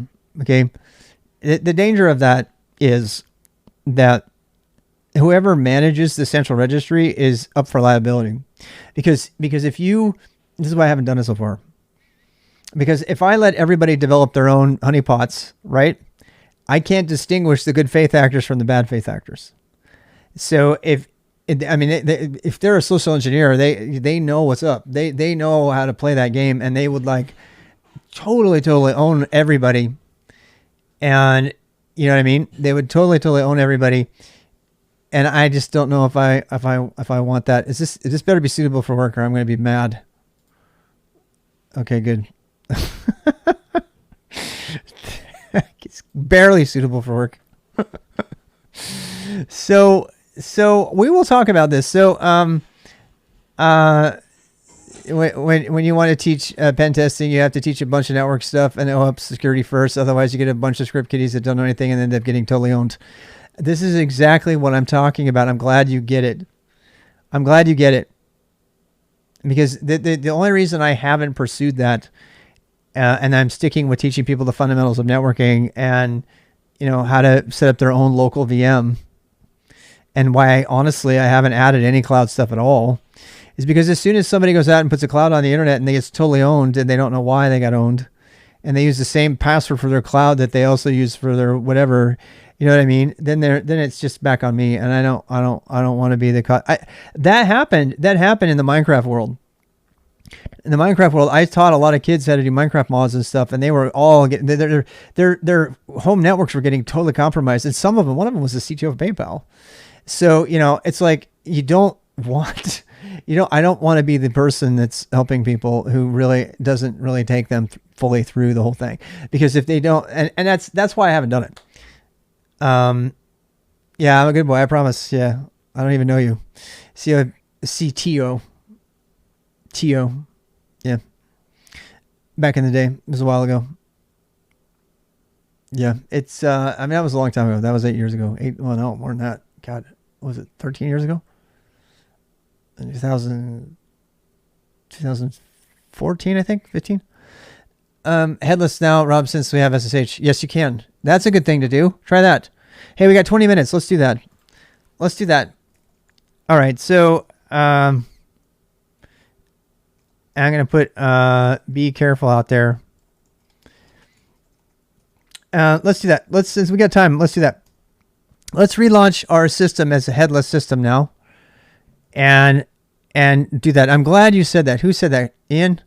Thank you for keeping us on task. So we can get rid of the overhead of running with that dumb GUI, right? Speaking of overhead, let me close my Windows terminal. And let me go back here. So where is it? Here we go. Boost, right? So Boost is still running.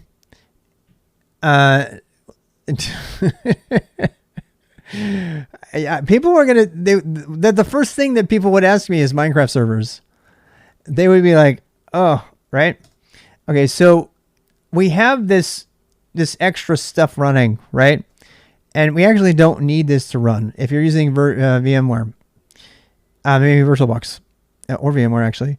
Now there's a number of ways you can do this, right? If you don't want to use the GUI though, you can do it from the command line. And I'm going to have to remember the command because I have to look it up every time. I'm relatively new to it.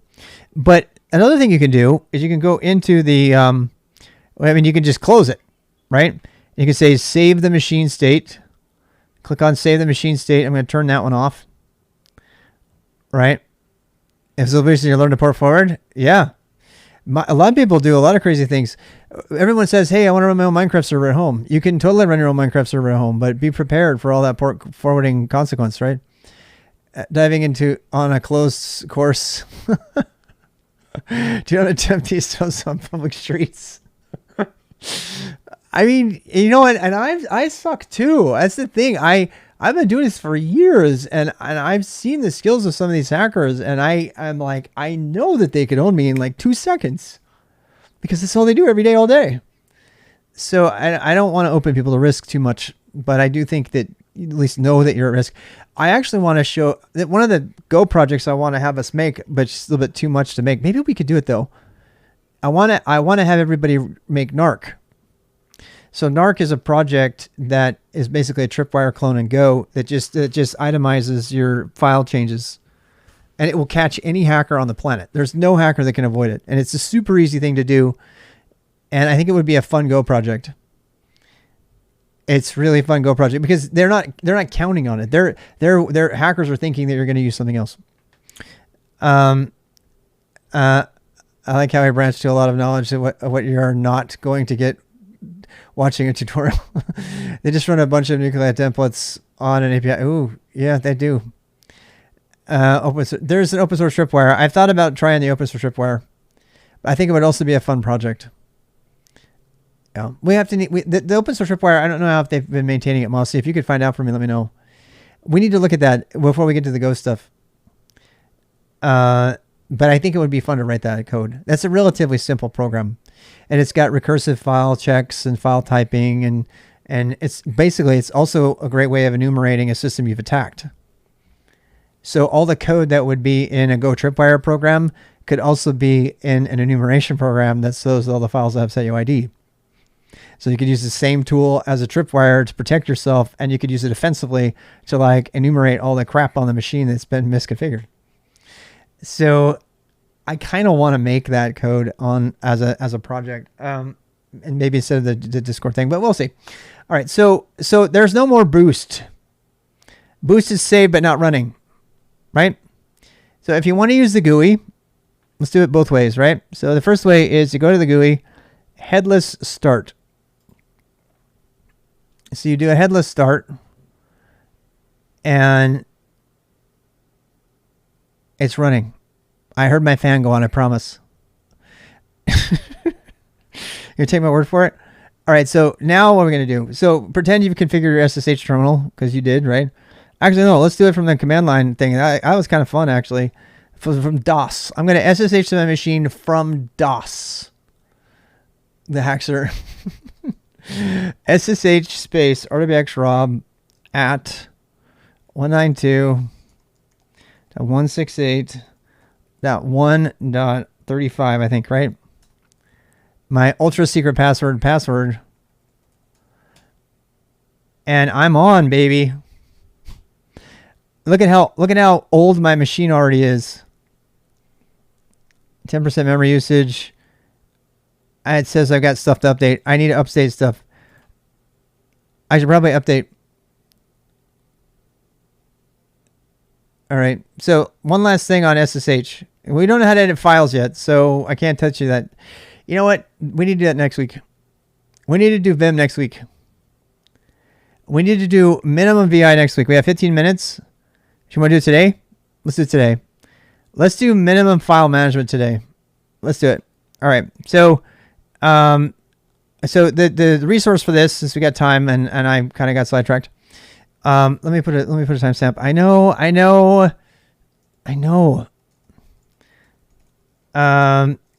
Okay. How to start VM headless. Okay, so we use the graphic thing, right? All right, so let's God damn it, did I not put a timestamp in that? I'm a spaz today. ISO sec -d 3 min ago. Bang bang bash. All right, so there we go. All right, now what? So we did headless like with the GUI, but let's do it without the GUI. All right. So to do this, we need to shut down our GUI. I mean, our connection. So am I on there? Where am I? Am I not on there? Where am I? Where am I? I'm on there somewhere. It's my DOS prompt. Where's my DOS prompt? Why isn't it showing me my DOS prompt anymore? Is this it? Okay, there we go. All right, so now shut down. We already learned this one, right? Shut down -H now. I'm turning that thing. Oh, got to sudo that. Push the up arrow. We're not going to use up arrow for the history later. We're going to learn VI it's for that stuff, but we're not there yet. We need to learn VI. All right, so password is password. So how do you shut down a machine? Shut down -H now. You can do logout. There's lots and lots of ways of shutting down. I have just done shutdown -H since the beginning of time, so I do it all the time. Now, your machine should be off now. All right. Now, this is the thing. If you're using VMware, I know this font size is sucky. You know what? I'm gonna do something else here. I'm gonna do something else. I'm gonna make it so I'm gonna open a command prompt terminal. So this is just DOS. All right. This is just DOS. Linux tools installed. Yes, we haven't done that yet, though. We haven't done touch or anything with file stuff. We're gonna do that. All right. So now we need to start it up using VMware. Now this is the part I don't remember. I'm gonna have to go look it up because I can never remember it. So you said, you can either do it from the GUI, and then you can do it from DOS command line. Now you can do it from any command line, but I'm going to do it from DOS just to make my point. Yeah, vbox manage. Yeah, I think it's vbox start. It's vbox. I think it's vbox manage. I'm going to try to remember vbox manage. There's no command completion. It's vbox manage, and it's something else, and then I have to go look at all this. All right, so I'm scrolling because of reasons. So it's vbox manage VM, I think. Yep. Vbox manage VM space start. I can never remember though. I have to look it up. I don't know the command for VMware. They don't have good commands of VMware. Oh, you found it for me. Thank you, Obsidian. You're the best. I have to look at it every time. Thank you for that. I should probably put that in my notes, like now. I always have to look it up. It's probably a good candidate for like some other kind of thing. Let's put that here. All right, so start VM headless. Okay, and this only works if you know the IP number. And the reason we need to learn VI is I want to show you how to edit your SSH config file so you can actually add it so you just remember the name. Like I SSH'd into Anton and I forget the IP, I don't even know. So, and unlink and stuff like that. We're not going to do that. Yeah, RM, that kind of thing. We haven't done file removals or anything. So you see where it says $VM? That means VM name. All right, so I think it goes without saying. It is start VM. Okay. All right, so where is our command prompt? Here we go. So vbox, even from DOS, VM start, and then the name of mine is boost, and then we need dash headless if I remember right. Right? Oh, type headless. That's right. Dash type headless. You can just put it in your path. Absolutely. You can do all of that. I wouldn't do that until you've mastered the command because I haven't, right? Is it just start VM? Oh, I'm dyslexic. Sort of. Not diagnosed, but I feel like it sometimes. All right, so waiting for VM to boost the power on. Has successfully started, and I didn't even have to use the GUI. And now I can probably SSH into it. Let's do it again. SSH or wxrob. Of course, it's annoying to type that every time, and I'm going to show you how to avoid that right now. So at what? wxrob at 192. I also don't want to type that every time, right? 192.168.1.35. And password. We're going to get rid of password management, and later we're going to do certificates. So there he is. There's my server. I am actually on, and you can see the connections with the last command. You see the reboot that happened. You see that I'm on a PTS now instead of a TTY. It says I'm still logged in. Look at that. So it knows that I'm there. If you're a good hacker, you'd never leave those kind of footprints behind, but there's harder ways to get in. It's backdoor stuff. So there you go. And that was all from DOS. That was DOS with SSH. So I didn't even have to do anything else. I'm just trying to show that the SSH command is the same no matter where you are. And so is the VMware start, the vbox manage VMware start. So there you go. We're all in now. Now, let's say we want to do some other stuff. I wonder if my Vim is actually going to work on this. I think it might. This is DOS. I'm deliberately punishing myself. So I'm pretty sure you can use Vim here. You can. Yep, there it is. There is Vim in a DOS terminal. I kid you not. Vim in a DOS terminal, my friends. So there you go. Let's have a little Vim lesson, shall we? Shall we? And we're going to have the fastest Vim lesson you've ever had. I'm not even kidding. So, ISO-sec. Okay, so we're going to do this like fastest minimum. What is minimum I need to learn? Vim that I need. And I wrote a guide for this, so you can go read it. I'm going to go read it right now with you. It's called, it's called VI Survive. And if you go out to it, and I know I'm going to hear about it because I made some assumptions in order for the simplicity of beginners. And it's VI Survive. And I want you to take your own notes, but if you if you want to get there fast, let me show you how to get there. I mean, for today, okay, we're gonna do Vim Tutor, but not right now. Yeah, Vim Tutor is broken in many ways, and we are gonna go through it, but I think it's overkill for right now. For right now, okay. For right now, it's overkill. All right, so why? This is the minimum you need. These are the only commands you need to. And you're like, well, there's arrow commands. I know. So here's my premise. I'm going to state this. This will be the last thing we'll do today. It is easier to use VI than Nano. I'm going to say it again. It's easier to use, if you allow yourself to use the arrow keys, it's easier to use VI than Nano. And I see people using Nano on YouTube all the time, and I see hackers using Nano this, Nano that, and the whole Linux world thinks Nano is easier to learn, and I'm here to tell you it's not. It's not easier. In fact, it's bad. So everybody hates the arrow keys, but I have watched over so many years, I have watched beginners learn Vim, and VI, the arrow keys, Nano was not easier at all. They think Nano was easier because it's all arrow keys.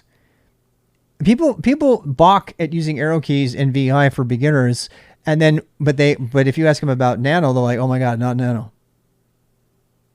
The reason it's easier is because there's less to remember. And I want to tell you something that's very dangerous about Nano. Okay, let's learn Nano at the same time. Okay, we're going to learn Nano at the same time. If you have your VM on, you've SSH'd into it or whatever, okay, we're going to use Nano. And we're gonna actually, no, let's do Vim first. I want you to learn the right way first. No. Okay, so let's do Vim first. All right. So the only thing you need to know with Vim is a few things. So I'm just going to open a file. So first of all, to open a file with Vim, you can type Vim. I have an alias for VI because I've typed VI my whole entire life. When we do the full lesson on VI, we will actually go into the difference. We'll learn ed as well. And we're going to do all of that. But for right now, we're going to stick with the minimum, the absolute bare minimum necessary to use it. Okay. So Vim space, and we'll say like foo dot, I don't know, MD, right? For Markdown. So that's going to open the file, and we hit enter. And we get all these things. Now, mine looks nice and pretty because I've done a lot of configuration to it. In fact, I should probably not use this because it's misleading. Whoops. That was weird. All right, so let's use, let me connect. Again, let me use a command, DOS command and SSH. Hell, the size is horrible on that. I want to get one that would be yours. So let's do that. SSH. All right. Come on, Rob. All right.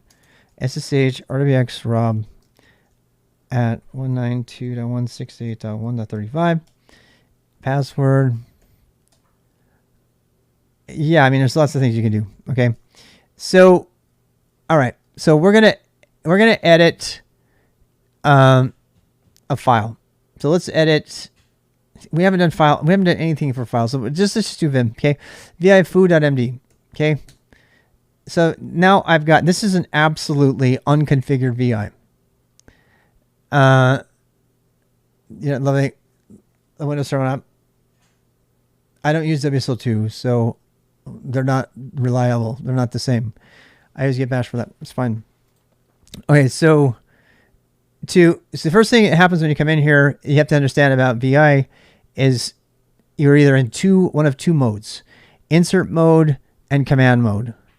And the better you get, the more time you'll spend in command mode and the less time you'll spend in insert mode. But because you're an absolute beginner right now, you're going to spend gobs and gobs of time in insert mode. And you're going to use the arrows and all kinds of things that you would never do before. Notice right now that you can't use the arrows. You can't use the arrows. Try to push the arrows. I don't have any kind of keyboard tracking, but you cannot use, no, don't use Alacrity. It's horrible. And it doesn't have full support for all the terminal escapes. And it's got all kinds of bugs that don't work with Windows. So then you go, okay, so you push the dash, you push the arrows and everything, and nothing happens. Why? Because we're in command mode and the file is empty. So if you look at every one of these blank lines with a little tilde, that means that it's an empty line. Then there's nothing there, right? And so in order to add anything to the file, we have to change the mode. And the most important way to do that is the I command. So you push I, and it changes down the bottom and it changes into insert. And so now you can type away anything you want. You can actually use the arrow keys as long as you have stuff. You can enter and do all kinds of jazz. And as long as you got a bunch of stuff in here, even while you're in insert mode, I can use the arrow keys. See how I'm using the arrow keys to go around? Same as Nano. All right. It's the same as Nano. You go here. Oh, I wanted to add something here. You know, type it, you know, backspace, the same kind of things you would normally do. All right. So there we go. We're making all of our changes. Right. So what are the commands we learned so far? We learned the I command for insert, change to insert mode, and the escape command to go. Now this is where we really lose people. This is where people have all kinds of differing opinion. For right now, all you need to do, because you're going to be living mostly in insert mode, right? For right now, just push the escape button. Don't get crazy. There's a million ways to do that. Just get used to using the escape button. Okay. Now you can use your arrows to navigate. If you want to get fancy, you can use J, K, H, and L for navigation, but you don't know about that yet. So just play with the arrows. We're just being absolute basics, right? Okay. The last one, macro, the ISO command. Hey, yeah. Yeah, I definitely will. So here we have, I'm not going to macro it though. Let's do a command for it. Because it's just one word. And I also need to be able to add date advancements to it. So here we have :WQ for exiting, :Q exclamation point, and :W. These are the standard ones. There are alternatives that I prefer that are faster, but for right now, these are very intuitive. Write and quit. Quit without writing, and just write. I know that's easy. We're trying. Look, this is the beginning. This is survival. Please don't overwhelm people. So if this is your first experience ever using VI, this is all you need. I'm telling you, this is it. This is all you need. And then we're going to layer on. This is the way of Linux and Unix. You learn the basics, and then you layer on extra stuff as you go. Yeah. So there we go. Okay. Now watch. So now how do I save it? :W. Now it's saved, right? How do I save it and exit? :WQ. And that's the one that all the jokes are about. Okay. Now you'll see me do this all the time, so I don't want you to get mad at me, but to exit and save quickly, you just do 2 capital Z's. Same thing. It's been around, it predates all the other stuff. That's an ed thing. Actually, no, I think that's a VI thing. The ed thing is WQ. The WQ, the reason I'm having used WQ is because those work with ed as well. Okay, and we haven't done ed as well yet. There's a bunch of other things that you're going to learn. Like for right now, you really don't care about deleting lines. You're a Nano user who's gone to Vim. And so you push escape. Like I want to delete this line, so I'm going to backspace.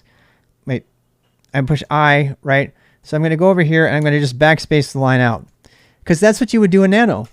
In Nano, you wouldn't know about the YY and DD and all that fancy stuff that you're going to learn about. You would just know to backspace out the lines. And you would have to like spam the arrow keys to get to where you needed to be. So I'm going to say it again. Don't learn Nano. Learn these minimum things in VI first, and you'll be better off for it. And then you can layer on extra stuff as you go after that. You can put more things on top of that.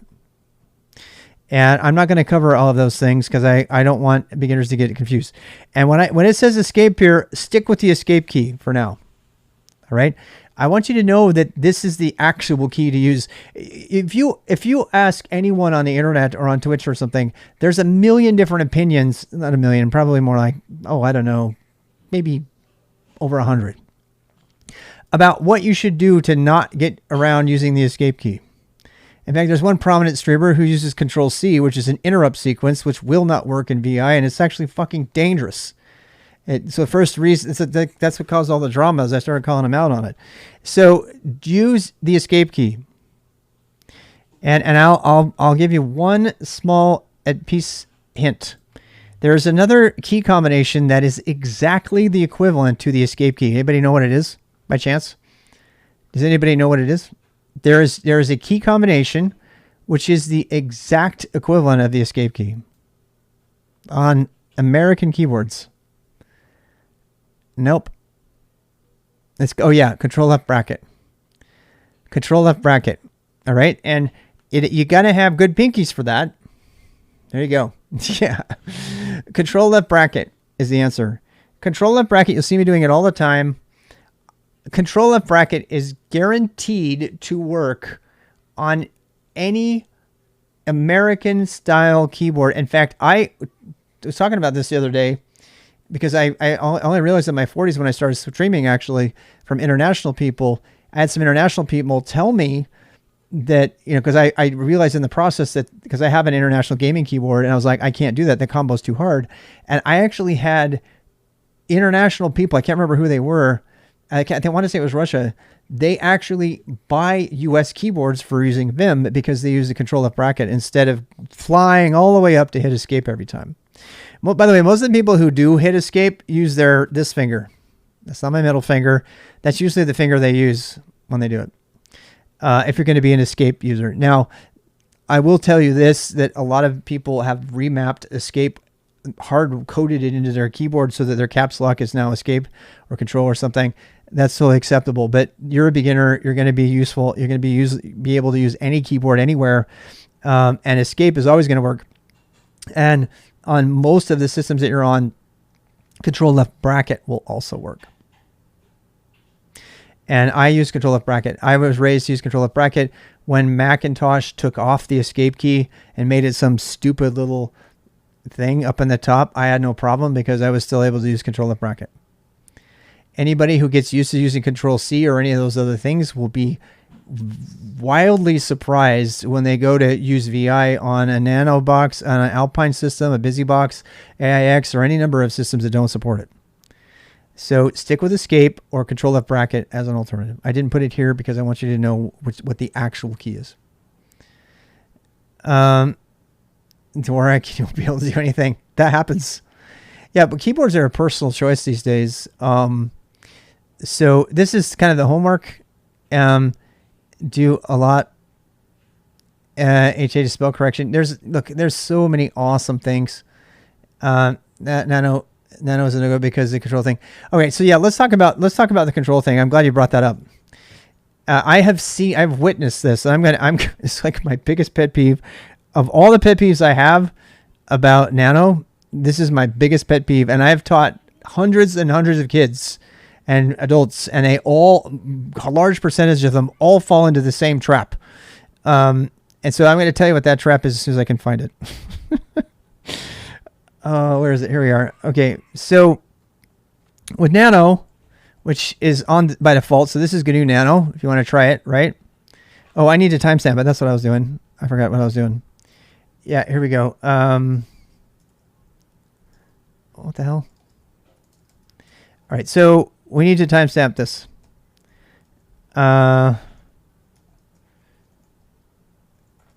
Okay. Why is Nano the devil? And just say no to Nano. I even made an app for that. I'm going to show you why. And then we're going to be done. I mean, I know we're way over, but I feel like this is good. And my throat's actually kind of hurting because I've been talking so much. So this is why Nano's the devil. So you start up Nano, just type Nano, right? And everything that has a little caret like this. And by the way, Nano was the first editor that I learned. Nano, Pico, and Joe. Those are the new things that I learned. You can do that. Yep. And you see the caret? The caret means that you need to put a control and all those things. And a bottle of water or beer, I should. So the reason that Nano is the devil is a couple of reasons. First of all, look, I still can't move down because there's no data in here, just like VI, just like we did before, right? I still have to like make a new file or something. So I have to start typing. I can push enter. Once I have data in here, I can move the arrows around, right? but I can't go below it because there's no stuff there. So it doesn't show you where your lines are. See, look, put the arrow down here. You can't go down farther because you're on the last line, but you don't know it. But you can't see that you are. Nano hides it from you, which I think is stupid, especially for a beginner. You want to see that there's no line there. That's what the tilde is for. So that's the first complaint I have. The second thing is that when you're typing all this stuff in here, right, you still have to spam the arrow keys just like any other reason. I mean, there are ways to navigate using other thing, but you still have to do all the spamming just like you would have to do with VI if you're starting. And magnet tool. But now when you're going to write something, here's where it gets really bad. She's like, no. So now we're going to write something. It's like, I want to write it. So you write out, Control O. It says, write the file name. I'm like, okay, so bar.md or whatever. And it wrote it. It says there were 12 lines. It looks all nice and everything. This is what's bad about that. How do I exit? Control X. And this is where stuff gets really messed up. Okay. And it's not completely intuitive to most users. But what is Nano encouraging everybody to do? Every one of these things is a control command. And Control X is not horrible. Anybody know what Control X does from the command line? What does it do? Let's try. Control X to exit. No, it doesn't. Control X. It doesn't kill puppies, no. Control X is 1 to the left, to the right of X, yes. And Control Z is 1 to the right of T, yes it is. So I want somebody to try this. Everybody's going to freak out right now. Do Control Z. Actually, now try this. Now do Control S. Do Control S. You're all going to hate me. Do Control S, what happened? I cannot tell you. If I had $1 for every time this happened, I'd have like $200. It's not save. It's not stop. It's suspend. And a lot of people don't know this. It wasn't until my 30s that I learned this. How do you undo it? Now you're typing all kinds of random shit that you think is going to be trying all kinds of crazy ass things, right? And then when you finally figure out how to unlock yourself, which is Control Q, all that stuff gets typed. You know why? Because when you did Control S, remember that old teletype I told you about? Remember the teletype I told you about? You sent your teletype machine a suspend saying, hold on, I'm ahead of my teletype machine. It's not ready for more data, but I want to cache it all up. And I've seen people accidentally do Control S while they were trying to figure out something like they got an infinite loop going on or something like that, which Control C is the proper way to interrupt that and go on your way.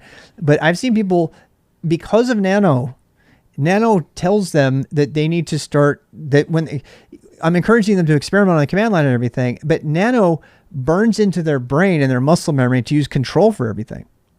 So beginners, old and young, will start to experiment when they get stuck.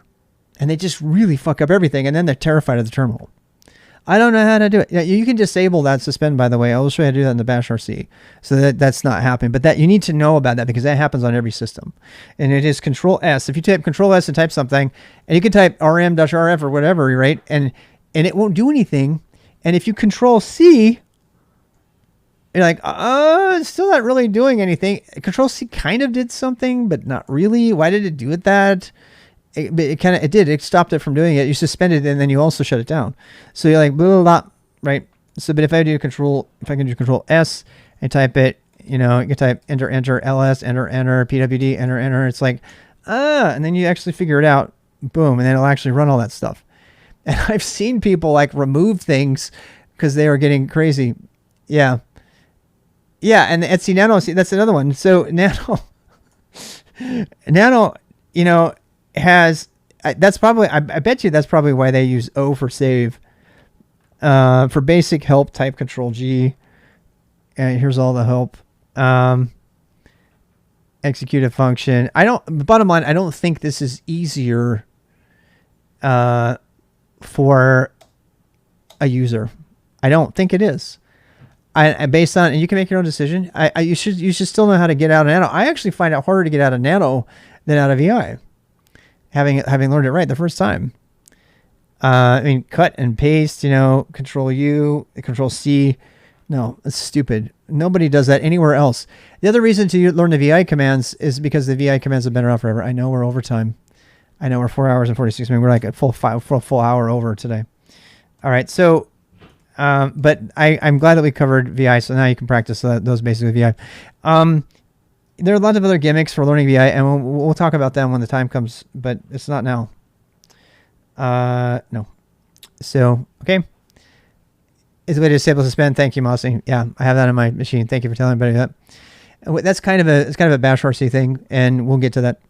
Hopefully next week. Hopefully next week we'll be on the shell. We'll be customizing the shell. We'll be talking about file system the whole time. It'll all be about the file system. It'll be about editing files. It'll be about your bash RC, and basic bash scripting. And we'll add, we'll layer in some things. We're going to do enough bash to understand what's in a bash RC file, but probably not do the bash scripting, and then we'll circle back and do some more. And it's kind of a layered onion kind of thing, right? We have to keep, that's a bad metaphor, but we have to keep adding stuff on the top there. Control VM boost power off. I think you can do that, or you can just type exit. Yeah, that's true. How do you list your stuff too? I forgot that one. It's VBox manage. I think it's list VMs, right? Or is it VBox? I can't remember. There's another one. There's another one for listing them all. I can't remember what it is. It's not, I think it's list VMs. There you go. So there's all your VMs. And then you can list only the ones that are running too, if I remember right. Running VMs. Running VMs, yeah. There you go. Anton and boost. So then we can turn it off. VM big. What is it? Stop VM? Is it stop VM? I can't remember. Control VM boost. I mean, I powered it off, but power off. 100%. There we go. Let's see if it's running still. Nope. If you got the one. There we go. I hope everybody's having a good time tonight. My throat is gone. I'm going to take a couple hours off, but I'm probably going to be out and about walking at 7 o'clock tonight, just to get some outside time in. If you want to come back and ask questions or just talk about random, stuff, that's the time to come. Otherwise, we'll be back here. We'll see you next Sunday. Remember, next Sunday at 1, and we'll go from 1 to 4. The notes should be up. I can't post the video right away. I'm going to have to wait 24 hours before I post it, but it should be up right away tomorrow. And that's all we have for today. So I'll put those extra commands we just did in the notes, and we'll see you later. All right. I'll turn the music back on here. Do, do, do, do, do, do, do.